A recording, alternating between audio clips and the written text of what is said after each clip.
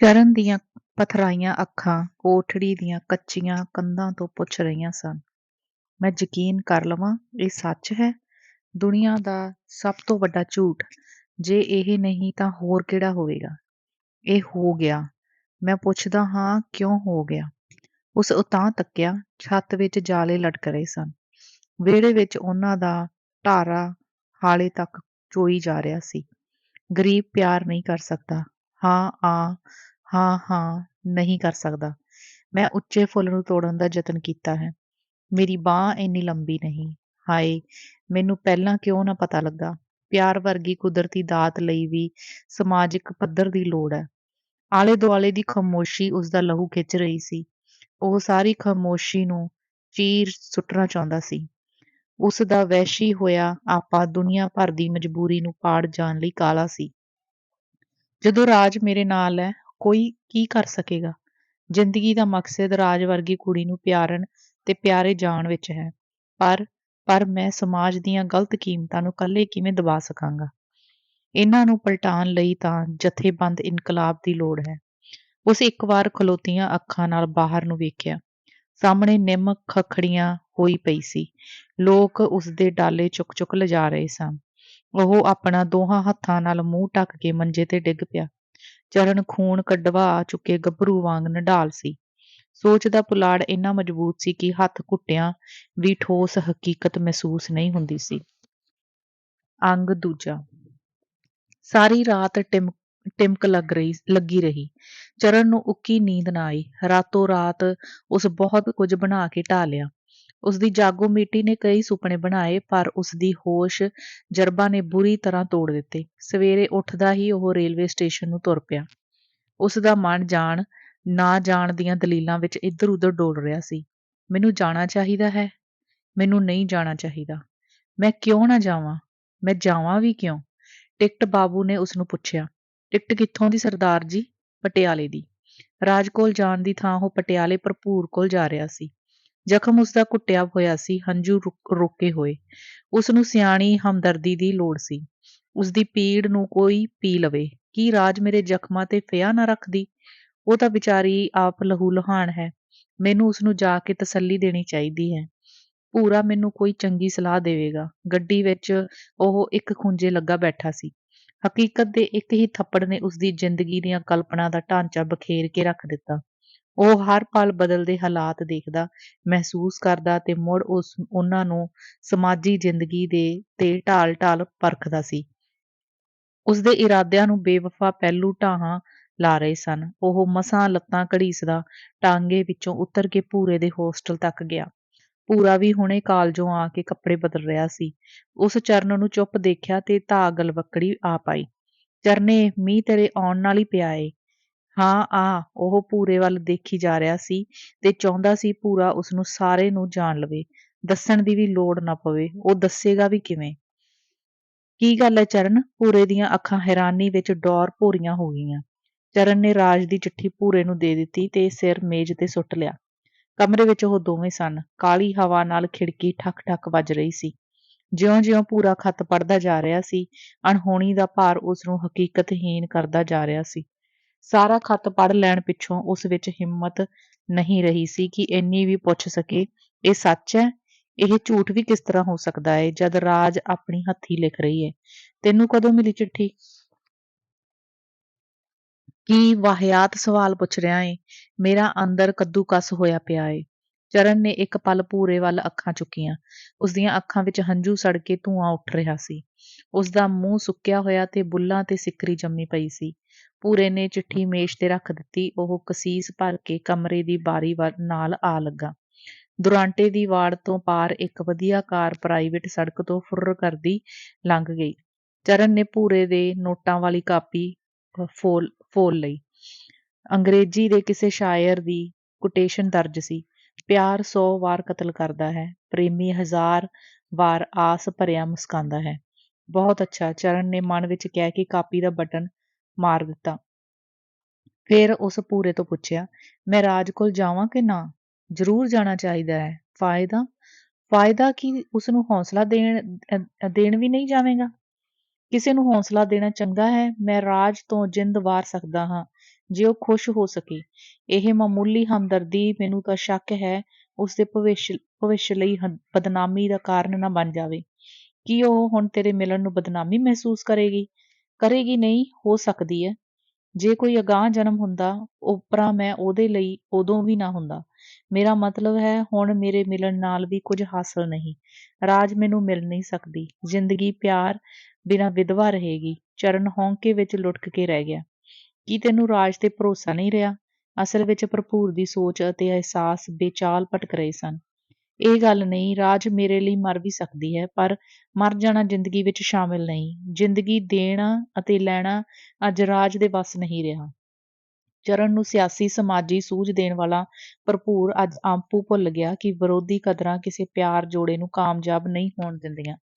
ਤੂੰ ਨਹੀਂ ਜਾਣਦਾ, ਇੱਥੇ ਤਾਂ ਵਿਰੋਧੀ ਕਦਰਾਂ ਦੀ ਸਿੱਧੀ ਟੱਕਰ ਹੈ। ਮੈਂ ਤਾਂ ਇੱਥੋਂ ਤੱਕ ਕਹਾਂਗਾ, ਹਾਲੇ ਰਾਸ ਆਈਆਂ ਬਰਾਬਰ ਦੀਆਂ ਕੀਮਤਾਂ ਵਿੱਚ ਵੀ ਪਿਆਰ ਦੀ ਕਾਮੇਡੀ ਅਸੰਭਵ ਹੈ। ਚਰਨ ਨੇ ਆਪਣਾ ਸਿਰ ਦੋਹਾਂ ਹੱਥਾਂ ਵਿੱਚ ਬੋਚ ਲਿਆ। ਇਹ ਗੱਲ ਤਾਂ ਠੀਕ ਹੈ, ਮੈਂ ਸਮਝਦਾ ਹਾਂ, ਪਰ ਡਾਕਟਰ ਬਾਹਰ ਫਿਰਿਆ ਤੁਰਿਆ ਆਦਮੀ ਏ। ਉਸਨੇ ਨਵੀਂ ਸੱਭਿਅਤਾ ਦਾ ਜ਼ਰੂਰ ਅਸਰ ਹੋਵੇ ਉਸਤੇ ਨਵੀਂ ਸੱਭਿਅਤਾ ਦਾ ਜ਼ਰੂਰ ਅਸਰ ਹੋਵੇਗਾ। ਉਹ ਆਪਣੀ ਲੜਕੀ ਦੇ ਡਾਰਕ ਫਿਊਚਰ ਬਾਰੇ ਕੁਝ ਨਾ ਸੋਚੇਗਾ। ਭਰਪੂਰ ਨੇ ਆਪਣੀ ਚਿੰਤਾ ਵਿੱਚੋਂ ਇੱਕ ਦਲੀਲ ਨੂੰ ਉਗਾ ਲਿਆ। ਜਿਸ ਨੂੰ ਤੂੰ ਡਾਰਕ ਭਵਿੱਖ ਆਖਦਾ ਏ, ਉਸ ਨੂੰ ਉਹ ਵੱਡੇ ਹੋਣਾ ਭਾਵ ਤਰੱਕੀ ਕਰਨਾ ਸਮਝਦਾ ਏ।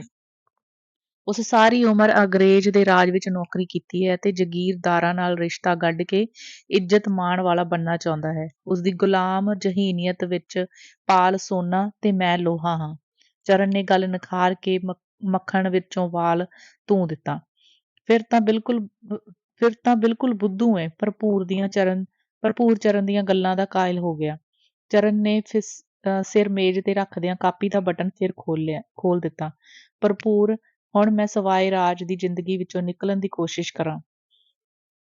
ਉਸ ਨਹੀਂ ਵਿੱਚ ਜ਼ੋਰ ਨਾਲ ਸਿਰ ਮਾਰਿਆ। ਪਰ ਮੈਂ ਨਿਕਲ ਕਿਸ ਤਰ੍ਹਾਂ ਸਕਾਂਗਾ? ਨਹੀਂ, ਮੈਨੂੰ ਰਾਜ ਨੂੰ ਇਹ ਜਤਾਉਣਾ ਚਾਹੀਦਾ ਹੈ। ਮੈਂ ਉਸ ਤੋਂ ਬੇਖਬਰ ਉਸਦੇ ਰਾਹ ਦੇ ਕੰਢੇ ਤੋੜਾਂਗਾ। ਉਹ ਮੇਰੀ ਖਾਤਰ ਕਿਸੇ ਤਰ੍ਹਾਂ ਬਦਨਾਮ ਨਹੀਂ ਹੋਣੀ ਚਾਹੀਦੀ। ਨਹੀਂ ਤਾਂ ਉਹ ਜਿਸ ਥਾਂ ਤੇ ਜਾ ਰਹੀ ਹੈ, ਸ਼ੱਕਾਂ ਤੇ ਵਹਿਮਾਂ ਦਾ ਘਰ ਹੈ। ਇਹ ਕੀ ਹੋ ਗਿਆ? ਉਹ ਮੇਜ਼ ਤੇ ਹੱਥ ਮਾਰ ਕੇ ਆਖਿਆ। ਇਸ ਸਮਾਜ ਵਿੱਚ ਇਨਸਾਨ ਦੀ ਕੀ ਅਹਿਮੀਅਤ ਹੈ? ਜ਼ਿੰਦਗੀ ਦੀ ਕੀਮਤ ਸਿਰਫ ਰੁਲ ਜਾਣਾ, ਖਤਮ ਹੋ ਜਾਣ ਤੋਂ ਪਹਿਲਾਂ ਮੁੱਕ ਜਾਣਾ। ਉਸਦੇ ਦਿਮਾਗ ਦੀਆਂ ਚੇਤ ਅਚੇਤ ਧਾਰਾ ਫੁੱਟ ਪੈਂਦੀਆਂ। ਬੋਲ ਉਸਦੇ ਮੂੰਹੋਂ ਚਸ਼ਮੇ ਦੇ ਪਾਣੀ ਵਾਂਗ ਇੱਕਸਾਰ ਵਹਿ ਰਹੇ ਸਨ। ਇਹ ਤਾਂ ਤੂੰ ਆਪ ਹੀ ਦੱਸ ਚੁੱਕਾ ਏਂ। ਵਪਰੀਤ ਕਦਰਾਂ ਸਮੇਂ ਪਿਆਰ ਕਮੇਡੀ ਨਹੀਂ ਬਣ ਸਕਦਾ। ਫਿਰ ਸਵਾਏ ਜੱਦੋ-ਜਹਿਦ ਦੇ ਕੋਈ ਰਾਹ ਨਹੀਂ। ਜ਼ਿੰਦਗੀ ਦੇ ਧਾਰੇ ਨੂੰ ਬਕਵਾਸ ਬੰਦ ਕਰ। ਚਰਨ ਨੇ ਜੋੜ ਕੇ ਮੁੱਕੀ ਮਾਰੀ। ਉਸ ਭਰਪੂਰ ਨੂੰ ਜ਼ਿੰਦਗੀ ਵਿੱਚ ਪਹਿਲੀ ਵਾਰ ਇਸ ਤਰ੍ਹਾਂ ਘੂਰਿਆ। ਉਸ ਤੋਂ ਭੈ ਆ ਰਿਹਾ ਸੀ। ਮੈਂ ਤੇਰੇ ਕੋਲੋਂ ਸਿੱਖਿਆ ਲੈਣ ਨਹੀਂ ਆਇਆ। ਦੋਵੇਂ ਚੁੱਪ ਹੋ ਗਏ। ਇੱਕ ਪੁਲਾੜ ਦੋਹਾਂ ਨੂੰ ਕੋਹ ਰਿਹਾ ਸੀ। ਚਰਨ ਦਾ ਅੰਦਰ ਵਿਰੋਧ ਬਣ ਚਿਹਰੇ ਤੇ ਆਉਂਦਾ, ਜਿਸ ਨਾਲ ਉਹ ਹਰ ਪਲ ਕਰੂਪ ਹੋ ਰਿਹਾ ਸੀ। ਪ੍ਰਭਾਵ ਦੇ ਪਹਿਲੂ ਤੋਂ ਪੂਰਾ ਚਰਨ ਦੀ ਛਾਂ ਜਾਪਦਾ। ਉਸ ਆਪਣੇ ਆਪ ਨੂੰ ਉਹਦੇ ਸਾਹਮਣੇ ਕਦੇ ਇੰਨਾ ਹੌਲਾ ਪ੍ਰਤੀਤ ਨਹੀਂ ਕੀਤਾ ਸੀ। ਪੂਰੇ, ਚਰਨ ਨੇ ਬਹੁਤ ਹੀ ਨਰਮੀ ਨਾਲ ਆਖਿਆ, ਚਾਹ ਬਣਾਓ, ਨਾਲੇ ਰਾਤੀ ਸਿਨੇਮੇ ਵੀ ਜਾਣਾ ਏ। ਕੋਈ ਫਿਲਮ ਚੰਗੀ ਨਹੀਂ? ਭਰਪੂਰ ਨੇ ਉੱਤਰ ਦਿੱਤਾ। ਸਵਾਲ ਚੰਗੀ ਮਾੜੀ ਦਾ ਨਹੀਂ, ਸਿਰਫ ਵੇਖਣ ਕਰਕੇ ਵੇਖਣੀ ਏ, ਨਾਲੇ ਅੱਜ ਪੀਣੀ ਵੀ ਰੱਜ ਕੇ ਹੈ। ਚਰਨ, ਭਰਪੂਰ ਦੁੱਖ ਭਰੀ ਹੈਰਾਨੀ ਵਿੱਚ ਤਣ ਗਿਆ। ਉਸਦੇ ਦਿਮਾਗ ਵਿੱਚ ਨਹੀਂ ਆ ਸਕਦੀ ਸੀ ਕਿ ਚਰਨ ਕਦੇ ਨੀਵੀਂ ਢਾਲ ਨੂੰ ਵੀ ਸੋਚੇਗਾ। ਤੂੰ ਆਖਣਾ ਚਾਹੁੰਦਾ ਏਂ ਕਿ ਮੈਂ ਸਿਆਣਾ ਬਣ ਕੇ ਵੀ ਦੇਖ ਲਿਆ। ਜਿੰਨਾ ਮਹਿਸੂਸ ਕਰੋਗੇ ਓਨਾ ਹੀ ਜ਼ਿੰਦਗੀ ਭਰ ਸੜੋਗੇ। ਤੁਹਾਡੇ ਅੰਗਿਆਰਿਆਂ ਤੇ ਕੋਈ ਪਾਣੀ ਪਾਉਣ ਨਹੀਂ ਆਵੇਗਾ। ਚਰਨ ਬਿਫਰਿਆ ਜਾਪਦਾ ਸੀ। ਚਰਨ, ਤੈਨੂੰ ਕੀ ਹੋ ਗਿਆ? ਪੂਰਾ ਧਾਹ ਮਾਰਨ ਵਾਲਾ ਹੋਇਆ ਸੀ।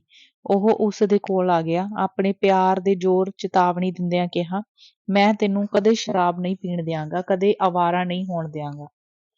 ਕਾਸ਼ ਤੂੰ ਨਾ ਪੀਣ ਦੇਵੇਂ, ਨਾ ਹੋਣ ਦੇਵੇਂ। ਚਰਨ ਨੇ ਭਰਪੂਰ ਨੂੰ ਜੱਫੀ ਪਾ ਲਈ। ਇੰਤਹਾ ਪੀੜ ਵਿੱਚ ਉਸਦੇ ਦੰਦ ਬੁੱਲ੍ਹ ਵਿੱਚ ਖੁੱਭਦੇ ਜਾ ਰਹੇ ਸਨ। ਉਸਦੇ ਕਰੁਣਾ ਭਰੇ ਚਿਹਰੇ ਤੇ ਸੰਜੀਦਗੀ ਦੀ ਪਪੜੀ ਜੰਮ ਗਈ। ਉਸ ਦੀਆਂ ਘ੍ਰਿਣਤ ਅੱਖਾਂ ਵਿੱਚ ਪਿਆਰ ਦੇ ਵਲਵਲੇ ਸੜ ਕੇ ਲਾਲੀ ਦੇ ਰਹੇ ਸਨ ਤੇ ਉਸਦੇ ਪਿਘਲ ਰਹੇ ਅਹਿਸਾਸ ਵਿੱਚ ਕਰੋੜਾਂ ਜ਼ਿੰਦਗੀਆਂ ਦਾ ਖੂਨ ਤਾਜ਼ਾ ਸੀ। ਅੰਗ ਤੀਜਾ। ਰਾਜ ਨੇ ਪੂਰਾ ਹਫ਼ਤਾ ਚਰਨ ਨੂੰ ਉਡੀਕਿਆ, ਪਰ ਉਹ ਨਾ ਆਇਆ ਤੇ ਨਾ ਹੀ ਕੋਈ ਚਿੱਠੀ ਆਈ। ਰਾਜ ਇਸ ਸਿੱਟੇ ਤੇ ਪੁੱਜੀ, ਜ਼ਰੂਰ ਚਰਨ ਨੂੰ ਮੇਰੀ ਚਿੱਠੀ ਨਹੀਂ ਮਿਲੀ। ਨਹੀਂ ਕੋਈ ਵਜ੍ਹਾ ਨਹੀਂ ਸੀ, ਮੈਂ ਸੜ ਰਹੀ ਹੁੰਦੀ ਤੇ ਉਹ ਪਾਣੀ ਪਾਉਣ ਨਾ ਆਉਂਦਾ। ਮੈਂ ਮਰਦੀ ਹੁੰਦੀ, ਉਹ ਆ ਕੇ ਵੇਖਦਾ ਵੀ ਨਾ। ਇਹ ਵੀ ਹੋ ਸਕਦਾ ਏ ਚਿੱਠੀ ਫੜੀ ਗਈ ਹੋਵੇ। ਹਾਏ ਰੱਬਾ, ਅਜਿਹਾ ਨਾ ਹੋਇਆ ਹੋਵੇ। ਪਰ ਇੱਕਦਮ ਉਸਦੇ ਚਿਹਰੇ ਤੇ ਪ੍ਰਭਾਤ ਵਾਲੀ ਲਾਲੀ ਫੈਲ ਗਈ। ਜੇ ਫੜੀ ਜਾਵੇ, ਵੀਲੇ ਦੇ ਲੋਕਾਂ ਨੂੰ ਪਤਾ ਲੱਗ ਜਾਵੇ ਤੇ ਗੱਲ ਖਿੱਲਰ ਕੇ ਉਹਨਾਂ ਬੁੱਚੜਾਂ ਕੋਲ ਵੀ ਚਲੀ ਜਾਵੇ, ਮੈਂ ਚਰਨ ਨੂੰ ਪਿਆਰ ਕਰਦੀ ਹਾਂ, ਫਿਰ ਉਹ ਜ਼ਰੂਰ ਮੈਨੂੰ ਨਫ਼ਰਤ ਕਰਨ, ਬਦਲ ਚਲਣ ਸਮਝਣ, ਕਦੇ ਮੇਰਾ ਸਾਕ ਲੈਣ ਲਈ ਤਿਆਰ ਨਾ ਹੋਣ, ਹੋਰ ਵੀ ਕੋਈ ਹਿੰਮਤ ਨਾ ਕਰੇ। ਸ਼ਾਇਦ ਚਿੱਠੀ ਨਾ ਫੜੀ ਗਈ ਹੋਵੇ। ਮੈਂ ਆਪ ਕਿਉਂ ਨਾ ਪਾਲ ਨੂੰ ਸਾਫ਼-ਸਾਫ਼ ਲਿਖ ਦੇਵਾਂ, ਪਰਛਾਵੇਂ ਨੂੰ ਫੜਨ ਦਾ ਯਤਨ ਨਾ ਕਰ। ਖ਼ਬਰੇ ਪਾਲ ਦੇ ਮਨ ਮਹਿਰ ਆ ਜਾਵੇ। ਇੱਕ ਪਲ ਪਾਲ ਦੀ ਸ਼ਕਲ ਉਸਨੂੰ ਮਿਹਰਬਾਨ ਲੱਗੀ, ਪਰ ਪਾਲ ਤਾਂ ਬਦਲਾ ਲੈਣ ਲਈ ਕਰ ਰਿਹਾ ਹੈ, ਉਹ ਤਰਸ ਨਹੀਂ ਖਾਵੇਗਾ। ਕਸਾਈ, ਮੈਨੂੰ ਇਸ ਤਰ੍ਹਾਂ ਸੋਚਾਂ ਵਿੱਚ ਨਹੀਂ ਖਪਣਾ ਚਾਹੀਦਾ। ਜੋ ਕਰਨਾ ਹੈ ਕਰਨਾ ਚਾਹੀਦਾ ਹੈ। ਚਰਨ ਆਵੇ ਵੀ ਹੋਰ ਚਿੱਠੀ ਲਿਖਾਂ? ਨਹੀਂ। ਉਡੀਕ ਕਰਾਂ? ਨਹੀਂ। ਅਗਲੇ ਦਿਨ ਰਾਜ ਆਪਣੇ ਪਿੰਡ ਸੀ। ਉਹ 10 ਦਿਨਾਂ ਵਿੱਚ ਹੀ ਅੱਧੀ ਹੋ ਗਈ। ਉਸਦੀ ਮਾਂ ਨੇ ਮਹਿਸੂਸ ਕੀਤਾ, ਕੁੜੀ ਇਸ ਤਰ੍ਹਾਂ ਤਾਂ ਮਹੀਨਾ ਭਰ ਨਹੀਂ ਜੀਵੇਗੀ। ਉਸ ਨੂੰ ਘੁੱਟ ਕੇ ਪਿਆਰ ਕੀਤਾ ਤੇ ਹੌਸਲਾ ਦਿੱਤਾ ਕਿ ਉਹ ਉਸਦੇ ਪਿਤਾ ਨੂੰ ਮੁੜ ਸੋਚਣ ਲਈ ਆਖੇਗੀ। ਰਾਜ ਫਿਸ ਚੁੱਕੀ ਸੀ। ਉਹ ਹੰਝੂਆਂ ਦੀਆਂ ਘਰਾਲਾਂ ਵਿੱਚੋਂ ਹੁਬਕੀਆਂ ਲੈਂਦਿਆਂ ਕਿਹਾ, ਬੇਜੀ, ਰਾਜ ਦੀ ਲਾਸ਼ ਜਾਵੇਗੀ ਉੱਥੇ, ਬੱਸ। ਉਹ ਮਾਂ ਦੀ ਜੱਫੀ ਵਿੱਚੋਂ ਨਿਕਲ ਕੇ ਆਪਣੇ ਪੜ੍ਹਨ ਵਾਲੇ ਕਮਰੇ ਵਿੱਚ ਆ ਗਈ। ਉਹ ਰੋਂਦੀ ਰਹੀ, ਸਿਰਹਾਣਾ ਭਿੱਜਦਾ ਰਿਹਾ। ਫਿਰ ਉਸ ਪੈੜ ਚੁੱਕ ਕੇ ਚਰਨ ਨੂੰ ਖਤ ਲਿਖਣਾ ਸ਼ੁਰੂ ਕਰ ਦਿੱਤਾ। ਪਿਆਰੇ ਚਰਨ, ਕੀ ਤੈਨੂੰ ਮੇਰੀ ਪਹਿਲੀ ਚਿੱਠੀ ਨਹੀਂ ਮਿਲੀ? ਜਾਂ ਤੂੰ ਕੀ ਲਿਖਾਂ? ਮੈਂ ਕੁਝ ਸੋਚ ਵੀ ਨਹੀਂ ਸਕਦੀ। ਮੇਰੇ ਦਿਲ ਵਿੱਚ ਛੁਰੀ ਚੱਲ ਰਹੀ ਹੈ ਤੇ ਫਿਰੀ ਜਾ ਰਹੀ ਹੈ। ਤੂੰ ਇੱਕ ਪਲਕ ਆ ਕੇ ਮੇਰਾ ਹਾਲ ਵੇਖੇਂ। ਦੁਨੀਆ ਦੀ ਹਰ ਚੀਜ਼ ਬੇਵਫਾ ਤੇ ਬੇਲੋੜੀ ਦਿਸਦੀ ਹੈ। ਸਮਾਜ ਦੇ ਐਨੇ ਡਰਾਉਣੇ ਦੰਦ ਨੇ ਮੈਂ ਅੱਗੇ ਕਦੇ ਨਹੀਂ ਸਨ ਵੇਖੇ। ਉਸ ਦਾ ਆੜਨਾ ਇੱਕ ਦਰਿੰਦੇ ਵਾਂਗ, ਮੇਰੀ ਮਲੂਕ ਜਾਨ ਮਾਸੂਮ ਹਰਨੀ। ਚਰਨ, ਮੈਂ ਤੈਨੂੰ ਬੁਰੀ ਤਰ੍ਹਾਂ ਪਿਆਰ ਕੀਤਾ ਹੈ। ਮੇਰੇ ਲਹੂ ਦੀ ਹਰ ਬੂੰਦ ਵਿੱਚ ਤੇਰੀ ਸੁਗੰਧ ਹੈ। ਮੇਰੀ ਧੜਕਣ ਤੇਰੀ ਜ਼ਿੰਦਗੀ ਦਾ ਗੀਤ ਬਣ ਗਈ ਹੈ। ਮੈਂ ਨਾ ਭੁੱਲਣ ਦੀਆਂ ਸੀਮਾਵਾਂ ਚੀਰ ਸੁੱਟੀਆਂ ਹਨ। ਮੈਂ ਉਸ ਟਾਹਣੀ ਵਾਂਗ ਕੰਬ ਰਹੀ ਹਾਂ, ਜਿਸ ਦੇ ਕਿਸੇ ਬੇਦਰਦ ਨੇ ਆਰੀ ਰੱਖ ਦਿੱਤੀ ਹੋਵੇ। ਚੰਨੇ, ਮੈਨੂੰ ਘੁੱਟ ਕੇ ਤਸੱਲੀ ਦੇ, ਤੂੰ ਮੇਰਾ ਏਂ, ਸਿਰਫ ਮੇਰਾ। ਇੰਨੀ ਵਿਸ਼ਾਲ ਦੁਨੀਆ ਵਿੱਚੋਂ ਸਾਨੂੰ ਕੋਈ ਜੁਦਾ ਨਹੀਂ ਕਰ ਸਕਦਾ। ਇੱਕ ਰੂਹ ਹੋ ਗਏ ਦੋ ਜਿਸਮਾਂ ਨੂੰ, ਇੱਕ ਜ਼ਿੰਦਗੀ ਬਣੇ ਧੜਕਦੇ ਦਿਲਾਂ ਨੂੰ। ਹਾਏ ਰੱਬਾ, ਮੇਰੀਆਂ ਅੱਖਾਂ ਅੱਗਿਓਂ ਪਾਲ ਨਹੀਂ ਹਟਦਾ। ਉਸਦੇ ਹੱਥ ਵਿੱਚ ਛਾਂਟਾ ਫੜਿਆ ਹੋਇਆ ਏ ਤੇ ਉਸਦਾ ਹਾਸਾ ਦਾੜ ਪੈਂਦਾ ਕਰ ਰਿਹਾ ਏ। ਆਲਾ ਦੁਆਲਾ ਗੂੰਜ ਰਿਹਾ ਏ, ਘੁੰਮ ਰਿਹਾ ਏ, ਛਾਂਟਾ ਹਿੱਲ ਰਿਹਾ ਏ। ਉਈ ਬੇਜੀ ਪਿਆਰੇ, ਮੈਨੂੰ ਡੋਬ ਪੈ ਜਾਂਦੇ ਹਨ, ਦਿਲ ਘਟਦਾ ਏ, ਪਸੀਨੇ ਨਾਲ ਭਿੱਜ ਜਾਂਦੀ ਆ। ਮੈਂ ਇੱਕ ਬੋਲ ਨੂੰ, ਸਿਰਫ ਤੇਰੇ ਇੱਕੋ ਬੋਲ ਨੂੰ ਤਰਸ ਰਹੀ ਹਾਂ, ਤਾਂ ਕਿ ਮੈਨੂੰ ਸ਼ਾਂਤੀ ਆ ਜਾਵੇ। ਚੰਦਰੀ ਦੁਨੀਆ ਦੀ ਕੀ ਪਰਵਾਹ, ਜਦੋਂ ਚੰਨ ਜੀ ਤੁਸੀਂ ਨਾਲ। ਕੱਲ ਰਾਤੀ ਤੇਰੀ ਚਕੋਰੀ ਭਟਕਦੀ ਰਹੇਗੀ। ਬਹੁਤਾ ਤੜਪਾਉਣਾ ਨਾ, ਅੱਛਾ ਜ਼ਰੂਰ। ਮੇਰਾ ਰਾਂਝਣਾ ਦੂਰ, ਅੱਖਾਂ ਪੱਕੀਆਂ ਹੋ, ਸੜਾ ਤੇਲ ਬਿਨਾਂ ਵੱਟ ਖਾ ਬੱਤੀਆਂ ਹੋ। ਜਦੋਂ ਇਹ ਲਿਫਾਫਾ ਬੰਦ ਕਰਕੇ ਬਾਹਰ ਨਿਕਲੀ, ਉਸ ਬੇਜੀ ਦੇ ਪਿਤਾ ਨੂੰ ਗੱਲਾਂ ਕਰਦਿਆਂ ਸੁਣਿਆ। ਉਹਨਾਂ ਦੀ ਬੋਲ ਚਾਲ ਵਿੱਚ ਸਿਆਣੀ ਕਿਸਮ ਦੀ ਤਲਖੀ ਸੀ। ਉਹ ਹੋਰ ਲਾਗੇ ਹੋ ਗਏ। ਪਿਤਾ ਜੀ ਕਹਿ ਰਹੇ ਸਨ, ਇਸ ਤੋਂ ਚੰਗਾ ਹੋਰ ਹੋ ਕੀ ਸਕਦਾ ਹੈ? ਚੰਗਾ ਚਾਹੇ ਮਾੜਾ, ਪਰ ਤੁਸੀਂ ਕੁੜੀ ਤੋਂ ਪੁੱਛਣਾ ਜ਼ਰੂਰੀ ਸੀ। ਹਾਂ, ਇਹ ਗਲਤੀ ਜ਼ਰੂਰ ਹੋ ਗਈ, ਪਰ ਜਗੀਰਦਾਰ ਨੇ ਮੈਨੂੰ ਛੱਡਿਆ ਉਦੋਂ, ਜਦੋਂ ਵਾਅਦਾ ਲੈ ਲਿਆ। ਮੈਂ ਬੜਾ ਹੈਰਾਨ ਹਾਂ ਕਿ ਰਾਜ ਰਾਜੀ ਨਹੀਂ। ਆਖਰ ਕਿਉਂ? ਇੰਨੀ ਜਾਇਦਾਦ, ਨੌਕਰ ਚਾਕਰ, ਚੜ੍ਹਨ ਨੂੰ ਕਾਰਾਂ। ਪਿਤਾ ਜੀ, ਤੁਸੀਂ ਨਹੀਂ ਜਾਣਦੇ, ਜ਼ਿੰਦਗੀ ਜਾਇਦਾਦਾਂ ਤੇ ਕਾਰਾਂ ਨਾਲ ਨਹੀਂ, ਦਿਲ ਦੇ ਹਾਣੀ ਨਾਲ ਜੀਵੀ ਜਾਂਦੀ ਹੈ। ਜਿਸ ਨੂੰ ਚਾਹਿਆ ਜਾਵੇ, ਪਿਆਰ ਕੀਤਾ ਜਾਵੇ। ਰਾਜ ਖੜੀ ਮਨ ਵਿੱਚ ਕਹਿ ਗਈ, ਮੇਰੇ ਕੋਲੋਂ ਕੁੜੀ ਦੀ ਹਾਲਤ ਨਹੀਂ ਵੇਖੀ ਜਾਂਦੀ, ਤੁਸੀਂ ਉਹਨਾਂ ਨੂੰ ਜਵਾਬ ਦੇ ਦਿਓ। ਬੇਜੀ ਨੇ ਇੱਕ ਤਰਲਾ ਕੀਤਾ, ਇਹ ਕਿਸ ਤਰ੍ਹਾਂ ਹੋ ਸਕਦਾ ਏ? ਮੇਰੀ ਚਿੱਟੀ ਦਾੜੀ ਲੋਕ ਕੀ ਆਖਣਗੇ? ਨਾਲੇ ਉਹਨਾਂ ਭਲੇ ਮਾਨਸਾਂ ਨੂੰ ਬਦਨਾਮ ਕਰਾਂ? ਤੁਸੀਂ ਰਾਜ ਦੀ ਖਾਤਰ ਕਰੋ। ਸਾਡੀ ਇੱਕੋ ਬੱਚੀ ਏ। ਜੇ ਉਹ ਵੀ ਸੁਖੀ ਨਹੀਂ ਵੱਸ ਸਕਦੀ, ਅਸੀਂ ਜਗੀਰਦਾਰੀ ਨੂੰ ਅੱਗ ਲਾਉਣੀ ਏ? ਰਾਜ ਬੱਚੀ ਐ, ਕਮਲੀ ਐ, ਆਪੇ ਸਹੁਰੀਂ ਜਾ ਕੇ ਪਰਚ ਜਾਵੇਗੀ। ਤੂੰ ਐਵੇਂ ਨਾ ਖਿਆਲ ਕਰ। ਮੈਂ ਬੱਚੀ ਆਂ, ਕਮਲੀ ਆਂ, ਸਹੁਰੀਂ ਜਾ ਕੇ ਪਰਚ ਜਾਵਾਂਗੀ। ਰਾਜ ਨੂੰ ਪਿਤਾ ਦੀ ਮੂਰਖਤਾ ਤੇ ਗੁੱਸਾ ਆ ਰਿਹਾ ਸੀ। ਉਹ ਹਿੰਮਤ ਕਰਕੇ ਅੰਦਰ ਚਲੀ ਗਈ। ਉਹ ਚਾਹੁੰਦੀ ਸੀ ਪਿਤਾ ਜੀ ਮੇਰੇ ਮੂੰਹ ਤੇ ਇਨਕਾਰ ਪੜ੍ਹ ਲੈਣ, ਉਸ ਨੂੰ ਜਾਣ ਲੈਣ। ਮੈਂ ਨਫ਼ਰਤ ਵਿੱਚ ਸੜ ਰਹੀ ਹਾਂ, ਕ੍ਰੋਧ ਵਿੱਚ ਮੇਰਾ ਰੂੰਆਂ ਰੂੰਆਂ ਬਲ ਉੱਠਿਆ ਏ। ਪਿਤਾ ਨੇ ਘੂਰਦਿਆਂ ਪੁੱਛਿਆ, ਰਾਜ, ਤੂੰ ਕਾਲਜੋਂ ਕਿਉਂ ਆਈ ਏਂ? ਤੈਨੂੰ ਪਤਾ ਨਹੀਂ ਇਮਤਿਹਾਨ ਨੇੜੇ ਆ ਰਿਹਾ ਏ?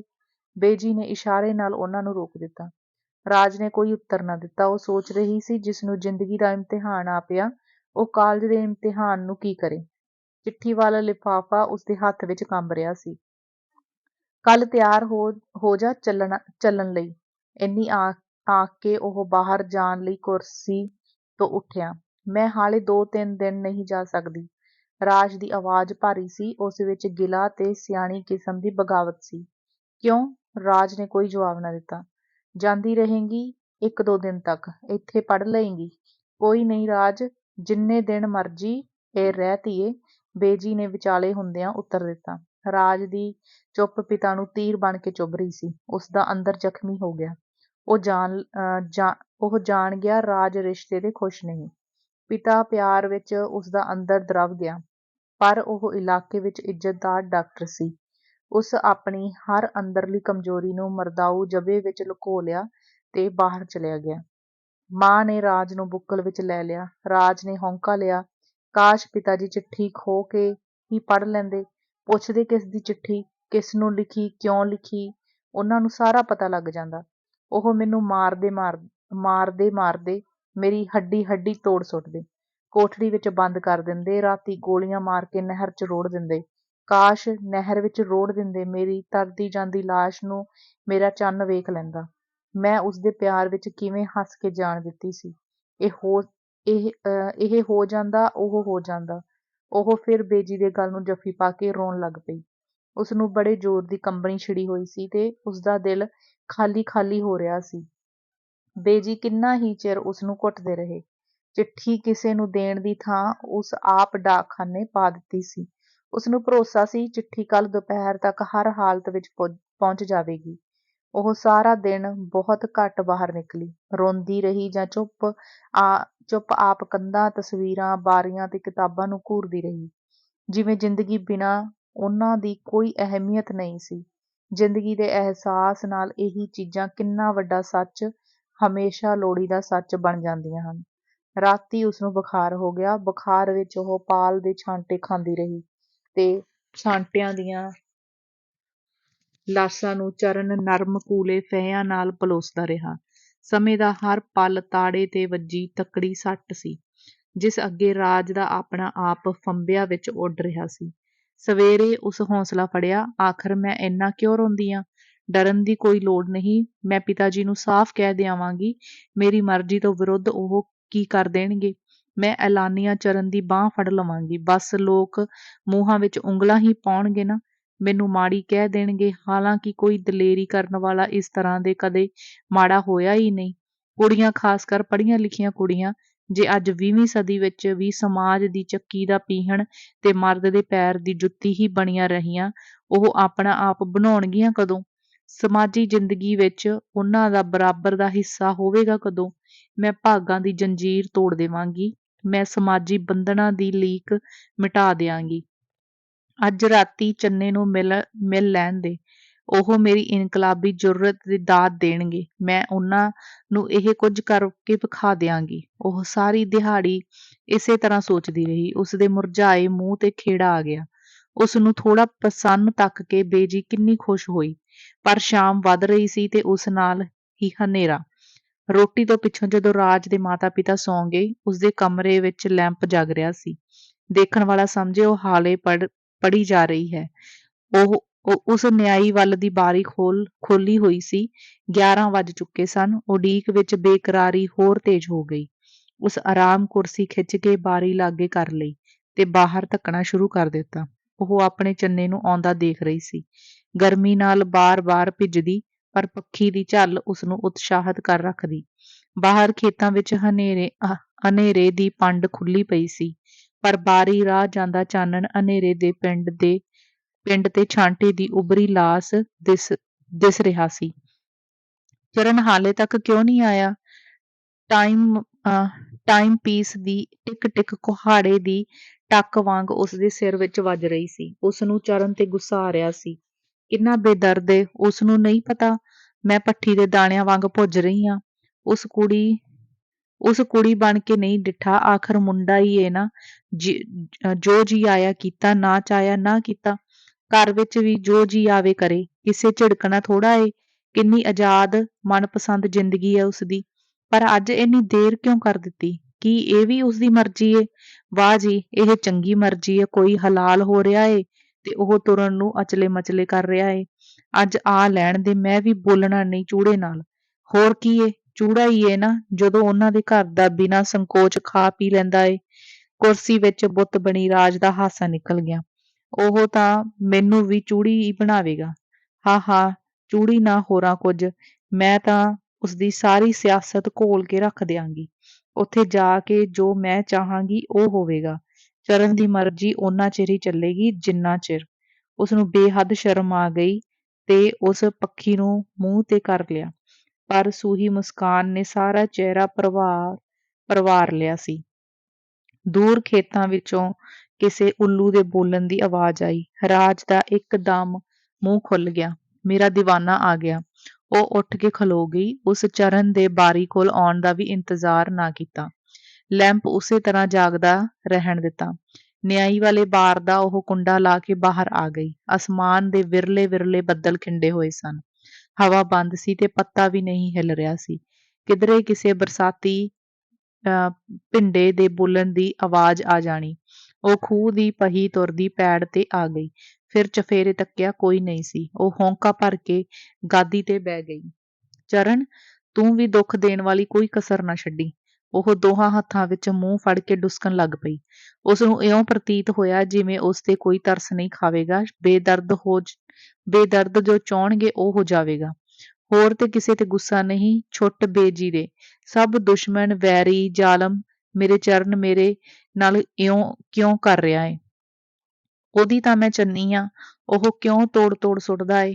ਉਹ ਆ ਕੇ ਤਾਂ ਦੇਖੇ, ਉਸਨੂੰ ਉਜਾੜਾਂ ਵਿੱਚ ਕੋਈ ਕਿਵੇਂ ਉਡੀਕਦਾ ਏ। ਉਹਦੇ ਲਈ ਲੁੱਛ ਰਿਹਾ ਏ, ਤੜਫ ਰਿਹਾ ਏ।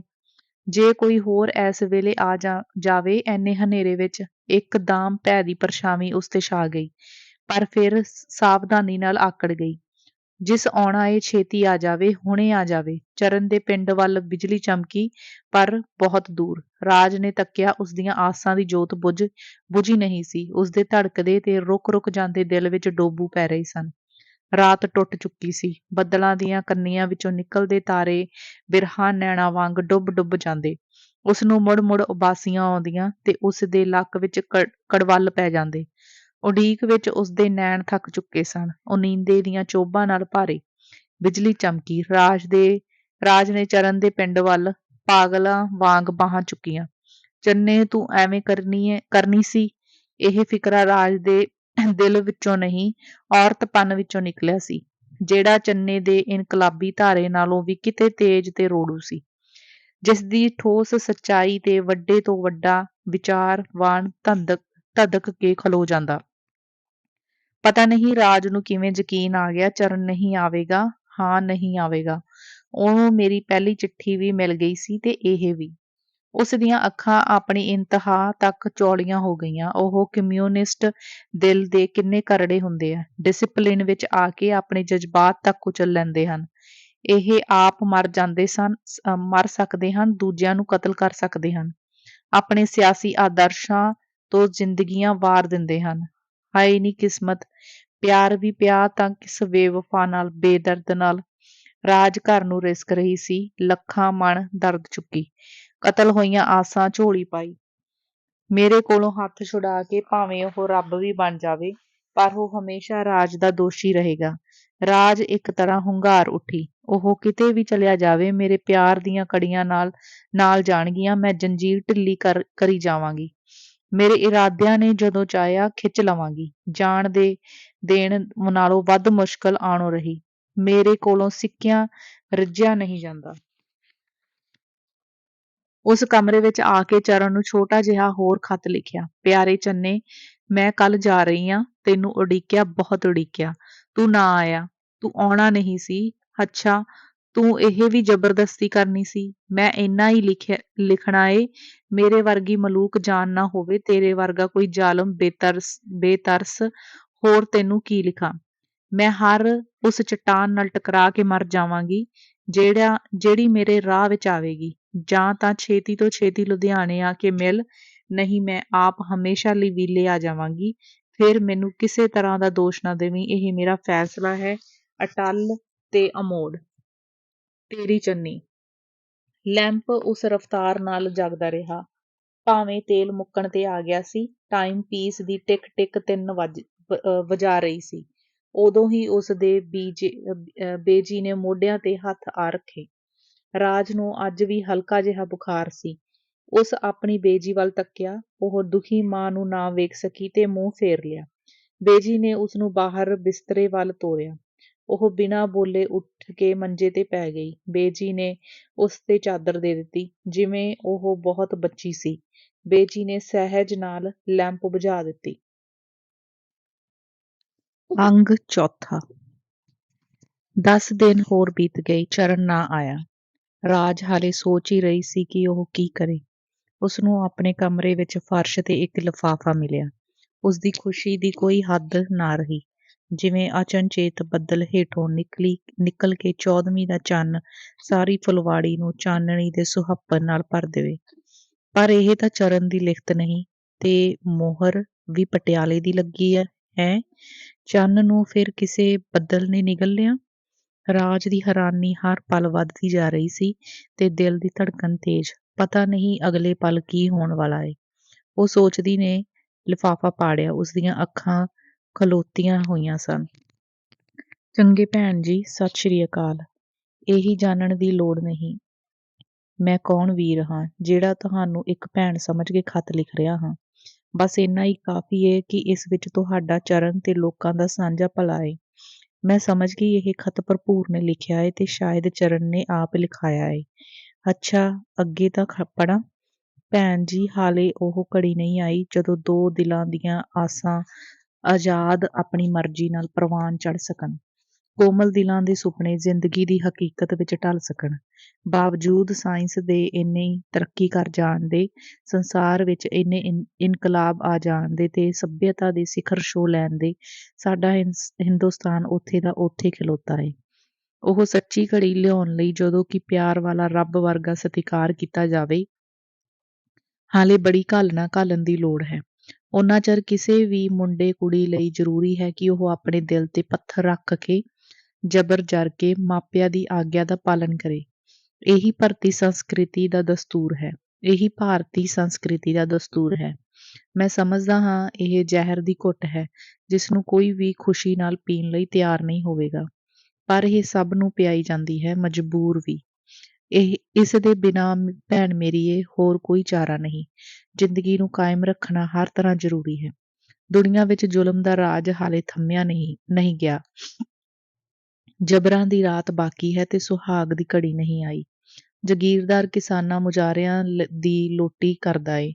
ਮਿੱਲ ਮਾਲਕ ਮਜ਼ਦੂਰ ਦਾ ਲਹੂ ਪੀਂਦਾ ਏ। ਹਾਕਮ ਫਰਿਆਦੀ ਦਾ ਮਾਸ ਖਾਂਦਾ ਹੈ। ਗੱਲ ਕੀ ਕਮਜ਼ੋਰ ਆਰਥਿਕ ਤੌਰ ਤੇ ਨਿਚੋੜਿਆ ਜਾ ਰਿਹਾ ਏ। ਲੁੱਟ ਇਸ ਨਿਜ਼ਾਮ ਦਾ ਖਾਸਾ ਏ। ਜੋੜੀਆਂ ਟੁੱਟਦੀਆਂ ਹਨ, ਸੰਖ ਘੜਿਆਲ ਪੂਰੇ ਜਾਂਦੇ ਹਨ। ਸਾਡੇ ਸਮਾਜ ਦੀ ਤਸਵੀਰ। ਫਿਰ ਵੀ ਅਸੀਂ ਆਪਣੀਆਂ ਪਿਆਰ ਆਸਾਂ ਨੂੰ ਜਿੰਦਾ ਰੱਖਣਾ ਹੈ। ਨਿਜ਼ਾਮ ਤੇ ਸਮਾਜ ਦੇ ਹਰ ਜ਼ੁਲਮ ਤੋਂ ਹਮੇਸ਼ਾ ਛੁਟਕਾਰਾ ਪਾਉਣ ਦਾ ਵੀ ਯਤਨ ਕਰਨਾ ਹੈ।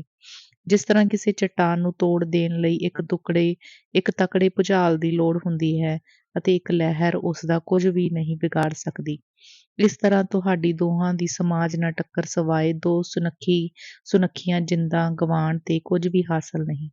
ਅਸੀਂ ਜਿਹੜੇ ਤੁਹਾਡੇ ਸੱਚੇ ਦਿਲੋਂ ਹਤੈਸ਼ੀ ਹਾਂ, ਇਹ ਕੁਝ ਕਦੇ ਨਹੀਂ ਹੋਣ ਦੇਵਾਂਗੇ ਤੇ ਇਹ ਕੁਝ ਕਦੇ ਸੁਪਨੇ ਵਿੱਚ ਵੀ ਨਹੀਂ ਹੋਣਾ ਚਾਹੀਦਾ।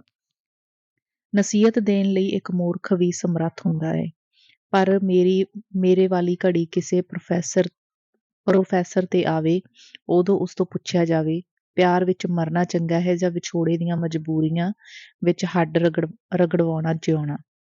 ਰੱਬ ਕਰੇ ਇਹ ਘੜੀ ਕਿਸੇ ਤੇ ਨਾ ਆਵੇ। ਦੂਜਾ, ਮੈਂ ਮਾਣ ਨਾਲ ਕਹਿ ਸਕਦਾ ਹਾਂ ਕਿ ਤੁਹਾਡਾ ਚਰਨ ਇੱਕ ਹੀਰਾ ਹੈ। ਉਹ ਕੇਵਲ ਤੁਹਾਡਾ ਨਹੀਂ, ਆਪਣੇ ਪਿੰਡ ਦੇ ਲੋਕਾਂ ਅਤੇ ਇਲਾਕੇ ਦੀ ਜਨਤਾ ਦੀਆਂ ਆਸਾਂ ਦਾ ਵੀ ਲਾਲ ਤਾਰਾ ਹੈ। ਇਹ ਹੁਣ ਤੇਰੇ ਵੱਸ ਦੀ ਗੱਲ ਹੈ ਕਿ ਤੂੰ ਉਸਨੂੰ ਨਕਾਮ ਪਿਆਰ ਦੇ ਛੱਪੜ ਵਿੱਚ ਡੋਬ ਕੇ ਰੱਖ ਦੇਵੇਂ ਜਾਂ ਤਾਰੀਖ ਦੇ ਖੁੱਲ੍ਹੇ ਸਾਗਰ ਵਿੱਚ ਤਰਨ ਦੀ ਹਿੰਮਤ ਬਖਸ਼ੇ। ਬਸ ਇੰਨੀ ਗੱਲ ਲਈ ਹੀ ਜ਼ਮੀਨ ਅਸਮਾਨ ਨੂੰ ਮਿਲਾਇਆ ਜਾ ਰਿਹਾ ਸੀ। ਮੈਂ ਚਰਨ ਨੂੰ ਛੱਡ ਦੇਵਾਂ। ਖੁਦ ਚਰਨ ਰਾਜ ਨੂੰ ਛੱਡਣਾ ਚਾਹੇ ਤਾਂ ਵੀ ਨਾ ਛੱਡ ਸਕੇ। ਮੈਂ ਨਹੀਂ ਕਹਿ ਸਕਦਾ ਚਰਨ ਕਿੰਨੇ ਵੱਡੇ ਮਝਧਾਰ ਵਿੱਚ ਫਸ ਗਿਆ ਏ। ਉਸ ਨੂੰ ਤੇਰਾ ਪਿਆਰ ਗੋਤੇ ਦੇ ਰਿਹਾ ਏ।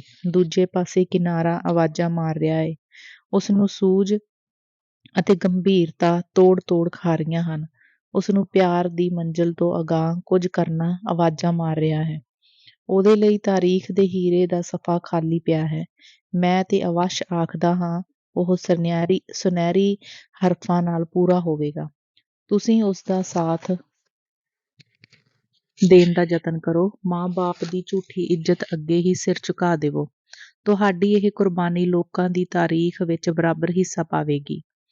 ਕਿਸੇ ਤਰ੍ਹਾਂ ਦੀ ਕਾਹਲੀ ਜਾਂ ਜਜ਼ਬਾਤੀ ਉਭਾਰ ਫਿਰ ਕੋਈ ਗਲਤ ਕਦਮ ਨਾ ਪੁੱਟ ਲੈਣਾ।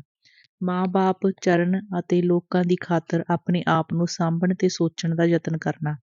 ਅੱਜ ਚਰਨ ਦੀ ਫਿਤਰਤ ਤੁਹਾਨੂੰ ਲਾਰੇ ਜਾਂ ਧੋਖੇ ਵਿੱਚ ਨਹੀਂ ਰੱਖਣਾ ਚਾਹੁੰਦੀ। ਤੁਹਾਡਾ ਹਮਦਰਦ ਵੀਰ। ਮੈਨੂੰ ਇਸ ਝੂਠੀ ਹਮਦਰਦੀ ਦੀ ਲੋੜ ਨਹੀਂ। ਜਿਸ ਤਰ੍ਹਾਂ ਮਾਪਿਆਂ ਦੀ ਝੂਠੀ ਇੱਜ਼ਤ ਦੀ ਪਰਵਾਹ ਨਹੀਂ। ਝਪੱਟਾ ਮਾਰਨਾ ਸਭ ਜਾਣਦੇ ਹਨ, ਦੇਣ ਕੋਈ ਨਹੀਂ ਜਾਣਦਾ। ਚਰਨ ਪਹਿਲੋਂ ਮੇਰਾ ਹੋਵੇਗਾ, ਫਿਰ ਮੈਨੂੰ ਲੈ ਕੇ ਭਾਵੇਂ ਜਿੱਥੇ ਵੀ ਚਾਹੇ ਡਿੱਗ ਪਵੇ। ਮੇਰਾ ਹੱਥ ਫੜ ਕੇ ਫਾਂਸੀ ਚੜ੍ਹ ਜਾਵੇ, ਮੈਂ ਫਿਰ ਵੀ ਮੁਸਕਰਾਵਾਂਗੀ। ਉਹ ਮੈਨੂੰ ਇਕੱਲੀ ਨੂੰ ਸੜ ਜਾਣ ਲਈ ਇਸ਼ਾਰਾ ਕਰੇ, ਮੈਂ ਪਰਵਾਨੇ ਵਾਂਗ ਸੁਆਹ ਹੋ ਜਾਵਾਂਗੀ। ਪਿਆਰ ਮਿਲੇ, ਜਾਨ ਵਾਰੀ ਜਾ ਸਕਦੀ ਹੈ, ਜ਼ਿੰਦਗੀ ਨਛਾਵਰ ਕੀਤੀ ਜਾ ਸਕਦੀ ਹੈ, ਪਰ ਐਵੇਂ ਕੋਈ ਕੁਰਬਾਨੀ ਦਾ ਬੱਕਰਾ ਕਿਉਂ ਬਣੇ? ਚਰਨ ਨੂੰ ਮੁਹੱਬਤ ਨਾਲ ਜਿੱਤਿਆ ਏ, ਕੋਈ ਮੁਫਤ ਦਾ ਬਲੈਕ ਮਾਲ ਤਾਂ ਹੱਥ ਨਹੀਂ ਆਇਆ। ਰਾਜ ਖਾਮੋਸ਼ ਡੋਰ ਭੌਰ ਝਾਕਦੀ ਕਿੰਨਾ ਹੀ ਕੁਝ ਸੋਚੀ ਜਾ ਰਹੀ ਸੀ। ਉਸਦੀ ਸੋਚ ਤੁਰਦੀ ਚਰਨ ਦੇ ਦਲਨ ਤੇ ਆ ਕੇ ਖਲੋ ਗਈ। ਰਾਜ ਨੇ ਉਸਨੂੰ ਅਤੀ ਡੂੰਘੀਆਂ ਪਿਆਰ ਤੱਕਾਂ ਨਾਲ ਵੇਖਿਆ। ਉਹ ਤਾਜ਼ਾ ਕਮਲ ਵਾਂਗ ਖਿੜਿਆ ਪਿਆ ਸੀ। ਪਿਆਰ ਦੀ ਸੁਗੰਧ ਨੇ ਉਸਦੇ ਦਿਲ ਦਿਮਾਗ ਨੂੰ ਨੀਂਦ ਦੀਆਂ ਹਲੋਰਾਂ ਵਿੱਚ ਝੁਲਾ ਦਿੱਤਾ। ਫਿਰ ਉਸਦੇ ਅੰਦਰੋਂ ਸੁਪਨਾ ਟੁੱਟ ਜਾਣ ਵਾਲਾ ਇੱਕ ਬੇਤਾਰ ਸੁਰ ਬਾਹਰ ਆਈ, ਚਰਨ ਜ਼ਰੂਰ ਤਾਰੀਖ ਦਾ ਹੀਰੋ ਬਣੇਗਾ, ਅਵੱਸ਼। ਰਾਜ ਦਾ ਚਿਹਰਾ ਪੀਲਾ, ਹੋਰ ਵੀ ਪੀਲਾ ਹੋ ਗਿਆ। ਉਸ ਜ਼ਾਲਮ ਨੇ ਮੋੜਿਆ ਨਹੀਂ ਮੁੜਨਾ। ਉਸਦੇ ਖੂਬਸੂਰਤ ਨਕਸ਼ਾਂ ਵਿੱਚ ਮਾਰੂ ਕਰੂਪਤਾ ਜਾਗ ਪਈ। ਫਿਰ ਉਸਨੂੰ ਆਪਣਾ ਆਪ ਢਲਦਾ ਤੇ ਕਿਰਦਾ ਜਾਪਿਆ। ਉਸਦੇ ਹੋਸ਼ ਕਾਇਮ ਸਨ, ਪਰ ਉਸਨੂੰ ਕੁਝ ਹੋ ਰਿਹਾ ਸੀ। ਇੱਕ ਕੰਬਣੀ ਵਿੱਚ ਕਮਰਾ ਡੋਲਿਆ। ਡੌਰੀਆਂ ਅੱਖਾਂ ਨਾਲ ਉਸਦਾ ਮੂੰਹ ਵੀ ਖੁੱਲ੍ਹ ਗਿਆ, ਜਿਵੇਂ ਉਸਨੂੰ ਕੋਈ ਚੁੰਬੜ ਰਿਹਾ ਸੀ। ਭੈਭੀਤ ਹੁੰਦਿਆਂ ਉਸ ਇੱਕ ਚੀਕ ਮਾਰੀ। ਫਿਰ ਉਹ ਕੁਰਸੀ ਤੋਂ ਢਹਿ ਕੇ ਫਰਸ਼ ਤੇ ਜਾ ਪਈ। ਉਸ ਨੂੰ ਗਸ਼ੀ ਪੈ ਚੁੱਕੀ ਸੀ। ਮੈਂ ਮੋੜਾ ਘੱਤਨਾ, ਰੰਗ ਸੂਹੇ ਗੁਲਾਬ ਦਾ ਦੁੱਧ ਰਿਓ ਰੀ ਰਤਨਾ। ਭਾਗ 7ਵਾਂ। ਛਿੱਬਾ। ਅੰਗ ਪਹਿਲਾ। ਟੁੱਟਦੀ ਜਾਂਦੀ ਰਾਤ, ਸੰਭਲ ਜਾ। ਸਦਾ ਕਿਸੇ ਨੇ ਦੁੱਖ ਨਹੀਂ ਸਹਿਣਾ, ਨਦੀ ਕਿਨਾਰੇ ਰੁੱਖ ਨਹੀਂ ਰਹਿਣਾ। ਵਾਂਗਾਂ ਪਾ ਕੇ ਰੋਕਦਿਆਂ ਵੀ ਹੋ ਜਾਣੀ ਪ੍ਰਭਾਤ। ਕੱਲ੍ਹ ਦੁਪਹਿਰ ਤੋਂ ਹੀ ਮੀਂਹ ਪੈ ਰਿਹਾ ਸੀ। ਕਦੇ ਰੁਕ ਕੇ ਟਿਮਕ ਦੀ ਸ਼ਕਲ ਧਾਰਨ ਕਰ ਲੈਂਦਾ ਤੇ ਕਦੇ ਹੱਲੇ ਵਾਂਗ ਵਰ ਪੈਂਦਾ। ਇਸੇ ਤਰ੍ਹਾਂ ਸਾਰੀ ਰਾਤ ਲੋਕਾਂ ਨੂੰ ਜਾਗਦਿਆਂ ਲੰਘੀ ਸੀ। ਜਿਨ੍ਹਾਂ ਦੇ ਕੋਠੇ ਪੁਰਾਣੇ ਜਾਂ ਮਾੜੇ ਸਨ, ਉਹਨਾਂ ਨੂੰ ਢਹਿ ਜਾਣ ਦਾ ਸੰਸਾ ਲੱਗਿਆ ਹੋਇਆ ਸੀ। ਲੋਕ ਲਾਲਟੈਨਾਂ ਬਾਲ ਚੌਧੀਆਂ ਛੱਤਾਂ ਦੀਆਂ ਗਲੀਆਂ ਬੰਦ ਕਰ ਰਹੇ ਸਨ। ਦਿਨ ਵੀ ਐਵੇਂ ਜਿਵੇਂ ਲੰਘ ਗਿਆ। ਅੱਗੇ ਰਾਤ ਫਿਰ ਆ ਗਈ। ਲੋਕ ਤਰਾਹ ਕਰ ਰਹੇ ਸਨ। ਬਾਰਿਸ਼ ਰੁਕਣ ਦਾ ਨਾਂ ਨਹੀਂ ਲੈਂਦੀ ਸੀ। ਚਰਨ ਦੇ ਪਿਤਾ ਨੇ ਤੂੜੀ ਵਾਲੇ ਕੋਠੇ ਦਾ ਫਿਕਰ ਕਰਦਿਆਂ ਆਖਿਆ, ਐਵੇਂ ਤਾਂ ਨਹੀਂ ਕਿਸੇ ਆਖਿਆ 12 ਵਰ੍ਹਿਆਂ ਦਾ ਕਾਲ ਕੱਟ ਲਿਆ ਸੀ ਤੇ 4 ਪਹਿਰ ਦਾ ਮੀਂਹ ਨਹੀਂ ਸੀ ਝੱਲਿਆ। ਹੁਣ ਤਾਂ ਰੱਬ ਬਖਸ਼ ਹੀ ਲਏ, ਚੰਗਾ ਏ। ਬਾਪੂ ਜੀ, ਤੇਰੀ ਗੱਲ ਸੁਣ ਕੇ ਵਾਹਿਗੁਰੂ ਨੇ ਝੱਟ ਮੀਂਹ ਬੰਦ ਕਰ ਦੇਣਾ ਏ। ਚਰਨ ਇੰਨਾ ਕਹਿ ਕੇ ਹੱਸ ਪਿਆ। ਉਹ ਬਲਦਾਂ ਹੇਠ ਸੁੱਕ ਪਾ ਰਿਹਾ ਸੀ ਤਾਂ ਜੋ ਸਵੇਰ ਦੇ ਉੱਨੀ ਲੱਤੀ ਖਲੋਤੇ ਆਰਾਮ ਨਾਲ ਬਹਿ ਤਾਂ ਜਾਣ। ਤੁਸੀਂ ਨਵਾਂ ਪੋਸ਼ ਤਾਂ ਰੱਬ ਨੂੰ ਨਹੀਂ ਮੰਨਦੇ। ਤੁਹਾਡੇ ਵਰਗਾ ਅੰਧ ਵਿਸ਼ਵਾਸ ਸਾਥੋਂ ਨਹੀਂ ਰੱਖਿਆ ਜਾਂਦਾ। ਅਸੀਂ ਤਾਂ ਆਪਣਾ ਯਕੀਨ ਹਿਲਾਉਣਾ ਨਹੀਂ, ਤੁਸੀਂ ਆਪਣੇ ਪਹਿਰੇ ਜੋ ਜੀ ਆਇਆ ਕਰੋ। ਅਸੀਂ ਤਾਂ ਹੁਣ ਵੀ ਸਮਝਦੇ ਹਾਂ, ਸਾਰਾ ਕਾਰ ਵਿਹਾਰ ਉਹਦੇ ਹੁਕਮ ਨਾਲ ਹੀ ਚੱਲ ਰਿਹਾ ਏ। ਬੇਰੀ ਦੀ ਝੁੱਬੀ ਮਾਰ ਕੇ ਉਸ ਕੋਠਾ ਵੇਖਣ ਲਈ ਲਾਲਟੈਨ ਚੁੱਕ ਲਈ। ਆਹੋ ਬਾਪੂ ਜੀ, ਆਹ ਪਰਲੋ ਵੀ ਉਸਦੇ ਹੁਕਮ ਨਾਲ ਹੀ ਆ ਰਹੀ ਏ। ਚਰਨ ਨੇ ਇੱਕ ਹੋਰ ਚੋਟ ਮਾਰੀ। ਬਿਲਕੁਲ, ਅਸੀਂ ਤਾਂ ਐਵੇਂ ਮੰਨਾਂਗੇ, ਸਾਡੇ ਕੋਈ ਪਾਪ ਕੀਤੇ ਹੋਣਗੇ। ਚਰਨ ਕਦੇ ਨਾ ਕਦੇ ਆਪਣੇ ਪਿਤਾ ਨਾਲ ਇਸ ਤਰ੍ਹਾਂ ਰੱਬ ਦੇ ਮਸਲੇ ਤੇ ਦਿਲ ਲੱਗੀ ਕਰ ਲਿਆ ਕਰਦਾ ਸੀ। ਚਰਨ ਨੇ ਹੁਣ ਕੁਝ ਘਰ ਦਾ ਕੰਮ ਬਥੇਰਾ ਹੀ ਕਰਨਾ ਸ਼ੁਰੂ ਕਰ ਦਿੱਤਾ ਸੀ। ਉਸਦਾ ਪਿਤਾ ਉਸ ਉੱਤੇ ਬੜਾ ਪ੍ਰਸੰਨ ਸੀ। ਭਾਵੇਂ ਉਸਨੂੰ ਨੌਕਰੀ ਨਹੀਂ ਮਿਲੀ ਸੀ, ਫਿਰ ਵੀ ਉਸ ਚਰਨ ਨੂੰ ਕਦੇ ਇਹੋ ਜਿਹੀ ਕੋਈ ਗੱਲ ਨਹੀਂ ਜਣਾਈ ਸੀ। ਉਸ ਛੋਟੇ-ਮੋਟੇ ਨੁਕਸਾਨ ਲਈ ਵੀ ਨਹੀਂ ਤਾੜਿਆ ਸੀ। ਪਰ ਹੁਣ ਤਾਂ ਚਰਨ ਦੀ ਸਿਆਣਪ ਨੇ ਲੋਕਾਂ ਨੂੰ ਜਿੱਤ ਲਿਆ। ਉਸਦਾ ਪਿਤਾ ਅੰਦਰੋਂ ਅੰਦਰ ਮਾਣ ਭਰਿਆ ਰਹਿੰਦਾ। ਉਸਨੂੰ ਚਰਨ ਦਾ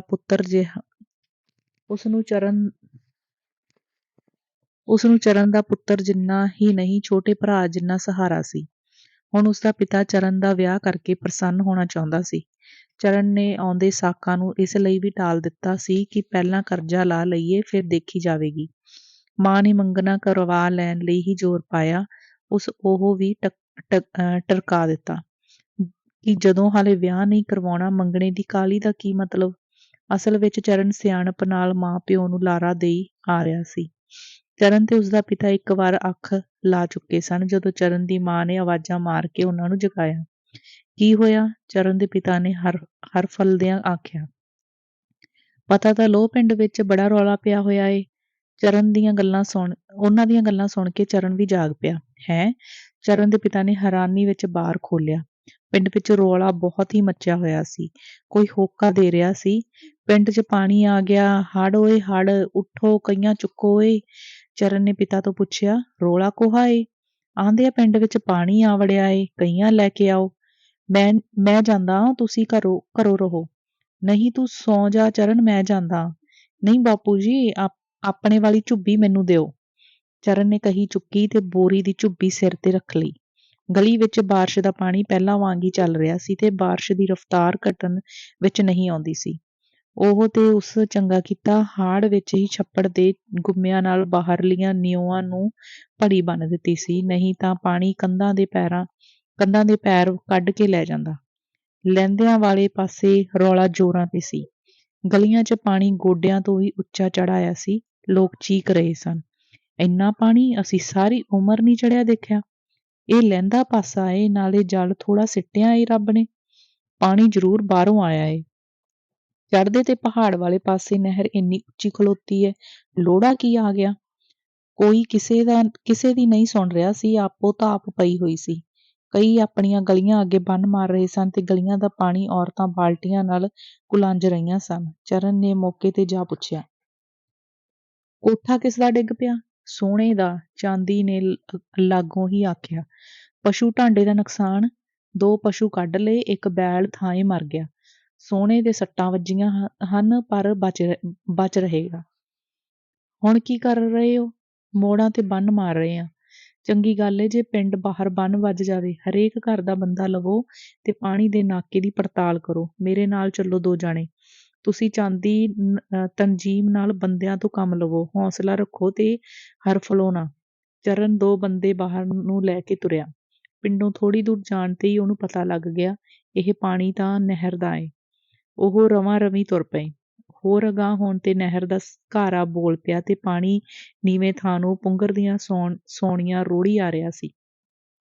ਪਾਣੀ ਅਥਾਹ ਰੁੜਿਆ ਆ ਰਿਹਾ ਏ, ਆਪਾਂ ਤੋਂ ਘੁਲਿਆ ਕਦੋਂ ਬੰਦ ਹੋਇਆ? ਚਰਨ ਨੇ ਫਿਕਰ ਅਨੁਭਵ ਕੀਤਾ। ਆਪਾਂ ਵੇਖ ਤਾਂ ਲਈਏ, ਉਸਦੇ ਸਾਥੀ ਨੇ ਸਲਾਹ ਦਿੱਤੀ। ਜਦੋਂ ਉਹ ਨਹਿਰ ਤੇ ਆਏ, ਉਸਦਾ ਪਾੜ 3 ਕਰਮ ਚੌੜਾ ਹੋ ਗਿਆ ਸੀ। ਚਰਨ ਨੇ ਦੋਹਾਂ ਸਾਥੀਆਂ ਨੂੰ ਪੁਕਾਰਿਆ, ਸਾਰਾ ਪਿੰਡ ਰੁੜ ਜਾਵੇਗਾ, ਤੁਸੀਂ ਭੱਜੋ ਤੇ ਪਿੰਡ ਦੇ ਅੱਧੇ ਆਦਮੀਆਂ ਨੂੰ ਇੱਥੇ ਲਿਆਵੋ। ਉੱਥੇ ਬੰਨ ਦਾ ਇੰਨਾ ਸਹਾਰਾ ਨਹੀਂ, ਜਿੰਨਾ ਚਿਰ ਨਹਿਰ ਬੰਦ ਨਹੀਂ ਹੁੰਦੀ। ਤਖਤੇ, ਪੱਟੀਆਂ, ਕੜਾਹੀਆਂ ਤੇ ਬੋਰੀਆਂ ਨਾਲ ਹੀ ਆਉਣੀਆਂ, ਛੇਤੀ ਤੋਂ ਵੀ ਪਹਿਲਾਂ। ਚਰਨ ਨੂੰ ਸਾਰੇ ਪਿੰਡ ਦਾ ਫਿਕਰ ਹੋ ਰਿਹਾ ਸੀ। ਉਸਦੇ ਸਾਥੀ ਉੱਤੇ ਹੀ ਕਈਆਂ ਰੱਖ ਕੇ ਨੱਸ ਗਏ। ਨਹਿਰ ਦਾ ਤੀਜਾ ਹਿੱਸਾ ਘਾਰੇ ਵਿੱਚੋਂ ਬਹਿ ਰਿਹਾ ਸੀ ਤੇ ਹਰ ਪਲ ਪਾਣੀ ਦੀ ਖਾਰ ਘਾਰੇ ਨੂੰ ਹੋਰ ਚੌੜਾ ਕਰ ਰਹੀ ਸੀ। ਨਹਿਰ ਦੀ ਇੰਨੀ ਮਜ਼ਬੂਤ ਪਾਂਧੀ ਟੁੱਟ ਗਈ। ਖਬਰੇ ਕਦੋਂ ਦੀ ਟੁੱਟੀ ਹੋਈ ਏ। ਇਸ ਥਾਂ ਤੋਂ ਨਹਿਰ ਉੱਕੀ ਨਹੀਂ ਸੀ ਟੁੱਟ ਸਕਦੀ। ਚਰਨ ਨੇ ਜਾਇਜ਼ਾ ਲੈਣਾ ਸ਼ੁਰੂ ਕਰ ਦਿੱਤਾ। ਬਾਰਿਸ਼ ਹੌਲੀ ਪੈ ਰਹੀ ਸੀ। ਉਸ ਸਿਰ ਹਿਲਾਉਂਦਿਆਂ ਮਨ ਬਣਾਇਆ, ਨਹਿਰ ਜ਼ਰੂਰ ਤੋੜੀ ਗਈ ਹੈ। ਕਿਸੇ ਨੇ ਤੋੜੀ, ਕਿਉਂ ਤੋੜੀ? ਪਰ ਇਹ ਸਮਾਂ ਸੋਚ ਤੇ ਪੜਤਾਲ ਦਾ ਨਹੀਂ। ਨਹਿਰ ਨੂੰ ਫੌਰੀ ਬੰਦ ਕੀਤਾ ਜਾਵੇ, ਨਹੀਂ ਸਾਰਾ ਪਿੰਡ ਰੁੜ ਜਾਵੇਗਾ। ਦੋਸ਼ੀ ਪਿੱਛੋਂ ਲੱਭਿਆ ਜਾ ਸਕਦਾ ਏ। ਚਰਨ ਕਹੀ ਨਾਲ ਸਰਾਂ ਦੇ ਬੂਟੇ ਪੁੱਟਣ ਲੱਗ ਪਿਆ। ਪਰ ਉਸਦੇ ਦਿਮਾਗ ਵਿੱਚ ਇਹ ਖਿਆਲ ਭੌਂਦਾ ਹੀ ਰਹੇ, ਨਹਿਰ ਕਿਸੇ ਖਾਸ ਮਕਸਦ ਲਈ ਤੋੜੀ ਗਈ ਹੈ। ਇੰਨੀ ਨੀਚਤਾ! ਗਰੀਬਾਂ ਦੇ ਕੋਠੇ ਢਾਹ ਕੇ ਕਿਸੇ ਨੂੰ ਉਜਾੜ ਕੇ ਅੱਜ ਕੌਣ ਐਸ਼ ਨਾਲ ਵੱਸ ਸਕਦਾ ਏ? ਪਰ ਗਰੀਬ ਮੁਚਾਰਾ ਆਪਣੀ ਥਾਂ ਚੰਗਿਆੜੀ ਏ। ਇਹ ਲੋਕ ਜਮਾਤ ਵਿੱਚ ਜੁੜ ਕੇ ਭਾਂਬੜ ਬਣ ਉੱਠਣਗੇ ਤੇ ਇਹ ਭਾਂਬੜ ਤੋਂ ਕੋਈ ਉਚਾਈ ਨਹੀਂ ਬਚ ਸਕਦੀ। ਲੋਕ ਤਕੜੇ ਹੋਵੋ ਦੇ ਨਾਅਰੇ ਮਾਰਦੇ ਆ ਰਹੇ ਸਨ। ਨਹਿਰ ਤੇ ਆ ਕੇ ਇੱਕ ਸਿਆਣੇ ਆਦਮੀ ਨੇ ਸਲਾਹ ਦਿੱਤੀ, ਨਹਿਰ ਕੜਾਈਆਂ ਨਾਲ ਨਹੀਂ ਬੰਦ ਹੋਣੀ। ਇੱਕ ਪਾਸਿਓਂ ਤਕੜੇ ਗੱਭਰੂ ਤਖਤਿਆਂ ਨਾਲ ਪਾਣੀ ਰੋਕੋ ਤੇ ਨਾਲ ਮਿੱਟੀ ਦੀਆਂ ਭਰ ਬੋਰੀਆਂ ਟਕਾਈ ਚੱਲੋ, ਫਿਰ ਮਿੱਟੀ ਸੁੱਟੋ। ਕੜਾਈਆਂ ਟੋਕਰੀਆਂ ਦੀ ਮਿੱਟੀ ਪਾਣੀ ਦੇ ਰੋੜ ਅੱਗੇ ਨਹੀਂ ਖਲੋ ਸਕਦੀ। ਪਿੰਡੋਂ ਚੀਕ ਚਿਹਾੜੇ ਦੀਆਂ ਆਵਾਜ਼ਾਂ ਆ ਰਹੀਆਂ ਸਨ। ਬਾਰਿਸ਼ ਭੂਰ ਵਿੱਚ ਬਦਲ ਚੁੱਕੀ ਸੀ। ਲੋਕਾਂ ਹੱਥੋਂ ਹੱਥੀ ਕੰਮ ਸਾਂਭ ਲਏ। ਪਿੰਡ ਦੇ ਢਹਿ ਜਾਣ ਦਾ ਖਤਰਾ ਸੀ। ਮਿੱਟੀ ਪੁੱਟਣ, ਬੋਰੀਆਂ ਭਰਨ, ਕਰਾਹਾ, ਅੱਕ, ਝਾੜ ਤੇ ਪਲਾਹ ਦੇ ਥੱਬਿਆਂ ਦੇ ਥੱਬੇ ਅੱਡੋ ਅੱਡੀ ਕੱਟੀ ਜਾ ਰਹੇ ਸਨ ਤੇ ਸਭ ਕੁਝ ਘਾਰੇ ਵਿੱਚ ਸੁੱਟਿਆ ਜਾ ਰਿਹਾ ਸੀ। ਪਾਣੀ ਦਾ ਜ਼ੋਰ ਭੰਨੀ ਤੁਰਿਆ ਆ ਰਿਹਾ ਸੀ। ਚਰਨ ਨੇ ਇੰਨਾ ਜ਼ੋਰ ਕਦੇ ਨਹੀਂ ਸੀ ਲਾਇਆ। ਉਸਦੀ ਕਹੀ ਨੇ ਪੋਲਾ ਕਰੜਾ ਥਾਂ ਉੱਕਾ ਹੀ ਨਹੀਂ ਵੇਖਿਆ ਸੀ। ਉਸਦੇ ਡੋਲਿਆਂ ਵਿੱਚ ਬਿਜਲੀ ਦੀ ਫੁਰਤੀ ਸੀ ਤੇ ਕਹੀ ਪੀਣ ਤੱਕ ਮਿੱਟੀ ਦੀ ਗਾਚੀ ਚੁੱਕਦੀ ਸੀ। ਕੋਈ ਵੀ ਕਿਸੇ ਤੋਂ ਘੱਟ ਜ਼ੋਰ ਨਹੀਂ ਲਾ ਰਿਹਾ ਸੀ। ਚੜ੍ਹੀ ਉਮਰ ਦੇ ਹਫੇ ਆਦਮੀ ਗੱਭਰੂਆਂ ਨੂੰ ਵਿੱਚੋਂ ਵਿੱਚ ਸ਼ਾਬਾਸ਼ ਦੇ ਰਹੇ ਸਨ। ਲਲਕਾਰੇ ਉਸੇ ਤਰ੍ਹਾਂ ਜਾਰੀ ਸਨ। ਬਸ ਲੈ ਲਿਆ ਮੁੱਜੀ। ਪੂਰੇ 1 ਘੰਟੇ ਪਿੱਛੋਂ ਹੋਏ ਲੋਕਾਂ ਅੱਗੇ ਪਾਣੀ ਨੇ ਹਾਰ ਮੰਨ ਲਈ। ਹੁਣ ਲੋਕਾਂ ਨੂੰ ਭਰੋਸਾ ਹੋ ਗਿਆ ਸੀ ਕਿ ਅਸੀਂ ਜਿੱਤ ਗਏ ਹਾਂ ਤੇ ਉਹ ਪਹਿਲਾਂ ਨਾਲੋਂ ਦਮ ਮਾਰ ਕੇ ਕਈਆਂ ਵਾਹੁਣ ਲੱਗ ਪਏ। ਚਰਨ ਦੇ ਗਿਆਨ ਵਿੱਚ ਹੋਰ ਵਾਧਾ ਹੋਇਆ। ਸਾਂਝੇ ਖਤਰੇ ਵਿੱਚ ਵੀ ਇੰਨੇ ਇਤਫਾਕ ਤੇ ਇੰਨੇ ਜ਼ੋਰ ਨਾਲ ਮੋਰਚਾ ਸਰ ਕੀਤਾ ਜਾ ਸਕਦਾ ਹੈ ਤੇ ਸਾਂਝੇ ਖਤਰੇ ਨੂੰ ਮਹਿਸੂਸ ਕੀਤੇ ਬਿਨਾਂ ਇਨਕਲਾਬ ਕਾਮਯਾਬ ਨਹੀਂ ਹੋ ਸਕਦਾ। ਪਿੰਡ ਦਾ ਰੌਲਾ ਹੋਰ ਵੀ ਉੱਚਾ ਹੋ ਗਿਆ। ਅਸਮਾਨ ਤੇ ਇੱਕ ਪਾਸੇ ਬੱਦਲਾਂ ਦਾ ਲੜ ਚੁੱਕਿਆ ਗਿਆ। ਬਾਰਿਸ਼ ਅਸਲੋਂ ਹਟ ਗਈ। ਸਾਰਿਆਂ ਦੀ ਸਲਾਹ ਨਾਲ ਅੱਧੇ ਆਦਮੀਆਂ ਨੂੰ ਪਿੰਡ ਦੇਖਭਾਲ ਲਈ ਤੋਰ ਦਿੱਤਾ। ਬਾਕੀ ਬੰਨ੍ਹ ਕੇ ਮਿੱਟੀ ਸੁੱਟਦੇ ਰਹੇ। ਅੱਧੇ ਘੰਟੇ ਪਿੱਛੋਂ ਬੰਨ੍ਹ ਤੇ ਮਿੱਟੀ ਦਾ ਢੇਰ ਉਸਰ ਗਿਆ। ਚਰਨ ਨੂੰ ਤਸੱਲੀ ਹੋ ਗਈ ਕਿ ਹੁਣ ਇੱਥੋਂ ਪਾਣੀ ਨਹੀਂ ਸੀਰ ਸਕਦਾ। ਉਹ ਸਾਰਿਆਂ ਨੂੰ ਸੱਦ ਸਾਂਭ ਕੇ ਪਿੰਡ ਦੀ ਸਾਰ ਲੈਣ ਲਈ ਆਇਆ। ਜਦੋਂ ਉਹ ਪਿੰਡ ਪਹੁੰਚੇ, ਲਹਿੰਦੇਵਾਲ ਦੇ ਅਗਵਾੜ ਚੋਂ ਕੋਈ ਘਰ ਹੀ ਸਾਬਤਾ ਬਚਿਆ ਸੀ। ਪਿੰਡ ਦਾ ਬਾਹਰਲਾ ਬੰਨ੍ਹ ਲੰਮਾ ਹੋਣ ਕਰਕੇ ਛੇਤੀ ਨਾ ਬੰਨ੍ਹਿਆ ਗਿਆ। ਪਾਣੀ ਧੱਕੇ ਦੇ ਕੇ ਪਿੰਡ 'ਚ ਵੜਦਾ ਰਿਹਾ ਤੇ ਚੜ੍ਹਦਾ ਰਿਹਾ। ਪਾਣੀ ਨੇ ਪਿੰਡ ਦਾ ਬੁਰੀ ਤਰ੍ਹਾਂ ਨੁਕਸਾਨ ਕੀਤਾ। ਔਰਤਾਂ ਨੇ ਹਿੰਮਤ ਕਰਕੇ ਬੱਚਿਆਂ ਤੇ ਡੰਗਰਾਂ ਨੂੰ ਪਹਿਲਾਂ ਹੀ ਉੱਚੀਆਂ ਥਾਵਾਂ ਤੇ ਕੱਢ ਲਿਆ। ਕੁਝ ਟੱਬਰ ਚਰਨ ਕੇ ਪਾਸੇ ਯਾਰਾਂ ਮਿੱਤਰਾਂ ਦੇ ਸਿਰ ਲੁਕਾਉਣ ਚਲੇ ਗਏ। ਪਿੰਡ ਦੇ ਸਾੜ ਸਤੀ ਪੈ ਗਈ। ਚੀਕ ਚਿਹਾੜਾ ਪੈਂਦੇ ਕਰਦੇ ਨੂੰ ਦਿਨ ਚੜ੍ਹ ਗਿਆ। ਪਾਣੀ ਬਹੁਤ ਲੈ ਗਿਆ ਸੀ। ਲੋਕ ਆਪਣੇ ਢੱਠੇ ਘਰਾਂ ਨੂੰ ਬਹੁਤ ਹੀ ਭੈਮਾਨ ਹੋਏ ਤੱਕ ਰਹੇ ਸਨ। ਸੰਦੂਕ, ਭਾਂਡੇ, ਦਾਣੇ ਤੇ ਹੋਰ ਚੀਜ਼ਾਂ ਢੱਠੀਆਂ ਛੱਤਾਂ ਹੇਠੋਂ ਕੱਢਣੀਆਂ ਸ਼ੁਰੂ ਕਰ ਦਿੱਤੀਆਂ। ਚਰਨ ਨੇ ਚੜ੍ਹਦੇ ਪਾਸੇ ਨੂੰ ਲਹਿੰਦੇ ਪਾਸੇ ਦੀ ਸਹਾਇਤਾ ਲਈ ਅਪੀਲ ਕੀਤੀ। ਅਜਿਹੀ ਬਿਪਤਾ ਦੇ ਸਮੇਂ ਦਾ ਦੁਸ਼ਮਣ ਵੀ ਨਾਂਹ ਨਹੀਂ ਕਰ ਸਕਦਾ। ਲੰਗਰ ਦਾ ਚੜ੍ਹਦੇ ਪਾਸੋਂ ਹੀ ਧਰਮਸ਼ਾਲਾ 'ਚ ਬੰਦੋਬਸਤ ਕੀਤਾ ਗਿਆ। ਦੁਪਹਿਰ ਤੱਕ ਸਾਰਾ ਪਾਣੀ ਲੈ ਗਿਆ।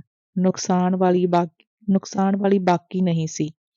ਤੂੜੀ ਘੱਟੇ ਨਾਲ ਰਲ ਗਈ। ਦਾਣੇ ਭਿੱਜ ਚੁੱਕੇ ਸਨ ਤੇ ਅੱਧਿਓਂ ਬਹੁਤੇ ਖਰਾਬ ਹੋ ਗਏ ਸਨ। ਇੰਨਾ ਰੱਬ ਦਾ ਸ਼ੁਕਰ, ਕੋਈ ਜਾਨੀ ਨੁਕਸਾਨ ਨਹੀਂ ਹੋਇਆ ਸੀ। ਅੰਗ ਦੂਜਾ। ਧਰਮਸ਼ਾਲਾ 'ਚ ਇਕੱਠੇ ਹੋਣ ਤੋਂ ਪਹਿਲਾਂ ਹੀ ਇਹ ਗੱਲ ਧੁੰਮ ਗਈ ਸੀ ਕਿ ਨਹਿਰ ਜਗੀਰਦਾਰ ਨੇ ਕਟਵਾਈ ਹੈ। ਉਹ ਚਾਹੁੰਦਾ ਏ ਮੁਜਾਰੇ ਬੇਦਖਲ ਹੋ ਜਾਣ, ਉੱਜੜ ਪੁੱਜੜ ਜਾਣ। ਹੋਰ ਕੋਈ ਉਖੜੇ ਕੁੜਾਹੇ ਮਾਰ ਰਹੇ ਸਨ। ਲੋਕ ਹੌਲੀ-ਹੌਲੀ ਜੁੜਦੇ ਗਏ। ਚਰਨ ਨੂੰ ਬਹੁਤ ਸਾਰੀਆਂ ਲੁਕਵੀਆਂ ਗੱਲਾਂ ਦਾ ਪਤਾ ਲੱਗ ਚੁੱਕਾ ਸੀ। ਉਹ ਸਾਰੀਆਂ ਗੱਲਾਂ ਪਰੇ ਵਿੱਚ ਹੀ ਨਹੀਂ ਕਰਨਾ ਚਾਹੁੰਦਾ ਸੀ, ਪਰ ਲੋਕਾਂ ਨੂੰ ਵਿਦਤ ਤੇ ਸਾਵਧਾਨ ਕਰਨਾ ਜ਼ਰੂਰੀ ਸਮਝਦਾ ਸੀ। ਇੱਧਰੋਂ ਉੱਧਰੋਂ ਆਵਾਜ਼ਾਂ ਆਉਣ ਲੱਗ ਪਈਆਂ ਕਿ ਗੱਲ ਤੋਰੀ ਜਾਵੇ। ਚਰਨ ਉੱਠ ਕੇ ਵੀਰੂ ਕੋਲ ਗਿਆ। ਉਸਨੇ ਕੰਨ ਵਿੱਚ ਕੁਝ ਚੇਤਾਵਨੀ ਵਾਲੀਆਂ ਗੱਲਾਂ ਆਖੀਆਂ, ਪਰ ਵੀਰੂ ਅੱਗੋਂ ਜਗੀਰਦਾਰਾਂ ਨੂੰ ਸਿੱਧਾ ਨਿਸ਼ਾਨਾ ਬਣਾਉਣ ਲਈ ਅੜੀ ਕਰੀ ਬੈਠਾ ਸੀ।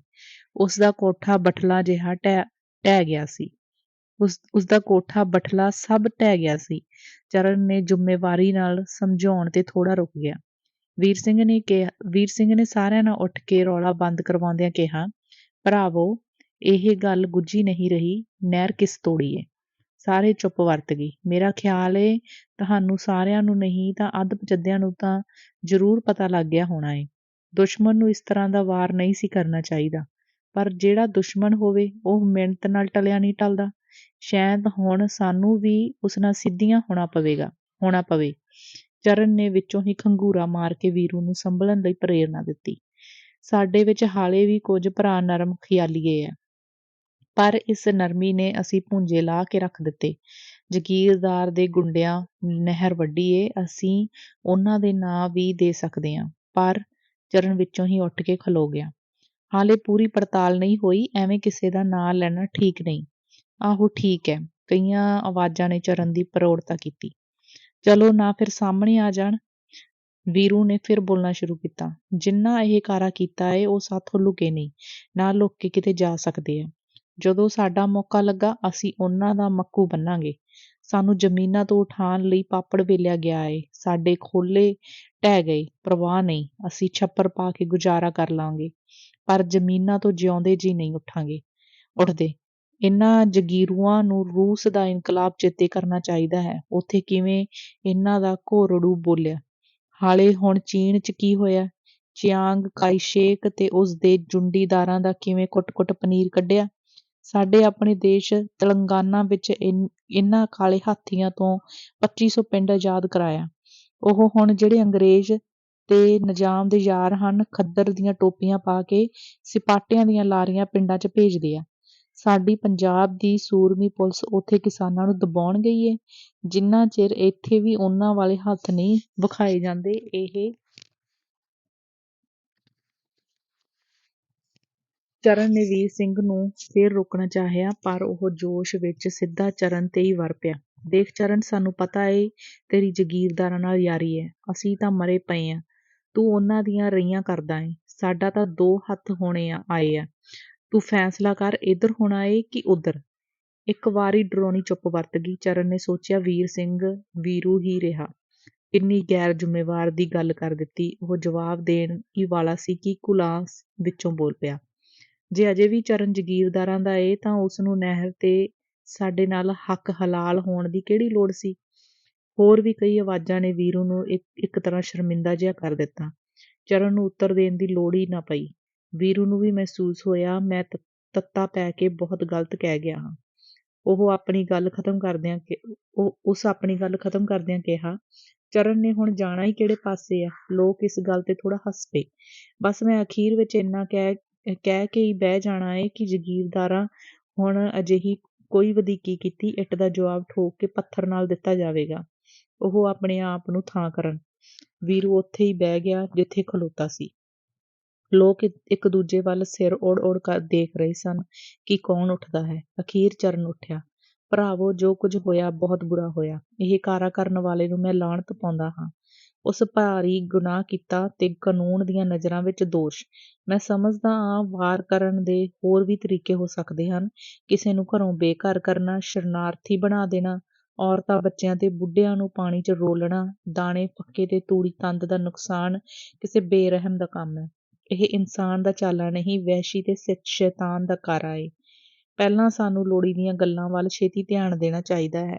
ਮੈਂ ਵੀਰ ਸਿੰਘ ਦੀ ਇਸ ਗੱਲ ਨਾਲ ਸਹਿਮਤ ਹਾਂ ਕਿ ਜਿਨ੍ਹਾਂ ਭਰਾਵਾਂ ਦੇ ਕੋਠੇ ਡਿੱਗ ਪਏ ਹਨ, ਉਹ ਹਾਲੇ ਛੱਪਰ ਬੰਨ੍ਹ ਲੈਣ, ਸਗੋਂ ਛੱਪਰ ਵੀ ਜ਼ਮੀਨਾਂ ਵਿੱਚ ਉੱਚੀ ਥਾਂ।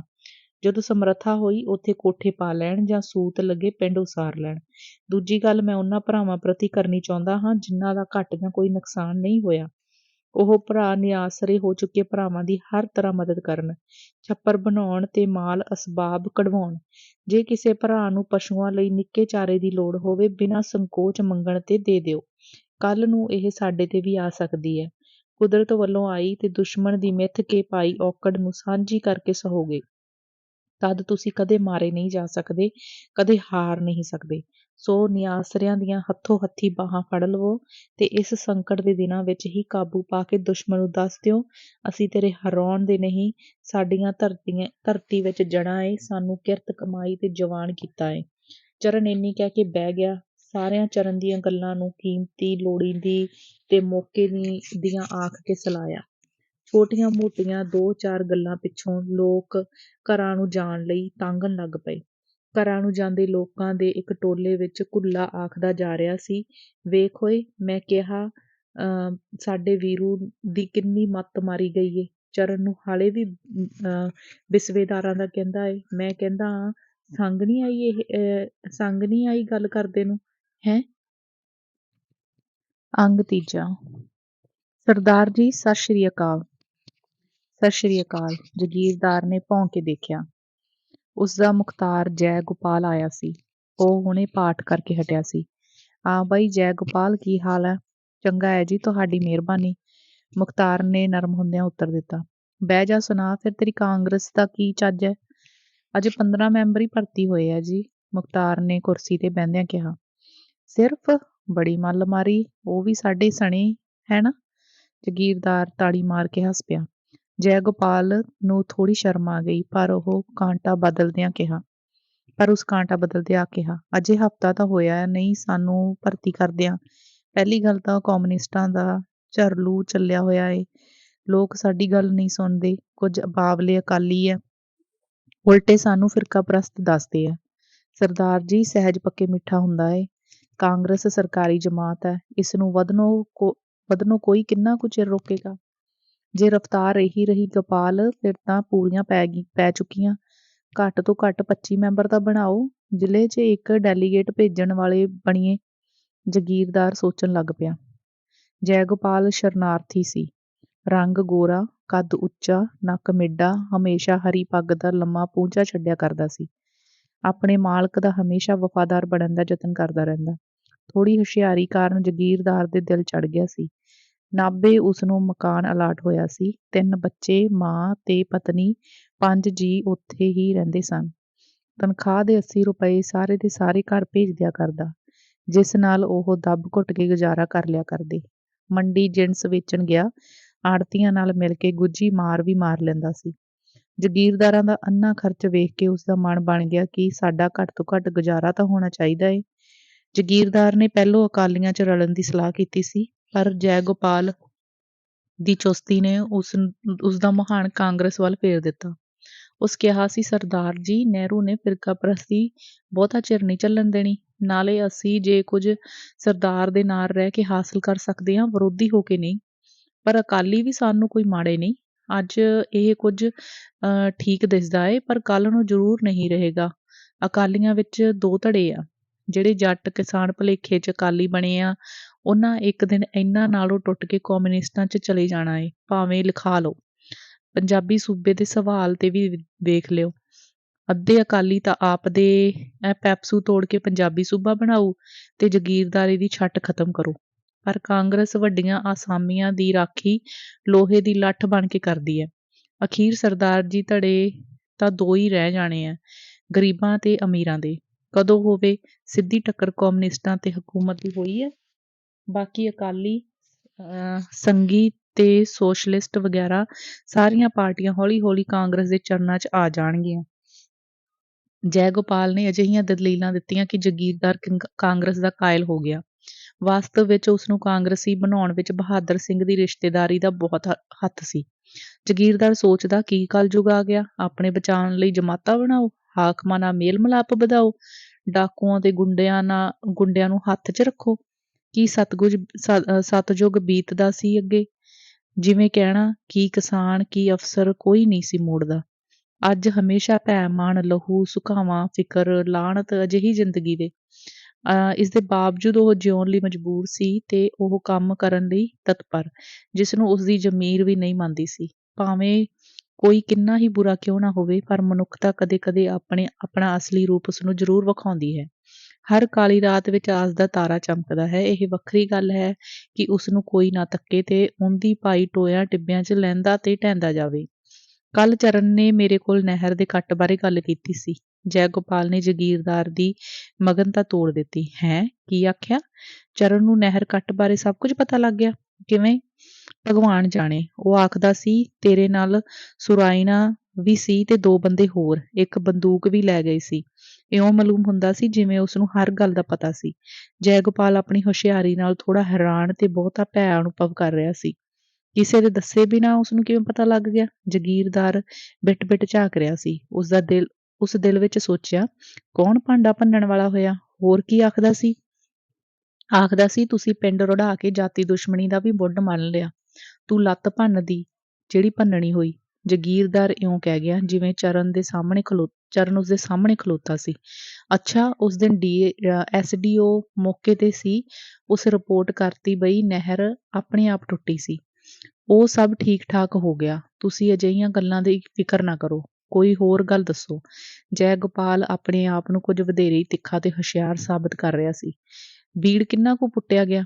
ਕੋਈ 7-8 ਘੁਮਾ ਸਾਫ਼ ਹੋ ਗਿਆ। ਕਿੰਨੇ ਬੰਦੇ ਕੰਮ ਤੇ ਲੱਗੇ ਹੋਏ ਆ? ਜੀ 18। ਜਿਸ ਦਿਨ ਹੱਲ ਨਾ ਜੁੜਨ ਉਸ ਦਿਨ ਸੀਰੀਆਂ ਨੂੰ ਵੀ ਲਾ ਲਿਆ ਕਰੋ। ਕੰਮ ਬਹੁਤ ਢਿੱਲਾ ਹੋ ਰਿਹਾ। ਇਸ ਤਰ੍ਹਾਂ ਜ਼ਮੀਨ ਵਿੱਚ ਹਾੜੀ ਨਹੀਂ ਬੀਜੀ ਜਾਣੀ। ਹਾੜੀ ਕਿਉਂ ਨਹੀਂ ਬੀਜੀ ਜਾਣੀ? ਤੁਸੀਂ ਟਰੈਕਟਰ ਮੰਗਵਾਓ, ਜ਼ਮੀਨਾਂ ਤਾਂ ਦਿਨਾਂ ਵਿੱਚ ਤਿਆਰ ਹੋ ਜਾਣੀਆਂ। ਜੈਗੋਪਾਲ ਨੇ ਚੁਟਕੀ ਮਾਰੀ, ਜਿਵੇਂ ਚੁਟਕੀ ਨਾਲ ਹੀ ਸਭ ਕੁਝ ਕਰਕੇ ਰੱਖ ਦੇਵੇਗਾ। ਭਲਾ ਸਰਦਾਰ ਜੀ, ਜ਼ਮੀਨ ਕਿੰਨੀ ਕੁ ਕੱਢਣੀ ਹੈ? ਘੱਟ ਤੋਂ ਘੱਟ 50-60 ਤਾਂ ਕੱਢੋ ਨਾ। ਟਰੈਕਟਰ ਦਾ ਤਾਂ ਲਾਭ ਉਠਾਈਏ। ਟਰੈਕਟਰ 3-4 ਦਿਨਾਂ ਨੂੰ ਆ ਜਾਵੇਗਾ।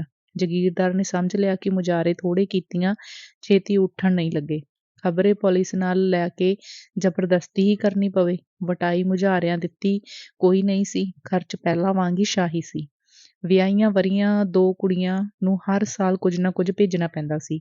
ਘੋੜੀਆਂ ਘਰ ਖੜੀਆਂ ਖਾਂਦੀਆਂ ਸਨ। ਘਰ ਦੀਆਂ ਤਨਖਾਹਾਂ, ਕਾਰ ਤੇ ਜੀਪਾਂ ਦਾ ਪੈਟਰੋਲ, ਆਏ ਗਏ ਸਰਕਾਰੀ ਆਦਮੀਆਂ ਦਾ ਖਰਚ ਪੱਟੀ ਤੁਰਿਆ ਜਾ ਰਿਹਾ ਸੀ। ਮੁਜਾਰਿਆਂ ਦੀ ਰੇਹੜ ਬੰਦ ਹੋ ਚੁੱਕੀ ਸੀ। ਜਮ੍ਹਾਂ ਹੋਈ ਪੂੰਜੀ ਇੰਨੀ ਮਹਿੰਗਾਈ ਦੇ 3-4 ਸਾਲਾਂ ਵਿੱਚ ਕਾਫੂਰ ਵਾਂਗ ਉੱਡ ਗਈ। ਕੁਝ ਰਕਮ ਰਾਜਪੁਰੇ ਇੱਕ ਨਵੀਂ ਖੁੱਲ੍ਹ ਰਹੀ ਬਿਸਕੁਟ ਫੈਕਟਰੀ ਵਿੱਚ ਹਿੱਸਾ ਪਾਉਣ ਲਈ ਬਹਾਦਰ ਸਿੰਘ ਲੈ ਗਿਆ। ਜਗੀਰਦਾਰ ਨੇ ਸਾਰਾ ਅੱਗਾ ਪਿੱਛਾ ਸੋਚ ਕੇ ਨਵੀਂ ਜ਼ਮੀਨ ਕੱਢਣੀ ਹੀ ਠੀਕ ਸਮਝੀ ਤੇ ਉਸਨੂੰ ਛੇਤੀ ਆਬਾਦ ਕਰਨ ਲਈ ਇੱਕ ਟਰੈਕਟਰ ਖਰੀਦ ਲਿਆ। ਮੈਂ ਸੁਣਿਆ ਸਰਦਾਰ ਜੀ ਪਿੰਡ ਵਾਲੇ ਬੀੜ ਦੀ ਜ਼ਮੀਨ 'ਚ ਰੌਲਾ ਪਾਉਣਾ ਚਾਹੁੰਦੇ ਨੇ ਕਿ ਸਾਡਾ ਵੀ ਬੀੜ ਵਿੱਚ ਅੱਧ ਹੈ। ਜੈਗੋਪਾਲ ਨੇ ਬੜੀ ਚੁਸਤੀ ਕਰਨੀ ਚਾਹੀ। ਜਿਹੜੀ ਗੱਲ ਦਾ ਪਿੰਡ 'ਚ ਕੋਈ ਜ਼ਿਕਰ ਵੀ ਨਹੀਂ ਸੀ, ਉਸ ਦਾ ਵੀ ਬੈਠਿਆਂ-ਬੈਠਿਆਂ ਗੋਗਾ ਪੱਥ ਲਿਆ। ਕੌਣ ਆਖਦਾ ਏ? ਜਿਵੇਂ ਜਗੀਰਦਾਰ ਨੂੰ ਇੱਕਦਮ ਅੱਗ ਹੀ ਲੱਗ ਗਈ। ਮੈਂ ਚੰਗੀ ਤਰ੍ਹਾਂ ਸਾਰੀ ਗੱਲ ਦਾ ਪਤਾ ਕਰਾਂਗਾ ਕਿ ਇਸ ਗੱਲ ਨੂੰ ਕੌਣ ਹਵਾ ਦੇ ਰਿਹਾ ਏ। ਜੈਗੋਪਾਲ ਨੇ ਸੰਕੋਚ ਕਰਦਿਆਂ ਗੱਲ ਨੂੰ ਮੋੜਿਆ। ਕਿਹੋ ਜਿਹੇ ਦਿਹਾੜੇ ਆ ਗਏ ਕਿ ਅਸੀਂ ਆਪਣੀ ਮਲਕੀਅਤ ਦੇ ਵੀ ਮਾਲਕ ਨਹੀਂ। ਜਗੀਰਦਾਰ ਆਪਣੀ ਕਿਸਮ ਦੀ ਵਿਉਹ ਵਿੱਚ ਸੜ ਰਿਹਾ ਸੀ। ਉਹ ਦੋਵੇਂ ਹਾਲੇ ਗੱਲਾਂ ਕਰ ਹੀ ਰਹੇ ਸਨ ਕਿ ਪਾਲ ਵੀ ਪੱਗ ਦੀ ਚੁੰਝ ਕੱਢੀ ਆ ਗਿਆ। ਉਸਨੇ ਨੀਲੀ ਗਵੈਡੀਨ ਦੀ ਪੈਂਟ ਪਾਈ ਹੋਈ ਸੀ ਤੇ ਬੈਲਟ ਨਾਲ ਆਪਣੇ ਢਿੱਡ ਨੂੰ ਘੁੱਟਿਆ ਹੋਇਆ ਸੀ। ਜਗੀਰਦਾਰ ਨੇ ਉਸਨੂੰ ਦੇਖ ਕੇ ਮੱਥਾ ਵੱਟਾਂ ਨਾਲ ਭਰ ਲਿਆ। ਪਾਲ ਨੇ ਵੀ ਪਿਤਾ ਦਾ ਚਿਹਰਾ ਵੇਖ ਕੇ ਨੀਵੀਂ ਪਾ ਲਈ। ਉਹ ਉਹਨਾਂ ਨਾਲ ਖਾਸ ਗੱਲ ਕਰਨ ਆਇਆ ਸੀ। ਜੈਗੋਪਾਲ ਨੂੰ, ਚੱਲ ਬੀੜ ਨੂੰ, ਅੱਜ ਮੈਂ ਵੀ ਆਵਾਂਗਾ। ਜਗੀਰਦਾਰ ਨੇ ਜੈਗੋਪਾਲ ਨੂੰ ਭੇਜਣ ਦੀ ਨੀਅਤ ਨਾਲ ਕਿਹਾ।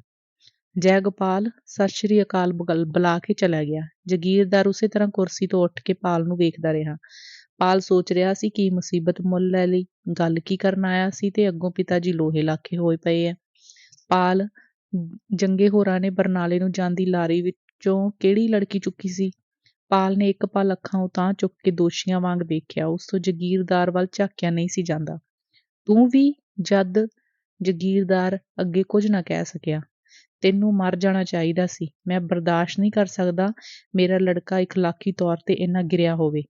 ਅਸੀਂ ਜਬਰ ਜਨਾਹ ਨਹੀਂ ਕਰ ਸਕਦੇ। ਇਹ ਠੀਕ ਹੈ, ਅਸੀਂ ਆਪ ਦੀ ਹਿਫਾਜ਼ਤ ਵਾਸਤੇ ਉਹਨਾਂ ਆਇਆਂ ਨੂੰ ਸਾਂਭਦੇ ਹਾਂ, ਪਰ ਇਸਦਾ ਇਹ ਮਤਲਬ ਨਹੀਂ ਸੀ ਕਿ ਅਸੀਂ ਗੁੰਡੇ ਬਣ ਜਾਈਏ। ਉਹ ਜੋਸ਼ ਭਰਿਆ ਕਮਰੇ ਵਿੱਚ ਫਿਰ ਰਿਹਾ ਸੀ। ਪਾਲ ਆਪਣੀ ਕਮਜ਼ੋਰੀ ਵਿੱਚ ਹੋਰ ਨੀਵਾਂ ਹੁੰਦਾ ਗਿਆ। ਜੇ ਮੈਂ ਅਜਿਹੀ ਕਰਤੂਤ ਫਿਰ ਕਦੇ ਸੁਣ ਲਈ, ਸਾਰੀ ਉਮਰ ਤੈਨੂੰ ਮੂੰਹ ਨਹੀਂ ਲਾਵਾਂਗਾ। ਮੈਂ ਤੇਰੇ ਵਿਆਹ ਦਾ ਛੇਤੀ ਬੰਦੋਬਸਤ ਕਰਦਾ। ਪਾਲ ਦੇ ਦਿਲ ਦੀ ਹੋ ਗਈ। ਉਹ ਬਣ ਠਣ ਕੇ ਇਹੀ ਆਖਣ ਆਇਆ ਸੀ, ਪਰ ਉਹ ਕੁਝ ਨਾ ਕਹਿ ਸਕਿਆ। ਉਸਦੇ ਦੰਦ ਜੁੜ ਗਏ ਸਨ। ਤੂੰ ਰੁੱਖ ਦੇਖ, ਵਾਂ ਦੇ ਲਹਿਰ ਦਾ ਨਾਚ, ਕਿਨਾਰੇ ਨੂੰ ਕਿਸ਼ਤੀ ਰੁੜੀ ਜਾ ਰਹੀ ਹੈ। ਭਾਗ 8ਵਾਂ। ਫੈਸਲਾ। ਅੰਗ ਪਹਿਲਾ। ਤੇਰੇ ਫੈਸਲੇ ਦੀ ਘੜੀ ਆ ਗਈ। ਉਡੀਕਾਂ 'ਚ ਦੁਨੀਆ ਸੜੀ ਜਾ ਰਹੀ। ਸੌਣ ਭਾਦੋ ਦੀਆਂ ਝੜੀਆਂ ਤੇ ਵੱਟ ਮਰੋੜ ਲੰਘ ਜਾਣ ਪਿੱਛੋਂ ਅੱਸੂ ਦਾ ਠਰੰਮਾ ਆ ਗਿਆ। ਚਰਨ ਆਪਣੀ ਪੜ੍ਹਨ ਕੋਠੜੀ ਵਿੱਚ ਗੰਭੀਰ ਸੋਚਾਂ ਵਿੱਚ ਉਤਰਿਆ ਤੇ ਚੜ੍ਹਿਆ ਜਾ ਰਿਹਾ ਸੀ। ਇੱਕ ਸਮਾਂ ਸੀ ਜਦੋਂ ਭਾਗ ਤੇ ਨਸੀਬ ਜ਼ਿੰਦਗੀ ਨੂੰ ਤਸੱਲੀ ਤੇ ਸ਼ਾਂਤੀ ਦਿਆ ਕਰਦੇ ਸਨ। ਸਮਾਂ ਬਦਲ ਗਿਆ, ਉਸ ਨਾਲ ਹੀ ਜ਼ਿੰਦਗੀ ਦੀਆਂ ਕੀਮਤਾਂ, ਪਰ ਅੱਜ ਵੀ ਮਨੁੱਖ ਨਸੀਬਾਂ ਨੂੰ ਰੋ ਰਿਹਾ ਹੈ ਕਿ ਉਹ ਉਸ ਦਾ ਸੁਹਾਗ ਭਾਗ ਭਰਿਆਂ ਨਾਲ ਭਰ ਦੇਵੇ। ਬਹਾਰਾਂ ਨਾਲ ਨਸ਼ੇ ਸੁੱਟੇ ਤੇ ਉਸਦੇ ਵਿਹਾਰਾਂ ਵਿੱਚ ਸੋਨਾ ਫੇਰ ਦੇਵੇ। ਉਹ ਬਹੁਤ ਦੂਰਦਰਸ਼ੀ ਹੋ ਗਿਆ ਸੀ। ਜ਼ਿੰਦਗੀ ਘਟਨਾ ਵਿੱਚ ਆ ਕੇ ਕਾਰਨ ਲੱਭਦੀ ਹੈ ਤੇ ਉਦੋਂ ਅਹਿਸਾਸ ਦੇ ਪਰ ਖੁੱਲ੍ਹਦੇ ਹਨ। ਸੋਚ ਲੰਮੀਆਂ, ਉੱਚੀਆਂ ਤੇ ਡੂੰਘੀਆਂ ਉਡਾਰੀਆਂ ਮਾਰਦੀ ਹੈ। ਜ਼ਿੰਦਗੀ ਦੀ ਜਾਗ ਚੁੱਕੀ ਕੁਦਰਤੀ ਭੁੱਖ ਨੂੰ ਬੁੱਢਾ ਨਿਜ਼ਾਮ ਧਰਮ ਦੇ ਉਪਰੰਤ ਤੇ ਕਿਸਮਤ ਦੇ ਲਾਰਿਆਂ ਨਾਲ ਭਰਾਉਣਾ ਚਾਹੁੰਦਾ ਹੈ। ਮਨੁੱਖ ਅੱਜ ਬੱਚਾ ਨਹੀਂ, ਜਵਾਨ ਹੋ ਚੁੱਕਿਆ ਹੈ। ਭੁੱਖ ਇੱਕ ਤਰਲਾ ਨਹੀਂ ਰਹੀ, ਇੱਕ ਲਾਟ ਬਣ ਚੁੱਕੀ ਹੈ। ਕੁਦਰਤ ਦੀਆਂ ਧਾਰਾਂ ਲੰਮਾ ਸਮਾਂ ਰੋਕੀਆਂ ਨਹੀਂ ਜਾ ਸਕਦੀਆਂ। ਲੋੜ ਹੈ ਨਿਜ਼ਾਮ ਦਾ ਜਾਮਾ ਬਦਲਿਆ ਜਾਵੇ, ਨਹੀਂ ਤਾਂ ਅੱਗ ਵੱਧ ਕੇ ਹਵੇਲੀ ਨੂੰ ਘੇਰ ਲਵੇਗੀ, ਰਾਜ ਮਹਿਲ ਨੂੰ ਸਾੜ ਸੁੱਟੇਗੀ, ਤਾਜਾਂ ਤੇ ਤਖ਼ਤਾਂ ਦਾ ਪਾਣੀ ਢਾਲ ਦੇਵੇਗੀ। ਚਰਨ ਜਦੋਂ ਵੀ ਕੰਮ ਤੋਂ ਵਿਹਲਾ ਹੁੰਦਾ, ਸੋਚਾਂ ਉਸਨੂੰ ਝੰਜੋੜਨ ਲੱਗ ਪੈਂਦੀਆਂ। ਇਹਨਾਂ ਦਿਨਾਂ ਵਿੱਚ ਜਿਵੇਂ ਉਸਦੀ ਆਪਣੀ ਜ਼ਿੰਦਗੀ ਵਿੱਚ ਉਤਰਾਅ ਚੜ੍ਹਾਅ ਆਏ ਸਨ, ਉਸੇ ਤਰ੍ਹਾਂ ਕਿਸਾਨੀ ਵਰਤਮਾਨ ਵਿੱਚ ਵੀ ਬੜੀਆਂ ਤਬਦੀਲੀਆਂ ਹੋਈਆਂ ਸਨ। ਚੇਤ ਅਚੇਤ ਰੂਹਾਂ ਦੇ ਟਕਰਾਅ ਵਿੱਚੋਂ ਜਿਵੇਂ ਨਵੀਂ ਰੋਸ਼ਨੀ ਤੇ ਠੋਸ ਹਕੀਕਤ ਵਜੂਦ ਲੈਂਦੀ ਹੈ, ਇਸੇ ਤਰ੍ਹਾਂ ਉਹ ਸਮਾਜੀ ਸੂਝ ਦੀਆਂ ਪੌੜੀਆਂ ਤੇ ਪੈਰ ਧਰ ਅੱਗੇ ਵਧ ਰਿਹਾ ਸੀ। ਉਸ ਸਰੀਰਕ ਕੰਮਾਂ ਵਿੱਚ ਆਪਣੇ ਆਪ ਨੂੰ ਅਸਲੋਂ ਥਕਾ ਦੇਣਾ ਚਾਹਿਆ, ਪਰ ਨੀਂਦ ਉਸਨੂੰ ਅੱਗੇ ਨਾਲੋਂ ਵੀ ਘੱਟ ਆ ਰਹੀ ਸੀ। ਨਵੀਆਂ ਕਿਤਾਬਾਂ ਤੇ ਰਸਾਲੇ ਵੀ ਉਸ ਬਹੁਤ ਪੜ੍ਹੇ ਤੇ ਉਸਦੇ ਗਿਆਨ ਵਿੱਚ ਕਾਫੀ ਵਾਧਾ ਹੋਇਆ, ਪਰ ਉਸਦੇ ਦਿਲ ਤੋਂ ਪਿਆਰ ਯਾਦ ਦਾ ਭਾਰ ਕਦੇ ਹੌਲਾ ਨਾ ਹੋਇਆ। ਇੱਕ ਦਰਦ ਜਿਹੜਾ ਦਿਲ ਦਿਮਾਗ ਨੂੰ ਵਿੰਨ ਜਾਂਦਾ ਸੀ, ਇੱਕ ਪਲ ਨਾ ਰੁਕਿਆ। ਜਿੰਨਾ ਚਿਰ ਜ਼ਿੰਦਗੀ ਕਾਇਮ ਹੈ, ਉਸ ਵਿੱਚ ਅਹਿਸਾਸ ਜਿੰਦਾ, ਪਿਆਰ ਕਤਲ ਹੋਣ ਤੇ ਵੀ ਮਰ ਨਹੀਂ ਸਕਦਾ। ਅਸੀਂ ਸਭ ਜ਼ਖਮੀ ਆਵਾਜ਼ਾਂ ਹਾਂ, ਭੁੱਖੀਆਂ ਲਾਟਾਂ, ਜਿਹੜੀਆਂ ਕੁੱਝ ਦਿਲ ਵਿੱਚੋਂ ਉੱਠੀਆਂ ਹਨ, ਬਹੁਤ ਦਿਲ ਦੇ ਪੇਟ ਦੋਹਾਂ ਵਿੱਚੋਂ। ਗਲੀ ਵਿੱਚੋਂ ਕਿਸੇ ਨੇ ਉਸਦਾ ਨਾਂ ਲੈ ਕੇ ਆਵਾਜ਼ ਮਾਰੀ। ਉਹ ਬਾਹਰ ਨਿਕਲਿਆ। ਡਾਕੀਆ ਖਾਕੀ ਵਰਦੀ ਪਾਈ ਉਸਦੀ ਚਿੱਠੀ ਹਿਲਾ ਰਿਹਾ ਸੀ। ਡਾਕੀਏ ਦੀ ਖਾਕੀ ਪੱਗ ਉੱਤੇ ਲਾਲ ਪੇਚ ਹੱਸ ਰਿਹਾ ਸੀ। ਚਰਨ ਨੂੰ ਜਾਪਿਆ ਜਿਵੇਂ ਕੋਈ ਹੋਰ ਖਤਰਾ ਆ ਰਿਹਾ ਹੈ। ਡਾਕੀਆ ਹੈਰਾਨ ਸੀ ਕਿ ਚਰਨ ਅੱਗੇ ਵਾਂਗ ਚਿੱਠੀ ਲੈ ਕੇ ਪਾਗਲ ਕਿਉਂ ਨਹੀਂ ਹੋਇਆ, ਹੱਸਿਆ ਤੇ ਖਿੜਿਆ ਕਿਉਂ ਨਹੀਂ। ਚਿੱਠੀ ਫੜਦਿਆਂ ਚਰਨ ਦਾ ਹੱਥ ਕੰਬ ਗਿਆ। ਉਸ ਡਾਕੀਏ ਦੇ ਹੱਥ ਵਿੱਚ ਹੀ ਚਿੱਠੀ ਨੂੰ ਪਛਾਣ ਲਿਆ ਸੀ ਤੇ ਵੱਟੀ ਚੁੱਪ ਵਿੱਚ ਵਾਪਸ ਆ ਗਿਆ। ਉਹ ਪੜ੍ਹਨ ਤੋਂ ਅੱਗੇ ਹੀ ਅੰਦਾਜ਼ਾ ਲਾ ਰਿਹਾ ਸੀ ਰਾਜ ਨੇ ਕੀ ਲਿਖਿਆ ਹੋਵੇਗਾ। ਉਸਨੂੰ ਚਿੱਠੀ ਤੋਂ ਡਰ ਆ ਰਿਹਾ ਸੀ। ਇੱਕ ਭੈੜੇ ਸਮਾਜ ਵਿੱਚ ਚਿੱਠੀਆਂ ਵੀ ਘੱਟ ਖੁਸ਼ੀ ਦੇ ਸੁਨੇਹੇ ਲੈ ਕੇ ਆਉਂਦੀਆਂ ਹਨ। ਉਹ ਦੁਨੀਆ ਦੀ ਵਾਪਰ ਰਹੀ ਹਰ ਟ੍ਰੈਜਡੀ ਤੇ ਕੋਹਜ ਦਾ ਜ਼ਿੰਮੇਵਾਰ ਕੇਵਲ ਭੈੜੇ ਨਿਜ਼ਾਮ ਨੂੰ ਹੀ ਮਿੱਥਦਾ ਸੀ। ਆਖਰ ਮਨੁੱਖ ਨੇ ਹੀ ਹਰ ਖਤਰੇ ਦਾ ਮੁਕਾਬਲਾ ਕਰਨਾ ਹੈ। ਹੋ ਸਕਦਾ ਏ ਨਵੀਂ ਆਸ ਜ਼ਿੰਦਗੀ ਨੂੰ ਵਧਾਈ ਹੀ ਪੇਸ਼ ਕਰੇ। ਆਸ਼ਾ ਮਨੁੱਖ ਦੀ ਹਮੇਸ਼ਾ ਵਫ਼ਾਦਾਰ ਸਾਥਣ ਰਹੀ ਹੈ, ਖਤਰੇ ਦੀ ਹਰ ਮੰਜ਼ਿਲ ਤੇ ਹਰ ਮਹਾਜ ਵਿੱਚ। ਪਿਆਰ ਵਰਗੀ ਜ਼ਿੰਦਗੀ ਨੂੰ ਹੋਰ ਕੋਈ ਬਰਕਤ ਨਹੀਂ ਮਿਲੀ, ਭਾਵੇਂ ਰੁਆਣਾ ਹੀ ਆ ਜਾਵੇ। ਚਰਨ ਦੇ ਬੁੱਲ੍ਹਾਂ ਤੇ ਇੱਕ ਪੈਦਾ ਕੀਤਾ ਖੇੜਾ ਸੀ, ਜਿਸ ਦੇ ਪਿਛਵਾੜੇ ਸਦੀਆਂ ਤੋਂ ਤੁਰੀ ਆ ਰਹੀ ਪਤਝੜ ਦੀ ਕੁਰਲਾਟ ਸੀ, ਦਰਦਾਂ ਭਰੀ ਦੁਹਾਈ। ਚਿੱਠੀ ਪੜ੍ਹਨ ਸਮੇਂ ਕਾਗਜ਼ ਦੀ ਆਵਾਜ਼ ਤੱਕ ਲਰਜ਼ਾ ਪੈਦਾ ਕਰ ਰਹੀ ਸੀ। ਚਿੱਠੀ ਪਾੜਨ ਸਮੇਂ ਕਾਗਜ਼ ਦੀ ਆਵਾਜ਼ ਤੱਕ ਲਰਜ਼ਾ ਪੈਦਾ ਕਰ ਰਹੀ ਸੀ। ਪਿਆਰੇ, ਮੇਰੇ ਹੋਸਟਲ ਦੀ ਛੱਤ ਤੋਂ ਉੱਚਾ, ਯੂਕਲਿਪਟਸ ਦੇ ਦਰਖਤਾਂ ਤੋਂ ਵੀ ਉਤਾਂਹ ਪੂਰਨਮਾਸ਼ੀ ਦਾ ਚੰਨ ਗੱਲ ਪਰਵਾਰ ਪਾਈ ਹੱਸ ਰਿਹਾ ਹੈ।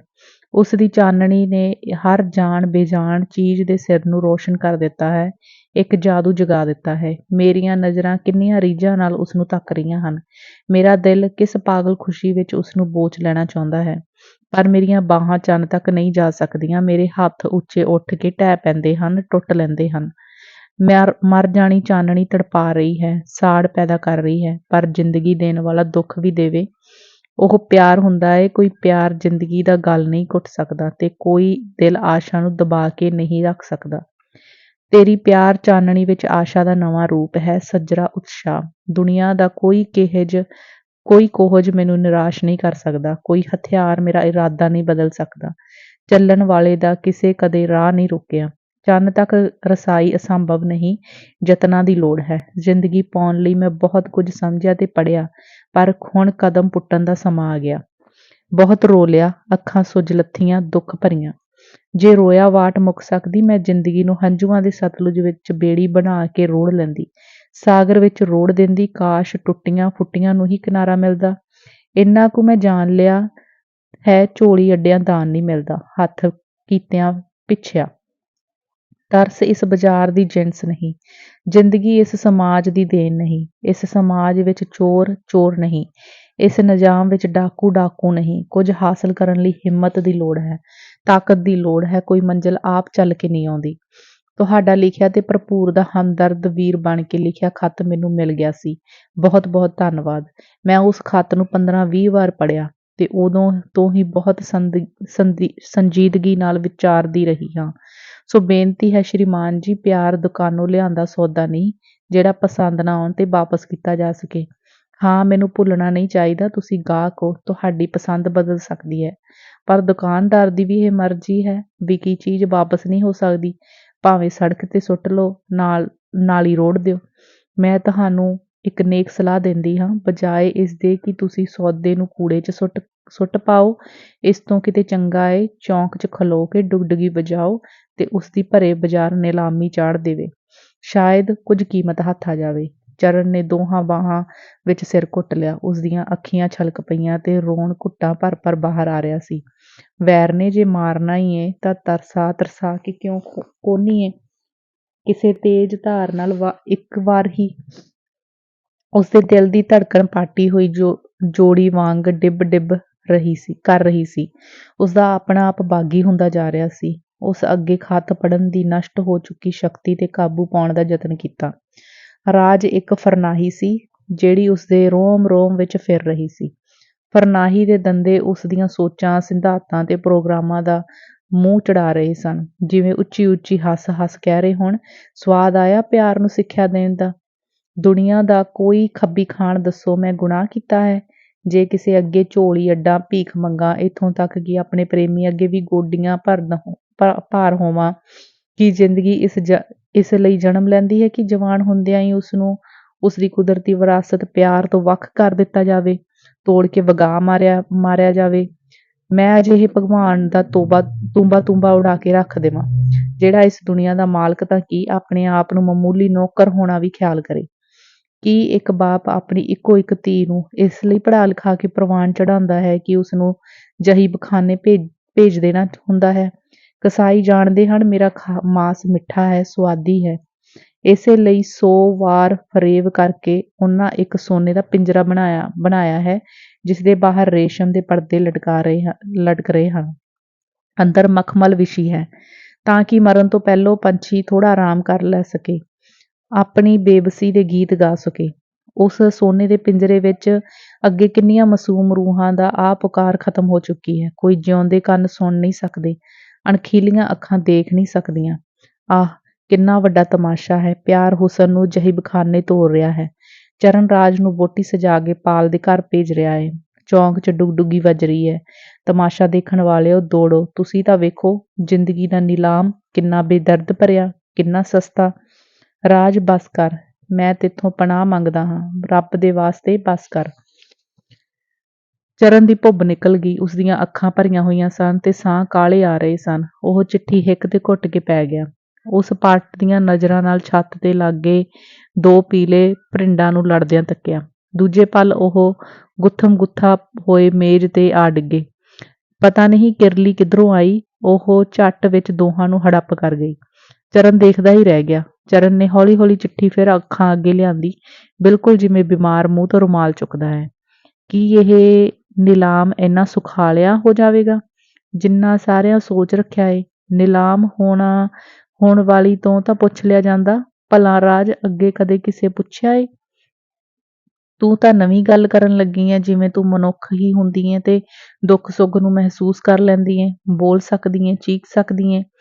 ਮੈਂ ਆਪਣੇ ਸਭ ਮਿਹਰਬਾਨਾਂ ਨੂੰ ਦੱਸਣਾ ਚਾਹੁੰਦੀ ਹਾਂ, ਇੱਕ ਮੇਲਾ ਲੱਗੇਗਾ, ਤਮਾਸ਼ਾ ਜੁੜੇਗਾ ਤੇ ਨੀਲਾਮ ਜ਼ਰੂਰ ਹੋਵੇਗਾ। ਸਭ ਨੂੰ ਗੱਜ ਵੱਜ ਕੇ ਆਉਣਾ ਚਾਹੀਦਾ ਹੈ। ਤਮਾਸ਼ਾ ਵੇਖਣ ਵਾਲਿਆਂ ਦੀਆਂ ਅੱਖਾਂ ਪਾਟੀਆਂ ਰਹਿ ਜਾਣਗੀਆਂ ਜਦੋਂ ਉਹ ਡੁਗਡੁਗੀ ਰਾਜ ਦੇ ਹੱਥ ਵੇਖਣਗੇ। ਰਾਜ ਸਮਾਜ ਦੀ ਗੰਦੀ ਪਾਰਸਾਈ ਤੇ ਝੂਠੀ ਇੱਜ਼ਤ ਦੇ ਭਰੇ ਬਾਜ਼ਾਰ ਖੁਦ ਨਿਲਾਮੀ ਕਰੇਗੀ ਤੇ ਆਪੂ ਬੋਲੀ ਦੇਵੇਗੀ। ਕਿਉਂ ਸਰਦਾਰ ਜੀ, ਠੀਕ ਹੈ ਨਾ? ਬਹੁਤ ਹੋ ਚੁੱਕੀ, ਬਰਦਾਸ਼ਤ ਦੀ ਹੱਦ ਹੋ ਚੁੱਕੀ। ਸਮਾਜ ਦਾ ਜ਼ੁਲਮ ਹੁਣ ਹੋਰ ਨਹੀਂ ਸਹਿਆ ਜਾ ਸਕਦਾ। ਕੁੜੀ ਇੱਕ ਬਿਲਕੁਲ ਨਹੀਂ, ਜ਼ੋਰ ਤਿਗਾਣੇ ਪਰਤੀ ਆਵਾਜ਼ ਹੈ, ਜ਼ੁਲਮ ਦੇ ਵਿਰੁੱਧ ਮੂੰਹ ਤੋੜਵੀਂ ਲਲਕਾਰ। ਮੈਂ ਤਾਂ ਇੱਥੋਂ ਤੱਕ ਕਹਾਂਗੀ ਕਿ ਉਸਨੂੰ ਆਪਣੇ ਜੀਵਨ ਹੱਕਾਂ ਲਈ ਨੰਗੀ ਤਲਵਾਰ ਬਣਨਾ ਚਾਹੀਦਾ ਹੈ। ਰਾਜ ਅੰਗਿਆਰਿਆਂ ਤੇ ਤੁਰੇਗੀ ਤੇ ਆਪਣੇ ਫੁੱਲ ਦੀ ਰਾਖੀ ਲਈ। ਰਾਜ ਨੂੰ ਮਾਰਨਾ ਇੰਨਾ ਸੁਖਾਲਾ ਨਹੀਂ ਜਿੰਨਾ ਸਮਝ ਲਿਆ ਗਿਆ ਹੈ। ਮਰਦ ਤੇ ਉਸਦਾ ਸਮਾਜ ਔਰਤ ਨਾਲ ਬਹੁਤ ਜ਼ਬਰਦਸਤੀਆਂ ਕਰਦਾ ਆਇਆ ਏ, ਪਰ ਹੁਣ ਉਹ ਜ਼ਮਾਨੇ ਲੱਦ ਗਏ। ਤੂੰ ਜੋ ਜੀ ਚਾਹੇ ਸੋਚ, ਜੋ ਕਰਨਾ ਏ ਕਰ, ਜ਼ੁਲਮ ਕਰ, ਧੱਕਾ ਦੇ, ਪਰ ਮੈਨੂੰ ਮੇਰੇ ਪੈਰਾਂ ਤੋਂ ਉਖੇੜ ਨਹੀਂ ਸਕਦਾ। ਜੇ ਤੈਨੂੰ ਮਨ ਮਰਜ਼ੀ ਕਰਨ ਦਾ ਅਖਤਿਆਰ ਏ, ਰੋਕ ਕੋਈ ਮੈਨੂੰ ਵੀ ਨਹੀਂ ਸਕਦਾ। ਸਰਦਾਰ ਜੀ ਕੰਨ ਖੋਲ੍ਹ ਕੇ ਸੁਣ ਲੈਣਾ, ਬੁੱਧਵਾਰ ਦੀ ਰਾਤ ਨੂੰ ਮੈਂ ਨਹਿਰ 'ਤੇ ਆਵਾਂਗੀ, ਪੁਲੋਂ ਚੜ੍ਹਦੇ ਪਾਸੇ। ਮੈਂ ਸਿੱਧੀ ਘਰ ਆ ਕੇ ਤੁਹਾਨੂੰ ਬਦਨਾਮ ਨਹੀਂ ਕਰਨਾ ਚਾਹੁੰਦੀ। ਮੈਂ ਸੁਣਿਆ ਏ ਪਿੰਜਰਾ ਸ਼ਿੰਗਾਰਿਆ ਜਾ ਰਿਹਾ ਏ। ਮੈਂ ਤੁਹਾਨੂੰ ਆਖਰੀ ਫੈਸਲੇ ਲਈ ਸੱਦ ਰਹੀ ਹਾਂ। ਇਸ ਤੋਂ ਪਹਿਲਾਂ ਕਿ ਦੁਸ਼ਮਣ ਮੇਰੀ ਹਾਸੀ ਉਡਾਵੇ, ਮੈਂ ਕੁਝ ਕਰ ਜਾਣਾ ਚਾਹੁੰਦੀ ਹਾਂ। ਤੁਹਾਨੂੰ ਹਰ ਹਾਲਤ 'ਚ ਆਉਣਾ ਪਵੇਗਾ। ਮੈਂ ਅੱਧੀ ਰਾਤ ਤੱਕ ਉਡੀਕਾਂਗੀ। ਇਹ ਮੇਰੀ ਮੁਹੱਬਤ ਦਾ ਸੱਦਾ ਹੈ, ਪਿਆਰ ਦਾ ਬੁਲਾਵਾ। ਜੇ ਤੁਸੀਂ ਵਚਨ ਜਾਂ ਪ੍ਰਣ ਦੇ ਬੱਧੇ ਨਹੀਂ ਆਉਣਾ ਚਾਹੁੰਦੇ, ਨਹੀਂ ਮਿਲਣਾ ਚਾਹੁੰਦੇ, ਤਦ ਪੁੱਲ ਦੇ ਲਹਿੰਦੇ ਬੰਨੇ ਮੇਰੀ ਰੁੜੀ ਜਾਂਦੀ ਲਾਸ਼ ਵੇਖਣ ਜ਼ਰੂਰ ਆ ਜਾਣਾ। ਮੈਨੂੰ ਪੂਰਨ ਭਰੋਸਾ ਹੈ, ਨਹਿਰ ਤੁਹਾਡੇ ਵਾਂਗ ਧੋਖਾ ਨਹੀਂ ਦੇਵੇਗੀ, ਬੇਵਫਾ ਨਹੀਂ ਨਿਕਲੇਗੀ। ਕਿਨਾਰਾ ਮਿਲਣਾ ਚਾਹੀਦਾ ਹੈ, ਜ਼ਿੰਦਗੀ ਦਾ ਨਹੀਂ ਤਾਂ ਮੌਤ ਦਾ ਸਹੀ। ਪਿਆਰ ਦੀ ਮੌਤ ਵੀ ਜ਼ਿੰਦਗੀ ਹੁੰਦੀ ਹੈ। ਰਾਜ। ਚਰਨ ਚਿੱਠੀ ਦੇ ਆਖਰੀ ਫਿਕਰੇ ਪੜ੍ਹ ਕੇ ਸੁੰਨ ਹੋ ਗਿਆ। ਉਸਦੀ ਹੋਸ਼ ਹਵਾਸ ਦੇ ਜਵਾਬ ਦੇ ਚੁੱਕੀ ਸੀ। ਖਲੋਤੀਆਂ ਅੱਖਾਂ ਤੇ ਹੌਂਕਣੀ ਉਸਨੂੰ ਪਾਗਲ ਬਣਾ ਰਹੀਆਂ ਸਨ। ਉਹ ਚਿੱਠੀ ਨੂੰ ਘੂਰ ਰਿਹਾ ਸੀ। ਉਸਦਾ ਜ਼ਿਹਨ ਆਪੋ ਵਿੱਚ ਸੂਈਆਂ ਚੁਭ ਰਿਹਾ ਸੀ। ਫਿਰ ਉਸ ਇੱਕਦਮ ਬੋਲਣਾ ਸ਼ੁਰੂ ਕਰ ਦਿੱਤਾ। ਨਹੀਂ ਰਾਜ, ਪਾਗਲ ਹੋ ਗਈ ਐਂ। ਮੈਂ ਇਹ ਕਦੇ ਨਹੀਂ ਹੋਣ ਦੇਵਾਂਗਾ। ਰਾਜ ਮੇਰੀ ਜ਼ਿੰਦਗੀ ਏ। ਮੈਂ ਉਸਨੂੰ ਬਾਹਾਂ ਅੱਡ ਕੇ ਬੋਚ ਲਵਾਂਗਾ। ਮੈਂ ਜ਼ਾਲਮ ਨਹੀਂ ਹੋ ਸਕਦਾ। ਮੈਂ ਇੰਨਾ ਹੈਂਸੀਆਰਾ ਨਹੀਂ ਰਾਜ। ਮੈਂ ਆਵਾਂਗਾ, ਮੈਨੂੰ ਕੋਈ ਬੰਧਨ ਨਹੀਂ, ਜ਼ਰੂਰ ਆਵਾਂਗਾ। ਉਹ ਆਪਣੀ ਕਿਸਮ ਤੇ ਆਵੇਸ਼ ਵਿੱਚ ਚੀਕਦਾ ਹੀ ਰਿਹਾ। ਅੰਗ ਦੂਜਾ। ਰਾਜ ਦਾ ਪਿਤਾ ਅੱਜ ਰਾਤੀ ਕੁਦਰਤੀ ਘਰ ਨਹੀਂ ਸੀ।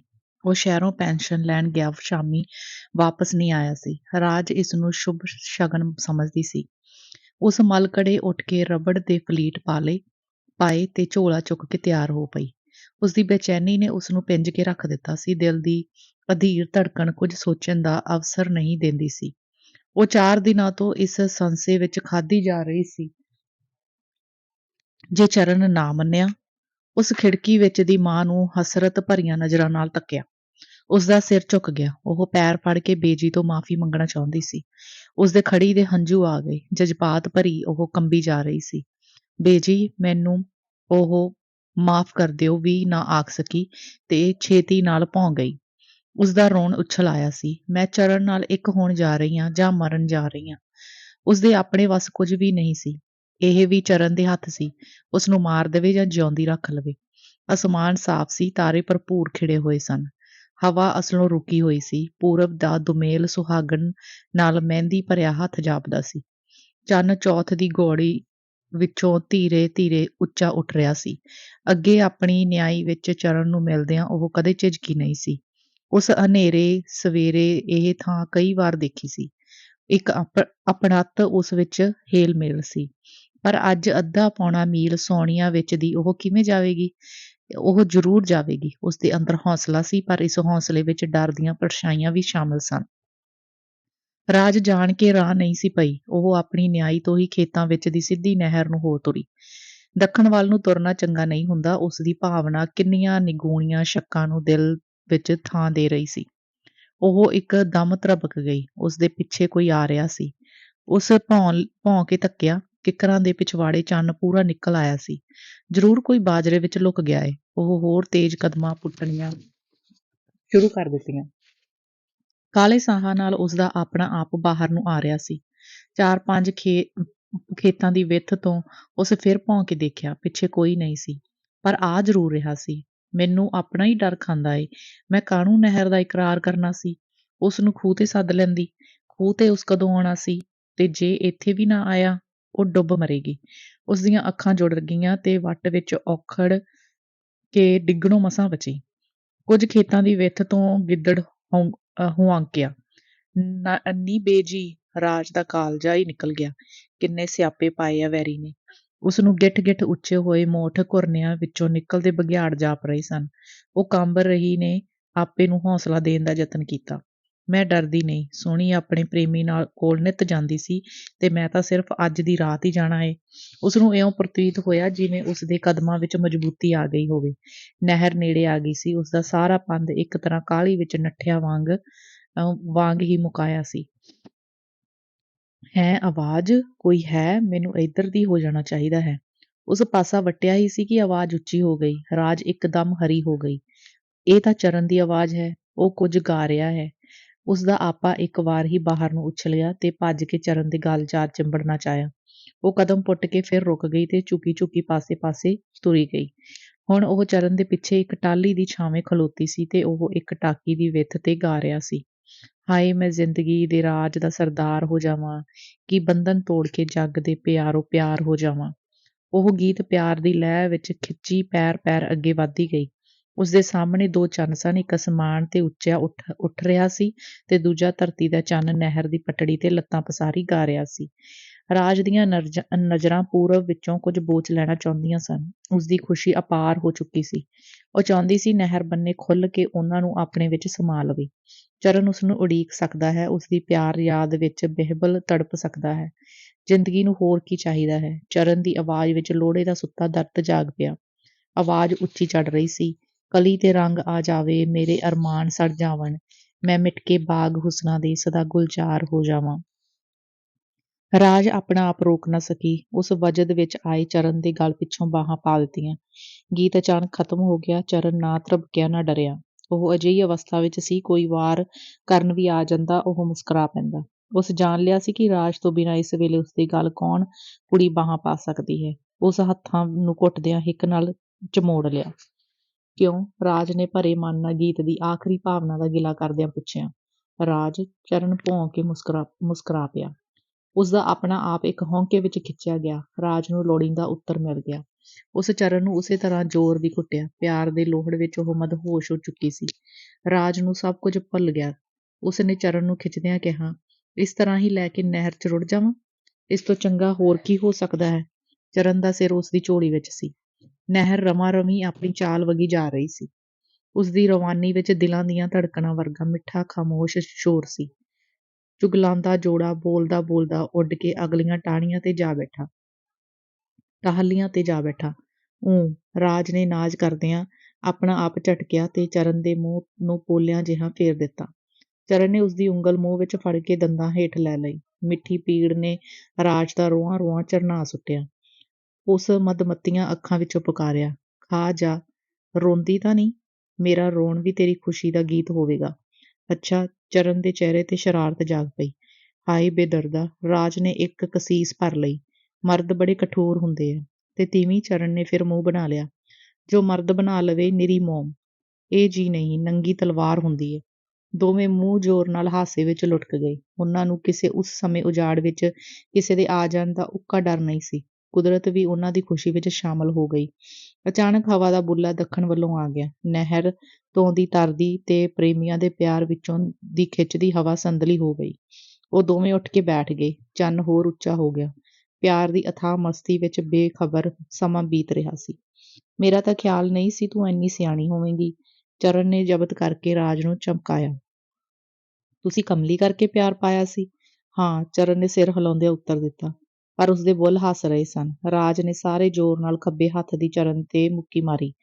ਇੱਕ ਹੋਰ, ਫਿਰ ਦੋਹਾਂ ਹੱਥਾਂ ਨਾਲ ਧੱਕਾ ਦੇ ਦਿੱਤਾ। ਜੀ ਕਰਦਾ ਏ ਤੈਨੂੰ ਇੰਨਾ ਮਾਰਾਂ ਕਿ ਮੱਛੀਓਂ ਮਾਸ ਕਰ ਸੁੱਟਾਂ, ਜਿਹੜਾ ਤੂੰ ਮੈਨੂੰ ਦੁੱਖ ਦਿੱਤਾ ਏ। ਮੈਂ ਆਪਣੀ ਚੰਨੀ ਨੂੰ ਸਿਰਫ ਪਿਆਰ ਕੀਤਾ ਏ। ਚਰਨ ਨੇ ਸੱਜੇ ਹੱਥ ਦੀਆਂ ਉਂਗਲਾਂ ਨੂੰ ਇਕੱਠਿਆਂ ਕਰਕੇ ਇਸ ਤਰ੍ਹਾਂ ਖਿਲਾਰਿਆ ਕਿ ਉਹ ਕਲੀ ਤੋਂ ਫੁੱਲ ਬਣ ਗਈਆਂ। ਪਰ ਦੂਜੇ ਪਲ ਹੱਥ ਦਾ ਫੁੱਲ ਸੁੰਗੜ ਕੇ ਰਹਿ ਗਿਆ। ਇਹ ਸਰਦਾਰ ਜੀ, ਬਸ ਕਰੋ, ਰਹਿਣ ਦਿਓ, ਕੋਈ ਸੁਣ ਲਏਗਾ। ਹਾਂ, ਇਹ ਠੀਕ ਹੈ, ਕੋਈ ਸੁਣ ਨਾ ਲਏ, ਪਰ ਮੈਂ ਤਾਂ ਰੌਲਾ ਪਾ ਦੇਣਾ ਏ ਚੌਂਕ 'ਚ ਖੜ ਕੇ, ਹੈ ਨਾ? ਹੈ ਰੱਬ, ਇਹਨਾਂ ਨੂੰ ਕਿੱਥੋਂ ਆ ਰਹੀਆਂ ਏ? ਮੇਰੇ ਸੇਲੇ ਬਣ ਕੇ ਚੁਭਦੀਆਂ ਪਈਆਂ ਨੇ। ਚੰਨ ਤੇਰੇ ਸੇਲੇ ਤਾਂ ਕਿਤ, ਜੇ ਸੂਲਾਂ ਬਣ ਕੇ ਵੀ ਚੁਭੀਆਂ ਹੁੰਦੀਆਂ, ਮੈਨੂੰ ਤੜਪਾ ਨਾ ਮਾਰਦਾ। ਚਰਨ ਖਾਮੋਸ਼ ਹੋ ਗਿਆ। ਉਸ ਮਨ ਵਿੱਚ ਕਿਹਾ, ਹਾਂ, ਮੈਂ ਰਾਜ ਨੂੰ ਬਹੁਤ ਦੁੱਖ ਦਿੱਤਾ ਹੈ, ਪਰ ਜੋ ਕੁਝ ਮੈਂ ਕੀਤਾ ਉਹ ਠੀਕ ਸੀ, ਕਿੰਨਾ ਗਲਤ। ਉਹ ਕਿੰਨਾ ਠੀਕ ਸੀ, ਕਿੰਨਾ ਗਲਤ। ਮੈਂ ਨੇਕ ਨੀਅਤ ਨਾਲ ਸਾਰਿਆਂ ਦੇ ਭਲੇ ਲਈ ਸੋਚਦਾ ਸੀ। ਉਸਦਾ ਦਿਲ ਨਹਿਰ ਵਿੱਚ ਲਰਜ਼ ਰਹੇ ਚੰਨ ਜਿੰਨਾ ਧੁੰਦਲਾ ਤੇ ਦਿਮਾਗ ਅਸਮਾਨੀ ਚੰਨ ਜਿੰਨਾ ਸਾਫ਼, ਜਿਸਦਾ ਇੱਕ ਪਾਸਾ ਚੌਥ ਦੀ ਗੋਡੀ ਕਾਰਨ ਹੀਨ ਹੋਇਆ ਹੋਇਆ ਸੀ।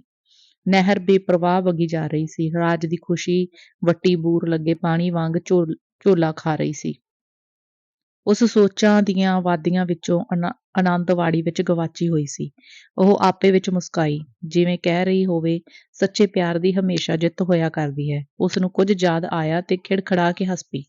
ਚੰਨੇ, ਇੱਕ ਗੱਲ ਪੁੱਛਾਂ? ਰਾਜ ਨੇ ਉਸਦੇ ਮੋਢੇ ਤੇ ਹੱਥ ਰੱਖ ਦਿੱਤਾ। ਉਸ ਰਾਜ ਵੱਲ ਇਸ ਤਰ੍ਹਾਂ ਤੱਕਿਆ ਜਿਵੇਂ ਕੋਈ ਸੌਂ ਕੇ ਵੀ ਮੁਸਕਰਾਉਂਦਾ ਹੀ ਉੱਠੇ। ਉਸਦੇ ਮਾਮੂਲੀ ਖੁੱਲ੍ਹੇ ਬੁੱਲ੍ਹਾਂ ਵਿੱਚ ਦੀ ਦਿਸਦੇ ਸਫੇਦ ਦੰਦ ਦੁਮੇਲ ਵਿੱਚ ਬਰਾਬਰ ਚਮਕਦੇ ਦੋ ਤਾਰੇ ਜਾਪਦੇ ਸਨ। ਚਰਨ ਨੇ ਜਾਣ ਕੇ ਕੋਈ ਉੱਤਰ ਨਾ ਦਿੱਤਾ। ਉਹ ਰਾਜ ਨੂੰ ਜ਼ਿੰਦਗੀ ਦੀ ਇੰਤਹਾ ਖਿੱਚ ਨਾਲ ਵੇਖ ਰਿਹਾ ਸੀ, ਜਿਵੇਂ ਵੇਖੀ ਜਾਣ ਦੀ ਅਮੁੱਕ ਰੀਝ ਵਿੱਚ ਕੱਲਾ ਬੁੱਤ ਹੋ ਜਾਣਾ ਚਾਹੁੰਦਾ ਸੀ। ਪੁੱਛਾਂ? ਸੱਚ ਦੱਸੋਗੇ? ਰਾਜ ਆਪ ਹੀ ਸਿਰ ਫੇਰ ਕੇ ਹੱਸ ਪਈ। ਤੁਸੀਂ ਕਮਿਊਨਿਸਟ? ਸੱਚ? ਤੇਰਾ ਚਰਨ ਝੂਠ ਵੀ ਬੋਲ ਸਕਦਾ ਹੈ। ਚਰਨ ਦੀ ਸ਼ੁੱਧ ਭਾਵਨਾ ਉਸ ਵੇਲੇ ਇੰਨੀ ਮਿੱਠੀ ਤੇ ਯਕੀਨੀ ਸੀ ਕਿ ਰਾਜ ਤਾਂ ਕੀ ਦੁਸ਼ਮਣ ਵੀ ਵਿਸ਼ਵਾਸ ਕਰ ਲਵੇ।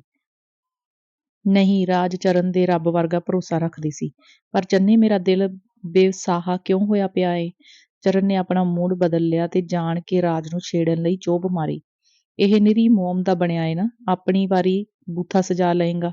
ਚਰਨ ਨੇ ਰਾਜ ਨੂੰ ਇੰਨੀ ਜ਼ੋਰ ਦੀ ਘੁੱਟਿਆ ਕਿ ਉਸਦਾ ਸਾਹ ਹੁੱਟ ਹੋ ਗਿਆ। ਚਰਨ ਦੀਆਂ ਅੱਖਾਂ ਵਿੱਚ ਚੰਗਿਆੜੇ ਭਖ ਰਹੇ ਸਨ ਤੇ ਰਾਜ ਲੰਮੀ ਤਸੱਲੀ ਤੇ ਡੂੰਘੀ ਸ਼ਾਂਤੀ ਵਿੱਚ ਪਿਆਰ ਹੋਈ ਪਈ ਸੀ।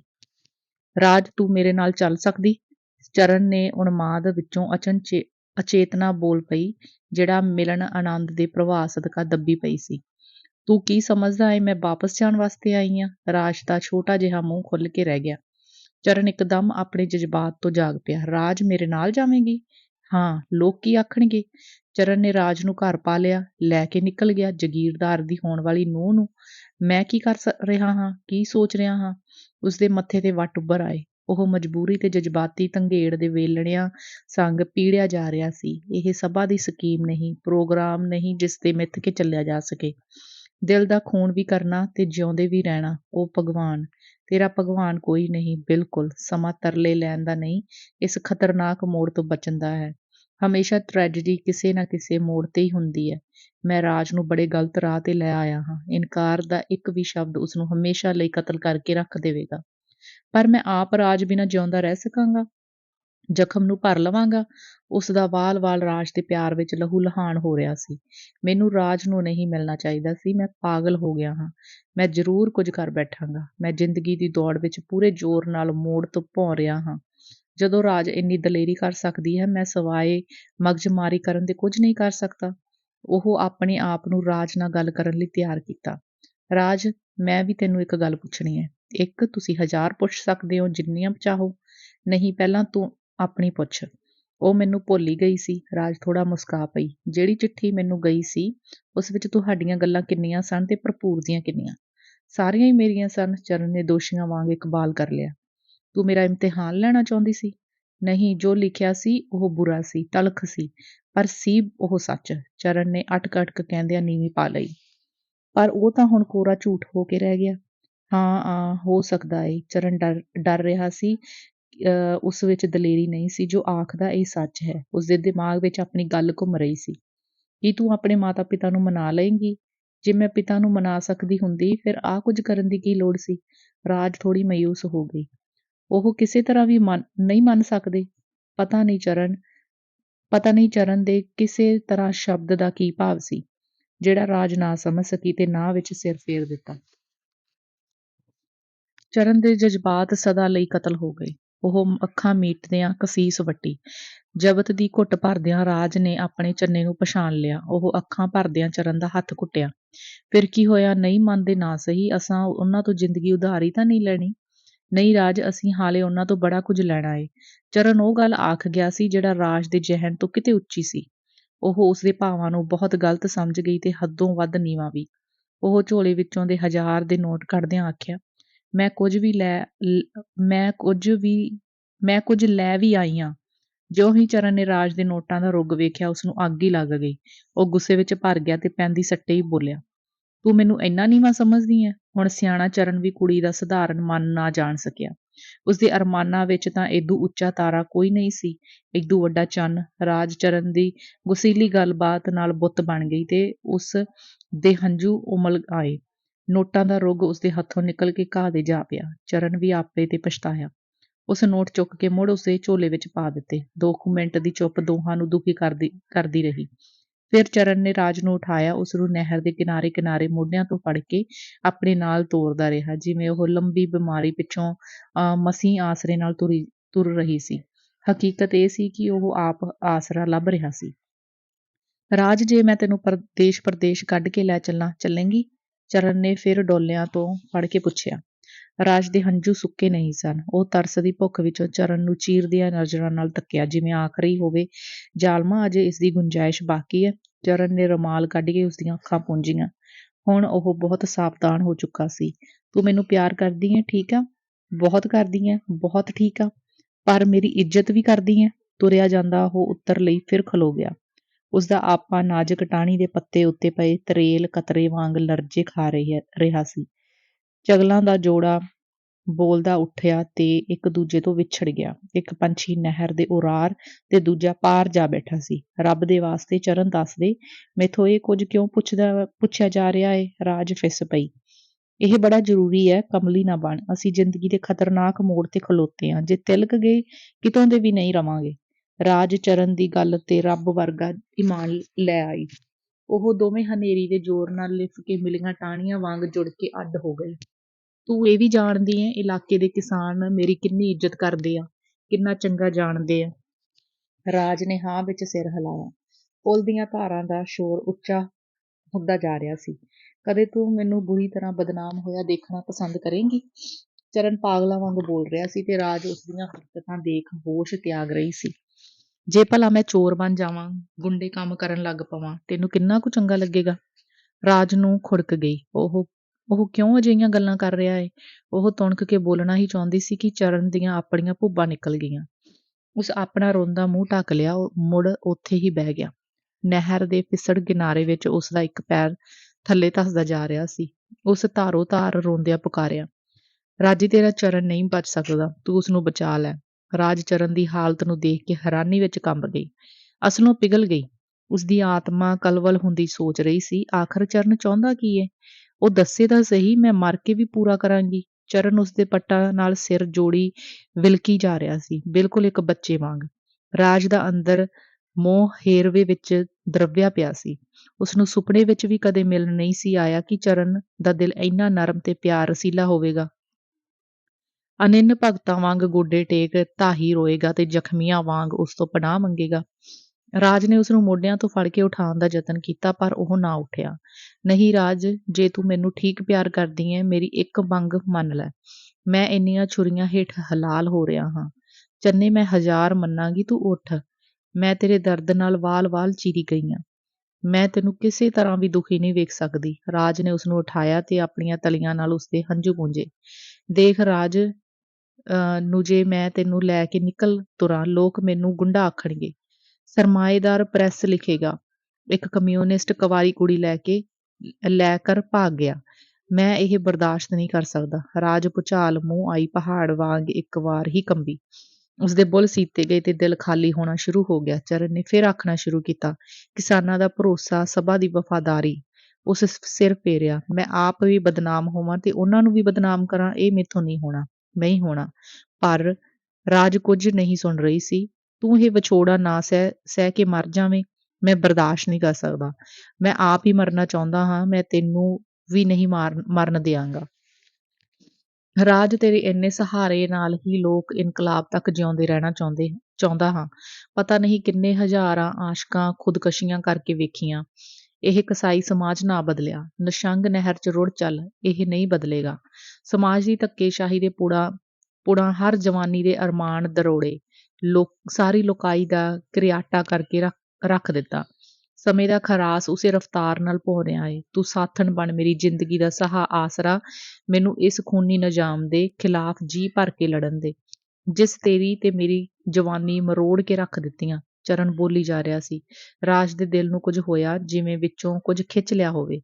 ਉਸ ਹਿੱਕ ਨੂੰ ਪੂਰੇ ਤਾਣ ਨਾਲ ਕੁੱਟਿਆ, ਪਰ ਉਸਦੇ ਪੈਰ ਥਿੜਕਰ ਗਏ। ਰਾਜ ਨੂੰ ਗਸ਼ੀ ਪੈ ਚੁੱਕੀ ਸੀ ਤੇ ਉਹ ਚਰਨ ਦੇ ਫੜਦਿਆਂ ਦਾੜ ਦੇ ਕੇ ਜਾ ਪਈ। ਉਹ ਭਗਵਾਨ, ਇਹ ਕੀ ਹੋ ਗਿਆ? ਉਹ ਲਿਲਕਣੀਆਂ ਲੈ ਉੱਠਿਆ। ਉਸ ਰਾਜ ਦੇ ਸਿਰ ਨੂੰ ਪੱਟਾਂ ਤੇ ਟਿਕਾਇਆ ਤੇ ਉਸਦੀ ਚੁੰਨੀ ਨਾਲ ਛੇਤੀ ਹਵਾ ਕਰਦਿਆਂ ਤੇ ਹਲੂਣਦਿਆਂ ਪੁਕਾਰਿਆ, ਰਾਜ, ਰਾਜੀ, ਹਾਏ ਰੱਬਾ! ਫਿਰ ਉਸ ਮੂੰਹ ਵਿੱਚ ਉਂਗਲ ਪਾ ਕੇ ਵੇਖਿਆ, ਰਾਜ ਨੂੰ ਦੰਦਲ ਪੈ ਚੁੱਕੀ ਸੀ। ਪੁਲ ਦੀਆਂ ਧਾਰਾਂ ਦਾ ਜ਼ੋਰ ਡਿੱਗਦਾ ਪਾਣੀ ਮੌਤ ਵਰਗੀ ਭਿਆਨਕ ਗੜੂਣ ਪੈਦਾ ਕਰ ਰਿਹਾ ਸੀ। ਚਰਨ ਰਾਜ ਦੇ ਸਿਰ ਨੂੰ ਬੁੱਕਲ ਵਿੱਚ ਘੁੱਟ ਕੇ ਭੜਕ ਪਿਆ। ਰਾਜ, ਮੈਂ ਬੇਇੱਜ਼ਤ ਹੋਣ ਨੂੰ ਤਿਆਰ ਹਾਂ, ਤੂੰ ਅੱਖਾਂ ਖੋਲ। ਮੈਂ ਤੇਰਾ ਹੱਥ ਫੜ ਕੇ ਹੁਣੇ ਘਰ ਨੂੰ ਲੈ ਚੱਲਾਂਗਾ। ਚੰਨੀਏ, ਇੱਕ ਵਾਰ ਮੂੰਹੋਂ ਬੋਲ। ਹੋ ਜਾਵੇ ਜੋ ਹੁੰਦਾ ਏ, ਮੈਂ ਕਿਸੇ ਦੀ ਪਰਵਾਹ ਨਹੀਂ, ਤੂੰ ਉੱਠ। ਚਰਨ ਦੀ ਬੁਰੀ ਹਾਲਤ ਸੀ, ਉਸਨੂੰ ਹੱਥਾਂ ਪੈਰਾਂ ਦੀ ਪਈ ਹੋਈ ਸੀ। ਉਸ ਕਾਹਲੀ ਵਿੱਚ ਰਾਜ ਦੇ ਦਿਲ ਨੂੰ ਟੋਇਆ, ਉਸਦੀ ਦੰਦਲ ਟੁੱਟ ਗਈ। ਰਾਜ ਨੂੰ ਹੋਸ਼ ਪਰਤ ਆਈ। ਉਸ ਹੋਸ਼ ਭਰੀਆਂ ਅੱਖਾਂ ਨਾਲ ਇੱਧਰ ਉੱਧਰ ਵੇਖਿਆ, ਫਿਰ ਅੱਖਾਂ ਮੀਟੀਆਂ। ਉਸ ਚਰਨ ਨੂੰ ਸਾਰੇ ਜ਼ੋਰ ਨਾਲ ਘੁੱਟ ਲਿਆ, ਜਿਵੇਂ ਮਾਰ ਕੇ ਦੂਜੀ ਵਾਰ ਪਾਇਆ ਸੀ। ਚਰਨ ਇਹ ਆਖਣ ਲਈ ਤਿਆਰ ਹੀ ਹੋ ਰਿਹਾ ਸੀ, ਰਾਜ, ਚੱਲ ਘਰ ਨੂੰ ਚੱਲੀਏ, ਕਿ ਉਹ ਬੋਲ ਪਈ, ਚਰਨ, ਤੂੰ ਬਹੁਤ ਖੁਸ਼ ਏਂ? ਚਰਨ, ਜਿਹੜਾ ਸਿੰਧਾਤੀ ਵੀ ਸੀ, ਨਾ ਜਾਣ ਸਕਿਆ ਕਿ ਰਾਜ ਨੂੰ ਸਦੀਆਂ ਭਰ ਦੀ ਮਰਦ ਖੁਸ਼ੀ ਦੀਆਂ ਗੁਲਾਮ ਸਿੱਲਾਂ ਨੂੰ ਮੁੜ ਦਿਲ ਤੇ ਰੱਖ ਕੇ ਪੁੱਛਿਆ ਏ। ਹਾਂ ਰਾਜ, ਮੈਂ ਤੈਨੂੰ ਜਿਉਂਦੀ ਵੇਖ ਕੇ ਬਹੁਤ ਖੁਸ਼ ਹਾਂ। ਚਰਨ ਨੇ ਅੱਖਾਂ ਮੀਟਦਿਆਂ ਉਸ ਹੱਥ ਫੜ ਕੇ ਬੁੱਲ੍ਹਾਂ ਨੂੰ ਲਾਇਆ ਤੇ ਲੰਮਾ ਚੁੰਮਣ ਖਿੱਚਿਆ। ਉਸਦੀ ਛਾਤੀ ਪ੍ਰਿਆ ਪਿਆਰ ਨਾਲ ਭਰ ਗਈ। ਤੂੰ ਚੰਨਿਆ ਸਾਰੀ ਉਮਰ ਖੁਸ਼ ਰਹੇ, ਮੇਰੀ ਉਮਰ ਵੀ ਤੈਨੂੰ ਲੱਗ ਜਾਵੇ, ਮੈਂ ਤੇਰੇ ਸਾਰੇ ਗਮ ਪੀ ਜਾਵਾਂ। ਉਸਦਾ ਦਿਲ ਫਿਰ ਘਟਣਾ ਸ਼ੁਰੂ ਹੋ ਗਿਆ। ਚੰਨੇ, ਮੈਂ ਤੇਰੀ ਗੱਲ ਮੰਨ ਸਕਦੀ ਹਾਂ। ਹਾਂ। ਉਹ ਫਿਰ ਬੇਹੋਸ਼ ਹੋ ਗਈ। ਚਰਨ ਨੇ ਮੁੱਠ ਮੀਟ ਕੇ ਦਰਦ ਰਵਾਣੀ ਬਾਹੁੜੀ ਵਿੱਚ ਆਪਾ ਝੰਜਕਿਆ। ਉਸ ਰਾਜ ਨੂੰ ਫਿਰ ਹੋਸ਼ ਵਿੱਚ ਲਿਆਂਦਾ। ਉਸ ਫਿਰ ਔਕੜ ਦਾ ਸਾਹਮਣਾ ਕਰਨ ਲਈ ਮਨ ਵਿੱਚ ਧਾਰ ਲਈ ਤੇ ਰਾਜ ਨੂੰ ਉਠਾਉਂਦਿਆਂ ਆਖਿਆ, ਚੱਲ ਰਾਜ, ਘਰ ਨੂੰ ਚੱਲੀਏ, ਰਾਤ ਬਹੁਤ ਹੋ ਗਈ। ਚੰਨ ਸਿਖਰੋਂ ਨੀਵਾਂ ਹੋ ਗਿਆ ਸੀ। ਹਾਂ, ਚੱਲਣਾ ਹੀ ਚਾਹੀਦਾ ਹੈ। ਰਾਜ ਨੇ ਇੱਕ ਲੰਮਾ ਹੌਂਕਾ ਲੈ ਕੇ ਆਪਣੇ ਪਿੰਡ ਵੱਲ ਤੁਰਨਾ ਸ਼ੁਰੂ ਕਰ ਦਿੱਤਾ। ਰਾਜ ਨੇ ਹੱਥ ਮੂੰਹ ਵਿੱਚ ਲੈਂਦਿਆਂ ਸੋਚਿਆ, ਮੈਂ ਇਸ ਨੂੰ ਕਿਵੇਂ ਸਮਝਾਵਾਂ ਕਿ ਮੈਂ ਆਪਣੇ ਘਰ ਨੂੰ ਚੱਲਣ ਲਈ ਕਿਹਾ ਏ। ਉਸ ਵਿੱਚ ਕੁਝ ਆਖਣ ਦੀ ਜ਼ਰੂਰਤ ਹੀ ਮੁੱਕ ਗਈ। ਚਰਨ, ਹੁਣ ਜੋ ਕਰਨਾ ਏ ਦਿਲ ਖੋਲ ਕੇ ਕਰੀ, ਮਨ ਆਇਆ। ਮੈਂ ਤੇਰੇ ਇਨਕਲਾਬ ਦਾ ਰੋੜਾ ਨਹੀਂ ਬਣਾਂਗੀ। ਉਹ ਖੱਬੀ ਬਾਂਹ ਨਾਲ ਹਿੱਕ ਘੁੱਟੀ ਤੁਰ ਰਹੀ ਸੀ। ਰਾਜ, ਇਉਂ ਨਾ ਆਖ। ਚਰਨ ਦੀ ਰੂਹ ਵਿੱਚ ਹਜ਼ਾਰਾਂ ਜ਼ਖਮ ਇੱਕ ਵਾਰ ਹੀ ਕੁਰਲਾ ਉੱਠੇ। ਉਸਦਾ ਦਿਲ ਸਾਫ਼ ਤਾਂ ਨਹੀਂ ਰਿਹਾ ਸੀ, ਦਿਮਾਗ ਬੌਂਦਲ ਚੁੱਕਿਆ ਸੀ। ਰਾਜੀ, ਹੁਣ ਵੀ? ਰਾਜ ਉਸ ਦੀ ਗੱਲ ਅਣਸੁਣੀ ਕਰਦਿਆਂ ਆਪਣੇ ਅੰਦਰਲੇ ਭਾਵਾਂ ਵਿੱਚੋਂ ਬੋਲ ਪਈ, ਚਰਨ, ਮੈਂ ਵੀ ਤੇਰੇ ਕੋਲੋਂ ਇੱਕ ਮੰਗ ਲੈਣੀ ਏ, ਬਸ ਆਖਰੀ। ਉਸਦੇ ਦਿਲ ਨੂੰ ਫਿਰ ਹੌਲ ਪੈ ਗਿਆ। ਉਸ ਬੁੱਲ ਦੰਦ ਹੇਠ ਦੱਬ ਕੇ ਕਸੀਸ ਵੱਟੀ ਤੇ ਹਿੱਕ ਨੂੰ ਹੋਰ ਘੁੱਟ ਲਿਆ। ਰਾਜ, ਤੂੰ ਆਖ ਸਹੀ, ਮੈਂ ਤੇਰੀ ਮੰਗ ਪੂਰੀ ਕਰਨ ਲਈ ਆਪਣੀ ਜਾਨ ਤੱਕ ਦਿਆਂਗਾ। ਨਾ, ਅਜਿਹੀ ਗੱਲ ਨਾ ਆਖੋ। ਰਾਜ ਨੇ ਚਰਨ ਦੇ ਮੂੰਹ ਤੇ ਹੱਥ ਰੱਖਿਆ। ਬਸ ਜਦੋਂ ਮੈਂ ਚਾਹਾਂ ਮੈਨੂੰ ਮਿਲ ਜ਼ਰੂਰ ਪਿਆ ਕਰੀ। ਮੇਰੇ ਪਿਆਰ ਦਾ ਵਾਸਤਾ ਏ। ਰਾਜ ਆਪਣੇ ਹੌਂਕੇ ਦੀ ਬੇਵਸੀ ਵਿੱਚ ਇੱਕ ਨਿਮਾਣੀ ਜਾਨ ਹੋ ਕੇ ਰਹਿ ਗਈ। ਇੰਨੀ ਛੋਟੀ ਤੇ ਥੋੜੀ ਉਹ ਜ਼ਿੰਦਗੀ ਭਰ ਕਦੇ ਨਹੀਂ ਹੋਈ ਸੀ। ਮੈਂ ਘਾਟੀਆਂ ਚੀਰ ਕੇ ਆਪਣੀ ਜ਼ਿੰਦਗੀ ਕੋਲ ਆਵਾਂਗਾ। ਉਸਦੇ ਪਰਲ ਹੰਝੂ ਜਾਰੀ ਹੋ ਗਏ। ਮੇਰੀ ਸਹੁੰ? ਰਾਜੀ, ਮੈਨੂੰ ਤੇਰੇ ਪਿਆਰ ਦੀ ਸਹੁੰ। ਚਰਨ ਦਾ ਦਿਲ ਭਰ ਆਇਆ। ਰਾਜ ਨੇ ਉਸ ਦੀ ਛਾਤੀ ਤੇ ਕੰਬਦਾ ਹੱਥ ਫੇਰਿਆ। ਚੰਨ ਟਾਹਲੀਆਂ ਦੇ ਪਿਛਵਾੜੇ ਆ ਗਿਆ। ਉਸਦੀ ਚਾਨਣੀ ਨਹਿਰ ਦੀ ਸਤਹ ਤੇ ਟੁੱਟੀਆਂ ਕਿਰਨਾਂ ਵਿੱਚ ਪੈ ਰਹੀ ਸੀ। ਰਾਜ ਖਾਮੋਸ਼ ਤੇ ਕੁਚਲੀਆਂ ਸੱਧਰਾਂ ਨਾਲ ਆਪਣੇ ਪਿੰਡ ਵੱਲ ਲੜਖੜਾਉਂਦੇ ਕਦਮ ਪੁੱਟ ਰਹੀ ਸੀ। ਚਰਨ ਉਸਦਾ ਝੋਲਾ ਸਾਂਭੀ ਆਪਣੇ ਆਪ ਨੂੰ ਕੋਸਦਾ ਤੁਰ ਰਿਹਾ ਸੀ। ਮੈਂ ਦੋਸ਼ੀ ਹਾਂ, ਮੈਂ ਰਾਜ ਦੀ ਛਾਤੀ ਤੇ ਫਨੀਅਰ ਬਣ ਕੇ ਡੰਗ ਮਾਰਿਆ ਏ ਤੇ ਆਪਣੇ ਦਿਲ ਵਿੱਚ ਬਰਛਾ। ਰਾਜ ਨੇ ਆਸਰੇ ਵਜੋਂ ਆਪਣਾ ਹੱਥ ਚਰਨ ਦੇ ਹੱਥ ਵਿੱਚ ਦੇ ਕੇ ਪੁੱਛਿਆ, ਰਾਤ ਕਿੰਨੀ ਕੁ ਰਹਿੰਦੀ ਹੋਵੇਗੀ? ਸ਼ਾਇਦ ਉਹ ਤੜਕੇ ਦਾ ਤਾਰਾ ਚੜ੍ਹ ਰਿਹਾ ਏ। ਚਰਨ ਇੱਕ ਤਰ੍ਹਾਂ ਸੱਤਿਆ ਮੁਕਾ ਚੁੱਕਾ ਸੀ, ਫਿਰ ਵੀ ਉਹ ਰਾਜ ਨੂੰ ਸਹਾਰਾ ਦੇਈ ਜਾ ਰਿਹਾ ਸੀ। ਰਾਤ ਖਾਮੋਸ਼ ਸੀ, ਜਿਵੇਂ ਕੁਝ ਵੀ ਨਹੀਂ ਸੀ ਵਾਪਰਿਆ। ਚਾਨਣੀ ਹਰ ਪਲ ਫਿੱਕੀ ਪੈਂਦੀ ਜਾ ਰਹੀ ਸੀ, ਜਿਵੇਂ ਨੀਂਦ ਲਈ ਊਂਘ ਰਹੀ ਹੋਵੇ। ਨਰਮੂਦ ਦਾ ਕਿਉਂ ਉਲਟਾ ਨਾ ਦੇਵਾਂ ਮੈਂ ਖੁਦਾਈ, ਜਿਸ ਵਿੱਚ ਮੇਰਾ ਪਿਆਰਾ ਬਣਿਆ ਨਾ ਪਿਆਰਾ। ਭਾਗ 9ਵਾਂ। ਪਰਵਾਹ। ਅੰਗ ਪਹਿਲਾ। ਸਮੇਂ ਦੀ ਤੋਰ ਦੇ ਪੰਜੇ ਚਟਾਨਾਂ ਚੀਰ ਲੰਘ ਜਾਂਦੇ, ਕਿਸੇ ਵੀ ਜ਼ਬਰਦਸਤੀ ਤੋਂ ਇਹ ਧਾਰੇ ਮੋੜ ਨਹੀਂ ਖਾਂਦੇ। ਜਦੋਂ ਕੋਈ ਝੱਖੜ ਆਉਂਦਾ ਹੈ, ਕਲੀਆਂ ਤੋੜ ਦਿੰਦਾ ਹੈ, ਡਾਲਾਂ ਮਰੋੜ ਸੁੱਟਦਾ ਹੈ ਤੇ ਕਈ ਵਾਰ ਦਰਖਤ ਵੀ ਪਟਕਾ ਜਾਂਦਾ ਹੈ। ਗੱਲ ਕੀ ਸਾਰੇ ਵਾਯੂਮੰਡਲ ਦੀ ਸ਼ਕਲ ਹੀ ਵਿਗੜ ਜਾਂਦੀ ਹੈ। ਬਾਰੇ ਭਰਪੂਰ ਬਹੁਤ ਚਰਨ ਤੇ ਰਾਜ ਬਾਰੇ ਭਰਪੂਰ ਬੁਰੀ ਤਰ੍ਹਾਂ ਮਹਿਸੂਸ ਕਰ ਰਿਹਾ ਸੀ। ਚਰਨ ਅੱਜ ਕੱਲ੍ਹ ਕੁਝ ਨਹੀਂ ਸੋਚ ਸਕਦਾ। ਉਸਦੀ ਵੱਡੀ ਟ੍ਰੈਜੇਡੀ ਜ਼ਿੰਦਗੀ ਵਿੱਚ ਹੋਰ ਕੋਈ ਨਹੀਂ ਆ ਸਕਦੀ। ਇਹ ਤਾਂ ਚਰਨ ਹੀ ਸੀ ਜਿਹੜਾ ਇੰਨੀ ਸੱਟ ਸਹਿ ਗਿਆ। ਜੇ ਉਹ ਅਗਾਂਹ-ਵਧੂ ਲਗਨ ਨਾ ਹੁੰਦੀ, ਉਸਦਾ ਵੀ ਆਮ ਨੌਜਵਾਨਾਂ ਵਾਂਗ ਖਤਮ ਹੋ ਜਾਣਾ ਯਕੀਨੀ ਸੀ। ਉਹ ਮੂੰਹ-ਹੱਥ ਧੋ ਕੇ ਢਾਠੀ ਬੰਨ੍ਹ ਰਿਹਾ ਸੀ ਕਿ ਉਸ ਨੂੰ ਉਸਦੀ ਭੂਆ ਇੰਦ ਕੌਰ ਨੇ ਹੇਠੋਂ ਆਵਾਜ਼ ਮਾਰੀ, "ਕਾਕਾ ਹੇਠਾਂ ਆ ਕੇ ਦੁੱਧ ਪੀ ਲੈ।" "ਆਇਆ ਭੂਆ ਜੀ।" ਪੌੜੀਆਂ ਉਤਰਦੇ ਉਸ ਭੂਆ ਜੀ ਨਾਲ ਗੱਲ ਕਰਨ ਲਈ ਮਨ ਬਣਾ ਲਿਆ। ਉਹ ਚੁੱਲ੍ਹੇ ਲਾਗੇ ਭੂਆ ਕੋਲ ਪੀੜ੍ਹੀ ਤੇ ਬਹਿ ਗਿਆ। ਭੂਆ ਉਸਨੂੰ ਦਿਨੋਂ-ਦਿਨ ਜਵਾਨ ਹੁੰਦਿਆਂ ਵੇਖ ਪ੍ਰਸੰਨ ਹੋ ਰਹੀ ਸੀ। ਉਹ ਕਈ ਵਾਰ ਸੋਚਦੀ, ਮੈਂ ਭਰਪੂਰ ਦੇ ਸੁਹਾਣੇ ਭਵਿੱਖ ਵਿੱਚ ਆਰਾਮ ਨਾਲ ਮਰ ਸਕਾਂਗੀ। ਭਰਪੂਰ ਨੇ ਦੁੱਧ ਪੀਣ ਖਾਤਰ ਢਾਠੀ ਖੋਲ੍ਹ ਦਿੱਤੀ ਤੇ ਦਾੜੀ ਨੂੰ ਦੋਹਾਂ ਹੱਥਾਂ ਨਾਲ ਥਾਪੜਿਆ। ਦੁੱਧ ਥੋੜ੍ਹਾ ਗਰਮ ਸੀ। ਇੰਦ ਕੌਰ ਨੇ ਗਲਾਸ ਵਿੱਚ 1-2 ਵਾਰ ਓਤ-ਪੋਤ ਕੀਤਾ। ਭਰਪੂਰ ਨੂੰ ਬੜੀ ਸੰਗ ਆ ਰਹੀ ਸੀ। ਉਹ ਕਿਵੇਂ ਭੂਆ ਨਾਲ ਚਰਨ ਦੇ ਸਾਕ ਦੀ ਗੱਲ ਤੋਰੇ। ਪਹਿਲਾਂ ਕਦੇ ਉਸ ਆਪਣੀ ਭੂਆ ਨਾਲ ਇਸ ਤਰ੍ਹਾਂ ਦੀ ਗੱਲ ਨਹੀਂ ਕੀਤੀ ਸੀ। ਸਗੋਂ ਇੰਦ ਕੌਰ ਕਦੇ ਨਾ ਕਦੇ ਪੁੱਛ ਛੱਡਦੀ ਹੁੰਦੀ ਸੀ, "ਕਾਕਾ ਵਿਆਹ ਕਦੋਂ ਕਰਾਉਣਾ ਏ?" ਆਖਰ ਭਰਪੂਰ ਨੇ ਸੰਗਦਿਆਂ ਗੱਲ ਤੋਰ ਹੀ ਦਿੱਤੀ। "ਭੂਆ ਜੀ, ਮੈਂ ਇੱਕ ਗੱਲ ਕਰਨ ਲੱਗਾ ਹਾਂ, ਮਖੌਲ ਨਾ ਕਰੀਂ।" "ਤੂੰ ਕੀ ਵਿਆਹ ਦੀ ਗੱਲ ਕਰਨ ਲੱਗਾ ਏਂ?" ਇੰਦ ਕੌਰ ਦਾ ਹਾਸਾ ਨਿਕਲ ਗਿਆ।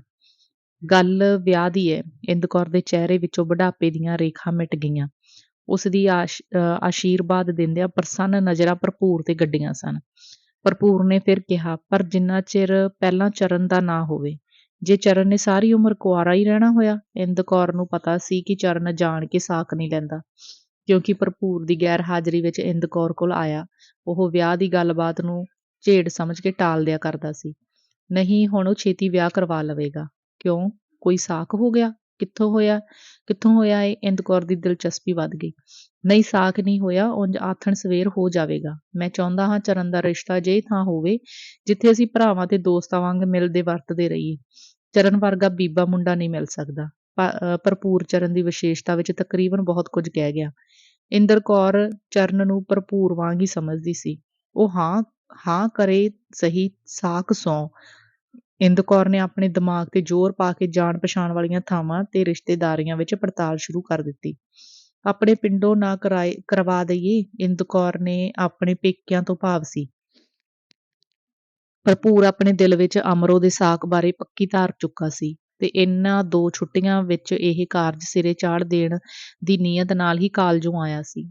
ਉਹ ਖਿਆਲ ਕਰਦਾ, ਜੇ ਇਹ ਸਾਕ ਚਰਨ ਨੂੰ ਹੋ ਜਾਵੇ, ਉਸਦੀ ਸਿਆਸੀ ਜ਼ਿੰਦਗੀ ਹੋਰ ਵੀ ਮਜ਼ਬੂਤ ਹੋ ਜਾਵੇ। ਉਸਨੂੰ ਬਾਬੇ ਦੀਆਂ ਕੁਰਬਾਨੀਆਂ ਦਾ ਅੱਗੇ ਵੀ ਬਹੁਤ ਅਹਿਸਾਸ ਹੈ। ਫਿਰ ਤਾਂ ਲੋਹੇ ਦੀ ਲੱਠ ਬਣ ਜਾਵੇ। ਅਮਰੋ ਦੇ ਸੁਭਾਅ ਸਾਵੇਂ ਉਸਦਾ ਜ਼ਖਮ ਸੁਖਾਲਿਆ ਹੀ ਭਰ ਜਾਵੇਗਾ।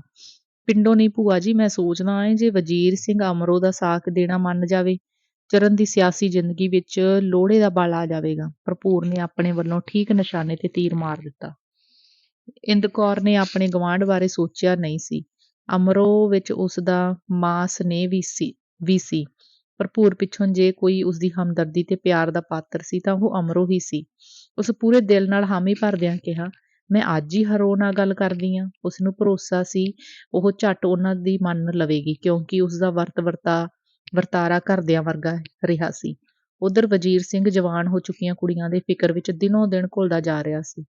ਜਿੰਦ ਜਾਨ ਵਾਲੇ ਸਾਕ ਘੋੜੀਆਂ-ਜੋੜੀਆਂ ਮੰਗਦੇ ਸਨ, ਜਿਨ੍ਹਾਂ ਦੇ ਦੇਣ ਦੀ ਉਸ ਵਿੱਚ ਪਹੁੰਚ ਨਹੀਂ ਸੀ। ਉਹ ਸਾਦਾ ਗੁਜ਼ਾਰ ਕਰ ਰਿਹਾ ਸੀ। ਉਸਦੀ ਖਾਹਿਸ਼ ਸੀ ਕੋਈ ਲੋੜਵੰਦ ਸਾਕ ਮਿਲ ਜਾਵੇ ਤੇ ਛੇਤੀ ਧੀਆਂ ਵੱਲੋਂ ਸੁਰਖਰੂ ਹੋ ਜਾਵਾਂ। ਜਦੋਂ ਉਸ ਚਰਨ ਲਈ ਇੰਦ ਕੌਰ ਰਾਹੀਂ ਘਰ ਸਾਕ ਦੀ ਭਿਣਕ ਸੁਣੀ, ਉਸ ਦੇਰ ਕਰਨੀ ਠੀਕ ਨਹੀਂ ਸਮਝੀ। ਮਤਾ ਮੌਕਾ ਖੁੰਝ ਜਾਵੇ। ਚਰਨ ਨੂੰ ਇਲਾਕੇ ਵਿੱਚ ਕੌਣ ਨਹੀਂ ਜਾਣਦਾ ਸੀ। ਸਿਹਤ ਵੱਲੋਂ ਸੋਨਾ ਤੇ ਉਮਰ ਹਾਣ ਪ੍ਰਵਾਨ। ਸਟੇਜ ਤੇ ਆਉਣ ਕਰਕੇ ਲੋਕ ਉਸਦੀ ਇੱਜ਼ਤ ਵੀ ਕਰਿਆ ਕਰਦੇ ਸਨ। ਗੁਆਂਢ ਮੱਥਾ ਹੋਣ ਕਰਕੇ ਘਰ-ਘਾਟ ਤੇ ਜ਼ਮੀਨ ਆਦਿ ਬਾਰੇ ਵਜ਼ੀਰ ਸਿੰਘ ਨੂੰ ਚੰਗੀ ਤਰ੍ਹਾਂ ਪਤਾ ਸੀ। ਸੋ ਨੇਕ ਕੰਮ ਕਰਨ ਵਿੱਚ ਉਸ ਦੇਰੀ ਕਰਨੀ ਠੀਕ ਨਹੀਂ ਸਮਝੀ।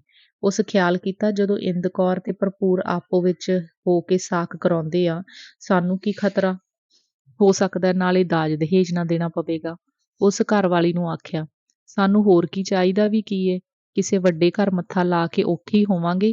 ਗੁਜ਼ਾਰੇ ਜੋਗੀ 9 ਕੁ ਜ਼ਮੀਨ ਐ। ਮੈਂ ਤਾਂ ਬਿਨਾਂ ਪੁੱਛੇ ਅਮਰੋ ਦਾ ਸਾਕ ਕਰ ਦੇਣਾ ਏ।"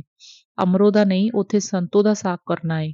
ਹਰੋ ਆਪਣੇ ਘਰਵਾਲੇ ਤੋਂ ਪਹਿਲਾਂ ਇੰਦ ਕੌਰ ਨਾਲ ਗੱਲ ਕਰ ਚੁੱਕੀ ਸੀ। ਹਰੋ ਨੇ ਚਰਨ ਨੂੰ ਭਰਪੂਰ ਕੋਲ ਆਉਂਦਿਆਂ ਜਾਂਦਿਆਂ ਵੇਖਿਆ ਸੀ ਤੇ ਇੰਦ ਕੌਰ ਦੇ ਗੱਲ ਤੋਰਨ ਤੇ ਹੀ ਉਹ ਪੱਕੀ ਧਾਰ ਲਈ ਸੀ।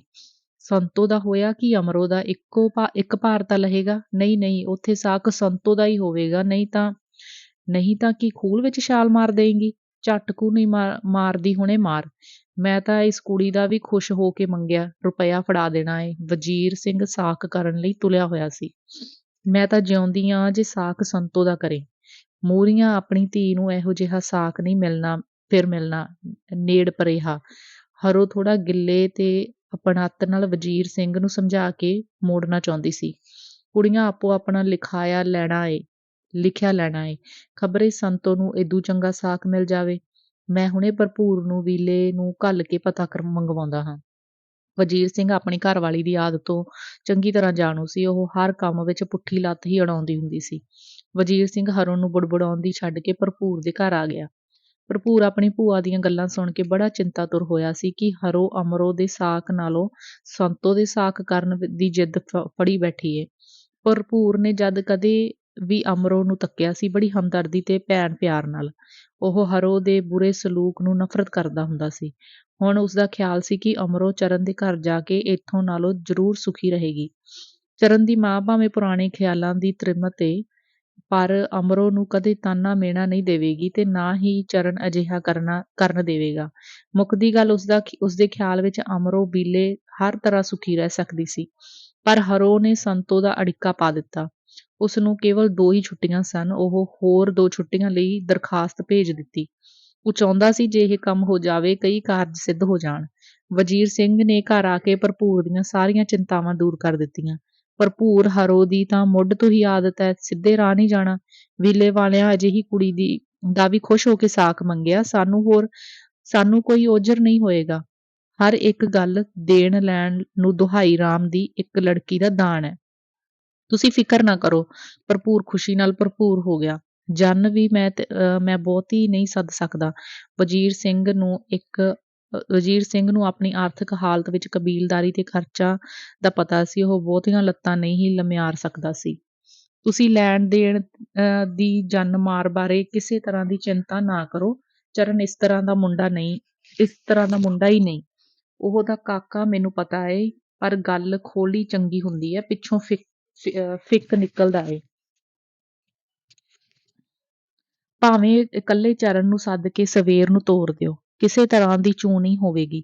ਚਰਨ ਦਾ ਪਿਓ ਬੇਹੱਦ ਨਰਮ ਤੇ ਸ਼ਰੀਫ ਆਦਮੀ ਹੈ, ਜਿੱਧਰ ਚਾਹੋ ਮੋੜ ਲਵੋ, ਕੋਈ ਨਾ ਨਹੀਂ। ਭਰਪੂਰ ਭਾਵੇਂ ਸੱਚੀਆਂ ਗੱਲਾਂ ਕਹਿ ਰਿਹਾ ਸੀ, ਪਰ ਵਜ਼ੀਰ ਸਿੰਘ ਨੇ ਜਾਣਿਆ ਵਿਚੋਲੇ ਇਸ ਤਰ੍ਹਾਂ ਦੀਆਂ ਗੱਲਾਂ ਕਰਿਆ ਹੀ ਕਰਦੇ ਹਨ। ਚੰਗਾ ਤੂੰ ਅੱਜ ਆਥਣੇ ਜਾਈ, ਸਾਰੀਆਂ ਗੱਲਾਂ ਖੋਲ ਆਵੀਂ। ਰੱਬ ਨੇ ਰੱਖੀ ਸੁੱਖ ਤਾਂ ਕੱਲ ਮੰਗਲ ਨੂੰ ਰੁਪਇਆ ਹੱਥ ਰੱਖ ਆਵਾਂਗਾ। ਵਜ਼ੀਰ ਸਿੰਘ ਇੰਨੀ ਕਹਿ ਕੇ ਚਲਿਆ ਗਿਆ। ਭਰਪੂਰ ਦੀ ਖੁਸ਼ੀ ਮਿਆਉਂਦੀ ਨਹੀਂ ਸੀ।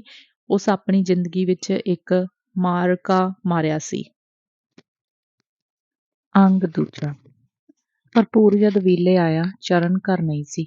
ਉਹ ਬਾਹਰ ਆਪਣੇ ਪਿਤਾ ਕੋਲ ਬਿਜਾਈ ਦਾ ਕੰਮ ਕਰਵਾ ਰਿਹਾ ਸੀ। ਹਾੜੀ ਦੀ ਬਿਜਾਈ ਦਾ ਤਕਰੀਬਨ ਜ਼ੋਰ ਪੈ ਚੁੱਕਾ ਸੀ। ਘਰ ਕੇਵਲ ਚਰਨ ਦੀ ਮਾਂ ਹੀ ਸੀ। ਉਹ ਹੁਣੇ ਵਿੱਚੋਂ ਦੁੱਧ ਵਾਲੀ ਕਾੜ੍ਹਨੀ ਚੁੱਕ ਕੇ ਹਟੀ ਸੀ। ਉਸ ਭਰਪੂਰ ਨੂੰ ਆਉਂਦਿਆਂ ਦੇਖ ਪ੍ਰਸੰਨ ਹੁੰਦਿਆਂ ਕਿਹਾ, ਸ਼ੁਕਰ ਹੈ ਜੇ ਪੁੱਤ ਨੇ ਘਰ ਪੈਰ ਪਾਏ ਐ। ਇੱਥੇ ਮੈਂ ਬਹੁਤ ਵੱਡੀ ਖੁਸ਼ਖਬਰੀ ਲੈ ਕੇ ਆਇਆ ਹਾਂ। ਭਰਪੂਰ ਨੇ ਨੇੜੇ ਆ ਕੇ ਸਤਿ ਸ੍ਰੀ ਅਕਾਲ ਆਖੀ। ਜਿਵੇਂ ਵੇ ਪੁੱਤ, ਕੀ ਖੁਸ਼ਖਬਰੀ ਲਿਆਇਆ ਏ? ਚਰਨ ਦਾ ਮੰਗਣਾ, ਫੇਰ ਵਿਆਹ, ਗੀਤ ਬਾਜੇ। ਬੇਬੇ ਮੈਂ ਬੜਾ ਕੁਝ ਲਿਆਇਆ ਹਾਂ। ਭਰਪੂਰ ਦੀਆਂ ਮਦਾਰੀ ਵਾਂਗ ਬਾਹਾਂ ਖੁੱਲੀਆਂ ਸਨ, ਜਿਵੇਂ ਉਹ ਜਾਦੂ ਦੀ ਬੰਸਰੀ ਵਜਾ ਕੇ ਹੁਣੇ ਕਰ ਦੇਵੇਗਾ।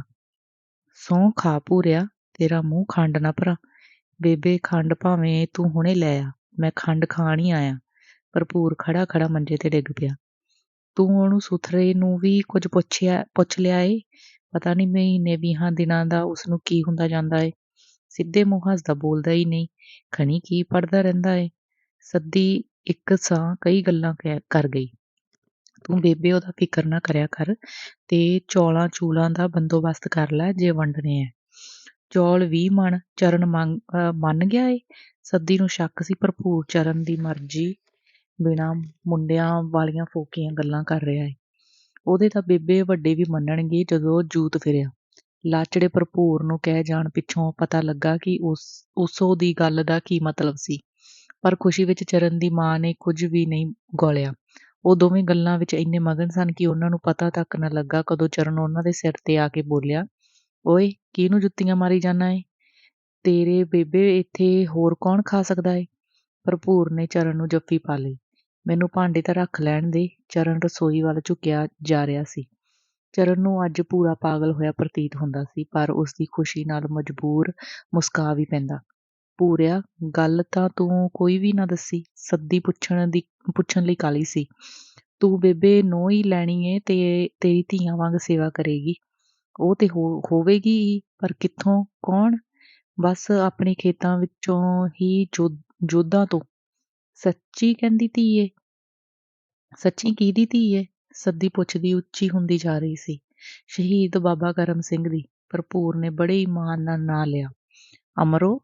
ਚਰਨ ਦੇ ਸੁੱਤੇ ਜਿਹਣ ਵਿੱਚੋਂ ਅਮਰੋ ਇੱਕਦਮ ਸੁਪਨਾ ਤੋੜ ਕੇ ਉੱਠ ਖਲੋਤੀ। ਚਰਨ ਉਸਨੂੰ ਕਈ ਵਾਰ ਦੇਖ ਚੁੱਕਾ ਸੀ। ਨੀਮ ਸਾਂਵਲਾ ਰੰਗ, ਤਿੱਖਾ ਨੱਕ, ਮੋਟੀਆਂ ਅੱਖਾਂ, ਮਾਯੂਸ ਚਿਹਰਾ, ਹਮੇਸ਼ਾ ਚੁੱਪਚਾਪ, ਇੱਕ ਦੁਖੀ ਆਤਮਾ। ਉਸ ਨੀਵੀਂ ਪਾ ਲਈ ਜਿਵੇਂ ਭਰਪੂਰ ਦੇ ਇਹ ਕੁਝ ਕਰਨ ਨਾਲ ਉਹ ਸਹਿਮਤ ਸੀ। ਬੇਬੇ ਕੁਝ ਖਵਾ ਪਿਆ ਵੀ, ਤੇਰੀ ਖੰਡ ਕਿੱਥੇ ਗਈ? ਭਰਪੂਰ ਦੀਆਂ ਹੱਸਦੀਆਂ ਅੱਖਾਂ ਚਰਨ ਨੂੰ ਛੇੜਨਾ ਚਾਹੁੰਦੀਆਂ ਸਨ, ਪਰ ਉਹ ਬਹੁਤ ਗੰਭੀਰ ਹੋ ਚੁੱਕਾ ਸੀ। ਲੈ, ਮੈਂ ਤਾਂ ਖੜੀ ਭੁੱਲ ਹੀ ਗਈ। ਮੈਂ ਦੁੱਧ ਲਿਆਉਂਦੀ ਆ, ਦੋਵੇਂ ਭਰਾ ਪੀ ਲਓ। ਸੱਦੀ ਦੁੱਧ ਲਾਉਣ ਚਲੀ ਗਈ। ਭਰਪੂਰ ਨੇ ਖਾਮੋਸ਼ ਤੇ ਆਪੇ ਵਿੱਚ ਆਏ ਚਰਨ ਨੂੰ ਕੁਝ ਕਹਿਣਾ ਠੀਕ ਨਾ ਜਾਣਿਆ। ਥੋੜੇ ਚਿਰ ਪਿੱਛੋਂ ਬੇਬੇ ਦੁੱਧ ਦੇ 2 ਛੰਨੇ ਲਾ ਲਿਆਈ। ਲੈ ਭੁਰਿਆ, ਰੱਜ ਕੇ ਖੰਡ ਪਾ ਲੈ। ਹੱਸਦੀ ਸੱਦੀ ਨੇ ਖੰਡ ਦੀ ਭਰੀ ਕੌਲੀ ਅੱਗੇ ਕਰ ਦਿੱਤੀ। ਚਰਨ ਦੀ ਇਸ ਵੇਲੇ ਅਜੀਬ ਹਾਲਤ ਸੀ। ਭਰਪੂਰ ਤੇ ਬੇਬੇ ਦਾ ਹੱਸਣਾ ਉਸਨੂੰ ਕੁਝ ਚੰਗਾ ਨਹੀਂ ਲੱਗ ਰਿਹਾ ਸੀ। ਦੁੱਧ ਪੀਣ ਪਿੱਛੋਂ ਚਰਨ ਨੇ ਉੱਠਦਿਆਂ ਆਖਿਆ, ਤੂੰ ਬੈਠ ਥੋੜਾ ਚਿਰ, ਮੈਂ ਆਉਂਦਾ। ਬਲਦਾਂ ਲਈ ਦਾਣਾ ਰਲਾ ਦੇਵਾਂ। ਚਰਨ ਨੇ ਉੱਠ ਕੇ ਤੂੜੀ ਕੱਢਣ ਲਈ ਟੋਕਰਾ ਚੁੱਕ ਲਿਆ। ਭਰਪੂਰ ਵਿਹੜੇ ਵਿੱਚੋਂ ਉੱਠ ਕੇ ਚਰਨ ਦੀ ਪੜ੍ਹਨ ਕੋਠੜੀ ਵਿੱਚ ਆ ਗਿਆ। ਕੁਰਸੀ ਤੇ ਬਹਿੰਦਿਆਂ ਉਸੋਂ ਮੇਜ਼ ਤੇ ਪਈ ਲਾਲ ਜਿਲਦ ਵਾਲੀ ਕਾਪੀ ਚੁੱਕ ਲਈ। ਫੋਲਨ ਤੇ ਪਤਾ ਲੱਗਾ ਉਹ ਚਰਨ ਦੀ ਲਿਖੀ ਡਾਇਰੀ ਸੀ। ਉਸ ਅਗਾਂਹ ਫਰੋਲੀ, ਸਿਰਫ 5 ਸਫ਼ੇ ਹੀ ਲਿਖੇ ਸਨ। ਕਿਤੇ ਹੁਣੇ ਲਿਖਣ ਲੱਗਾ ਏ। ਉਸ ਕੁਰਸੀ ਨਾਲ ਢੋ ਲਾ ਕੇ ਪੜ੍ਹਨਾ ਸ਼ੁਰੂ ਕੀਤਾ। 15 ਅੱਸੂ। ਜਦੋਂ ਜ਼ਿੰਦਗੀ ਦੇ ਲੱਕ ਦੁਆਲਿਓਂ ਪਿਆਰ ਦੀਆਂ ਬਾਹਾਂ ਤੋੜ ਦਿੱਤੀਆਂ ਜਾਣ, ਮਨੁੱਖ ਲਈ ਮਰਨ ਨਾਲੋਂ ਜਿਉਣਾ ਵਧੇਰੇ ਮੁਸ਼ਕਲ ਹੋ ਜਾਂਦਾ ਹੈ। ਸਰੀਰ ਵਿੱਚ ਉੱਕੀ ਸੱਤਿਆ ਨਹੀਂ ਰਹਿੰਦੀ, ਜਿਵੇਂ ਪਿਆਰ ਤਾਕਤ ਦਾ ਮੁੱਖ ਚਸ਼ਮਾ ਹੁੰਦਾ ਹੈ। ਪਿਆਰ ਦੀ ਦੁਨੀਆ ਵਿੱਚ ਹਰ ਚੀਜ਼ ਰੂਪਵੰਤ ਤੇ ਟ੍ਰੈਜਡੀ ਵਿੱਚ ਨਕਸ਼ ਕਲਾ ਟੁੱਟ ਕੇ ਰਹਿ ਜਾਂਦੀ ਹੈ। ਭਰਪੂਰ ਨੇ ਅਗਲਾ ਵਰਕਾ ਉਲਟਿਆ। 18 ਅੱਸੂ। ਅੱਜ ਦੁਖਾਂਤ ਵਿੱਚ ਵੀ ਜ਼ਿੰਦਗੀ ਦਾ ਲਹੂ ਧੜਕ ਰਿਹਾ ਹੈ। ਕਿੰਨੀ ਬਹਾਦਰ ਹੋਵੇਗੀ ਉਹ ਆਤਮਾ ਜਿਹੜੀ ਆਪਣਾ ਸਭ ਕੁਝ ਲੁੱਟ ਜਾਣ ਤੇ ਵੀ ਲੜਦੀ ਹੈ, ਤੇ ਕਈ ਵਾਰ ਅੱਗੇ ਨਾਲੋਂ ਵੀ ਮਜ਼ਬੂਤ ਇਰਾਦਾ ਬਣਾ ਕੇ ਲੜਦੀ ਹੈ, ਤਾਂ ਕਿ ਮਨੁੱਖਤਾ ਵਿੱਚੋਂ ਵਿਖਮਤਾ ਮਿਟ ਜਾਵੇ, ਕੋਹਜ ਖਤਮ ਹੋ ਜਾਵੇ ਤੇ ਜ਼ਿੰਦਗੀ ਦੀ ਹਮੇਸ਼ਾ ਲਈ ਸਾਂਝ ਪਿਆਰ ਵਿੱਚ ਹਸੀਨ ਹੋ ਜਾਵੇ। ਇੱਕ ਹੋਰ ਵਰਕਾ ਪਰਤਿਆ। 20 ਅੱਸੂ। ਇੱਕ ਬੇਵਫਾ ਸਮਾਜ ਵਿੱਚ ਪ੍ਰਾਪਤੀ ਸਾਡੇ ਲਈ ਹਸਰਤ ਬਣ ਕੇ ਕਹਿ ਜਾਂਦੀ ਹੈ, ਦਿਲ ਤੇ ਫੋੜਾ ਨਾਸੂਰ, ਜਿਸ ਨੂੰ ਜਾਤ ਦੀਆਂ ਚੋਭਾਂ ਇੱਕ ਪਲ ਚੈਨ ਨਹੀਂ ਲੈਣ ਦਿੰਦੀਆਂ। ਫਿਰ ਇੱਕ ਸਮਾਂ ਆਉਂਦਾ ਹੈ, ਅਸੀਂ ਸਾਥੀ ਦੀ ਕਾਮਯਾਬੀ ਲਈ ਅਰਦਾਸ ਕਰਦੇ ਹਾਂ ਜਾਂ ਨਵੀਂ ਨਸਲ ਲਈ ਜੱਦੋ-ਜਹਿਦ। ਅਸਲ ਵਿੱਚ ਸਾਡੀ ਆਪਣੀ ਜ਼ਖਮੀ ਆਤਮਾ ਤਸੱਲੀ ਦੇ ਮਿੱਠੇ ਫੇਹੇ ਮੰਗਦੀ ਹੁੰਦੀ ਹੈ, ਪਰ ਪ੍ਰਾਪਤੀ ਦੇ ਅਮਲ ਵਿੱਚ ਪੁੱਟਿਆ ਹਰ ਕਦਮ ਇਤਿਹਾਸਕ ਕਾਰਨਾਮਾ ਬਣ ਕੇ ਚਮਕਦਾ ਹੈ। ਪੂਰਾ ਕਾਪੀ ਤੋਂ ਅੱਖਾਂ ਚੁੱਕ ਕੇ ਲਿਖਤ ਦੀ ਸੱਚਾਈ ਨੂੰ ਅਨੁਭਵ ਕਰਨ ਲੱਗ ਪਿਆ। ਅੰਗ ਤੀਜਾ। ਰਾਜ ਨੇ ਪੜ੍ਹਾਈ ਛੱਡ ਦਿੱਤੀ ਤੇ ਹਮੇਸ਼ਾ ਲਈ ਪਿੰਡ ਆ ਗਈ। ਜਦੋਂ ਉਸਦੇ ਸਾਮਾਨ ਦਾ ਤਾਂਗਾ ਘਰ ਆਇਆ, ਉਦੋਂ ਡਾਕਟਰ ਕਿਸੇ ਮਰੀਜ਼ ਨੂੰ ਦੇਖ ਰਿਹਾ ਸੀ। ਉਧਰੋਂ ਵਿਹਲਾ ਹੋਣ ਤੇ ਜਦ ਉਸਨੂੰ ਪਤਾ ਲੱਗਾ ਤਾਂ ਉਹ ਕੱਪੜਿਆਂ ਤੋਂ ਬਾਹਰ ਹੋ ਗਿਆ। ਉਸ ਗੁੱਸੇ ਨੂੰ ਜ਼ਬਤ ਕਰਦਿਆਂ ਕਿਹਾ, ਰਾਜ ਨੇ ਪਿਤਾ ਨੂੰ ਅੱਖਾਂ ਪੁੱਟ ਕੇ ਵੇਖਿਆ। ਉਹ ਚਾਹੁੰਦੀ ਸੀ ਪਿਤਾ ਜੀ ਉਸਦੀ ਮਜਬੂਰੀ ਕਿਸੇ ਤਰ੍ਹਾਂ ਪੜ੍ਹ ਲੈਣ, ਜਾਣ ਲੈਣ, ਉਸਨੂੰ ਉੱਤਰ ਦੇਣਾ ਨਾ ਪਵੇ। ਆਖਰ ਪੜ੍ਹਾਈ ਛੱਡਣ ਦੀ ਵਜ੍ਹਾ ਕੀ ਆ? ਡਾਕਟਰ ਦਾ ਚਿਹਰਾ ਕਰੋਧ ਵਿੱਚ ਕਰੂਪ ਹੁੰਦਾ ਜਾ ਰਿਹਾ ਸੀ। ਮੈਂ ਸਮਝਿਆ ਪਿਤਾ ਜੀ ਹੁਣ ਪੜ੍ਹਾਈ ਕਰਨ ਦੀ ਲੋੜ ਨਹੀਂ। ਰਾਜ ਨੇ ਆਪਣੇ ਆਪ ਨੂੰ ਰੋਕਦਿਆਂ ਉੱਤਰ ਦਿੱਤਾ। ਕਿਉਂ? ਰਾਜ ਨੇ ਡਾਕਟਰ ਵੱਲ ਇੱਕ ਵਾਰ ਨਿਧੜਕ ਤੱਕਿਆ। ਉਸ ਦਾ ਧੁਖ ਰਿਹਾ ਅੰਦਰ ਕਹਿ ਰਿਹਾ ਸੀ, ਇਸ ਦਾ ਜਵਾਬ ਵੀ ਮੈਂ ਦੇਵਾਂ? ਤੁਸੀਂ ਸਮਝਣ ਦਾ ਯਤਨ ਕਿਉਂ ਨਹੀਂ ਕਰਦੇ? ਉਦੋਂ ਹੀ ਰਾਜ ਦੀ ਬੀਜੀ ਵਿਚਾਲੇ ਆ ਗਈ।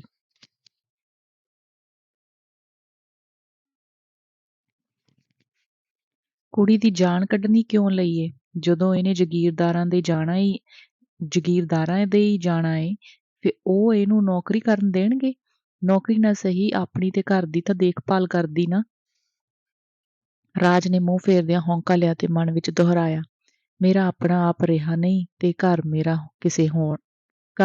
ਘਰ ਦਾ ਮੇਰਾ ਕਿਸੇ ਹੋਣਾ ਨਹੀਂ। ਰੱਬਾ, ਤੁਸੀਂ ਕੁਝ ਨਾ ਜਾਣੋ। ਇੱਕ ਪਾਸੇ ਇੱਕ ਪਾਸੋਂ ਤੁਸੀਂ ਰਾਜ ਦੇ ਵਿਆਹ ਦੀ ਗੱਲ ਕਰ ਰਹੇ ਹੋ। ਮੈਂ ਕਦੋਂ ਕਰਦਾ ਹਾਂ। ਜਾਗੀਰਦਾਰੀ ਜ਼ੋਰ ਪਾਉਂਦਾ ਏ। ਫਿਰ ਤੁਸੀਂ ਕਿੰਨਾ ਕੁ ਚਿਰ ਟਾਲੋਗੇ? ਜੇ ਰਾਜ ਨੇ ਨਹੀਂ ਪੜ੍ਹਨਾ ਫਿਰ ਟਾਲਣ ਦਾ ਸਵਾਲ ਹੀ ਨਹੀਂ ਪੈਦਾ ਹੁੰਦਾ। ਰਾਜ ਨੇ ਨਹੀਂ ਪੜ੍ਹਨਾ, ਬੇਜੀ ਨੇ ਤੋੜ ਕੇ ਜਵਾਬ ਦੇ ਦਿੱਤਾ ਤੇ ਰਾਜ ਨੇ ਆਉਂਦਿਆਂ ਹੀ ਆਪਣੀ ਬੇਜੀ ਨੂੰ ਕਹਿ ਦਿੱਤਾ, ਮੈਂ ਪੜ੍ਹਾਈ ਨਹੀਂ ਕਰ ਸਕਦੀ। ਡਾਕਟਰ ਚਾਹੁੰਦਾ ਸੀ ਰਾਜ ਪੜ੍ਹੇ ਤੇ LSSF ਦੀ ਡਿਗਰੀ ਪ੍ਰਾਪਤ ਕਰ ਲਵੇ। ਪਰ ਰਾਜ ਦੇ ਮਨ ਦੀ ਸਹੀ ਹਾਲਤ ਤਾਂ ਚਰਨ ਵੀ ਨਹੀਂ ਸਮਝ ਸਕਿਆ ਸੀ, ਹੋਰ ਤਾਂ ਕਿਸ ਸਮਝਣੀ ਸੀ। ਹਰ ਬਿਮਾਰੀ ਦੇ ਤਜਰਬਿਆਂ ਸਮੇਂ ਜਦੋਂ ਉਹ ਹਸਪਤਾਲ ਵਿੱਚ ਕਿਸੇ ਜਵਾਨ ਕੁੜੀ ਦਾ ਪੀਲਾ ਭੂਕ ਹੋਇਆ ਚਿਹਰਾ ਵੇਖਦੀ, ਉਹ ਸਮਝਦੀ ਇਸਦੀ ਕਿਸਮਤ ਸੜੀ ਰਾਜ ਹੀ ਏ। ਤਪਦਿਕ ਵਿੱਚ ਸੋਨੇ ਵੰਨੀਆਂ ਜਵਾਨੀਆਂ ਨੂੰ ਧੂੰਆਂ ਬਣਦਿਆਂ ਤੇ ਹੱਡੀਆਂ ਦੀ ਮੁੱਠ ਵਾਂਗ ਸੁੱਕਦਿਆਂ ਤੱਕਦੀ। ਤਦ ਬਾਰ-ਬਾਰ ਸੋਚਦੀ, ਪਿਆਰ ਦੀ ਖਾਹਸ਼ ਕਰਨ ਦਾ ਤਾਂ ਕਿਤੇ ਸੁਪਨਾ ਲੈਣਾ ਵੀ ਗੁਨਾਹ ਹੈ। ਜ਼ਿੰਦਗੀ ਮਨੁੱਖ ਨਾਲ ਕਿੰਨਾ ਵੱਡਾ ਮਖੌਲ ਹੈ।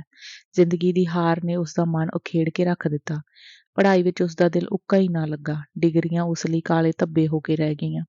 ਅੱਜ ਉਹ ਚਾਹੁੰਦੀ ਸੀ ਉਹ ਗੰਵਾਰ ਕੁੜੀ ਹੁੰਦੀ, ਬਿਲਕੁਲ ਉਜੱਡ, ਜਿਸ ਨੂੰ ਜ਼ਿੰਦਗੀ ਦਾ ਭੋਰਾ ਅਹਿਸਾਸ ਨਾ ਹੁੰਦਾ ਤੇ ਨਾ ਜਾਣਦੀ ਦਿਲ ਦੀ ਧੜਕਣ ਕੀ ਹੁੰਦੀ ਹੈ।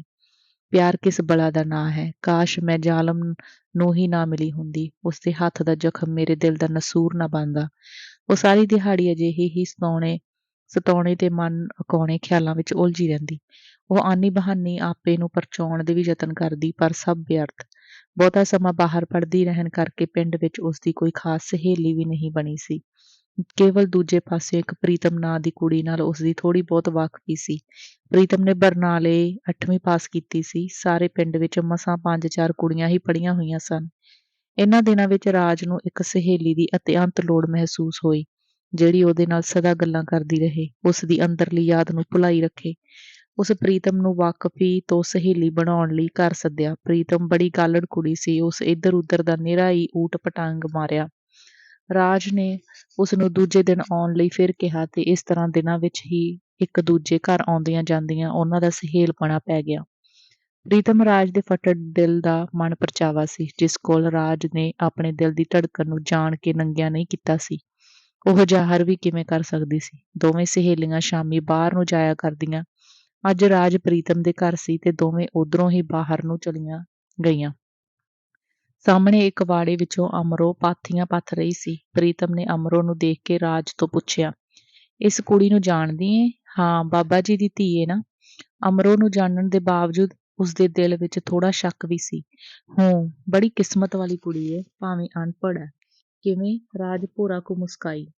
ਅਮਰੋ ਵੀਲਿਆਂ ਦੇ ਚਰਨ ਨਾਲ ਮੰਗੀ ਹੋਈ ਏ ਤੇ ਇਹਦਾ ਵਿਆਹ ਵੀ ਹੋਣ ਵਾਲਾ ਏ।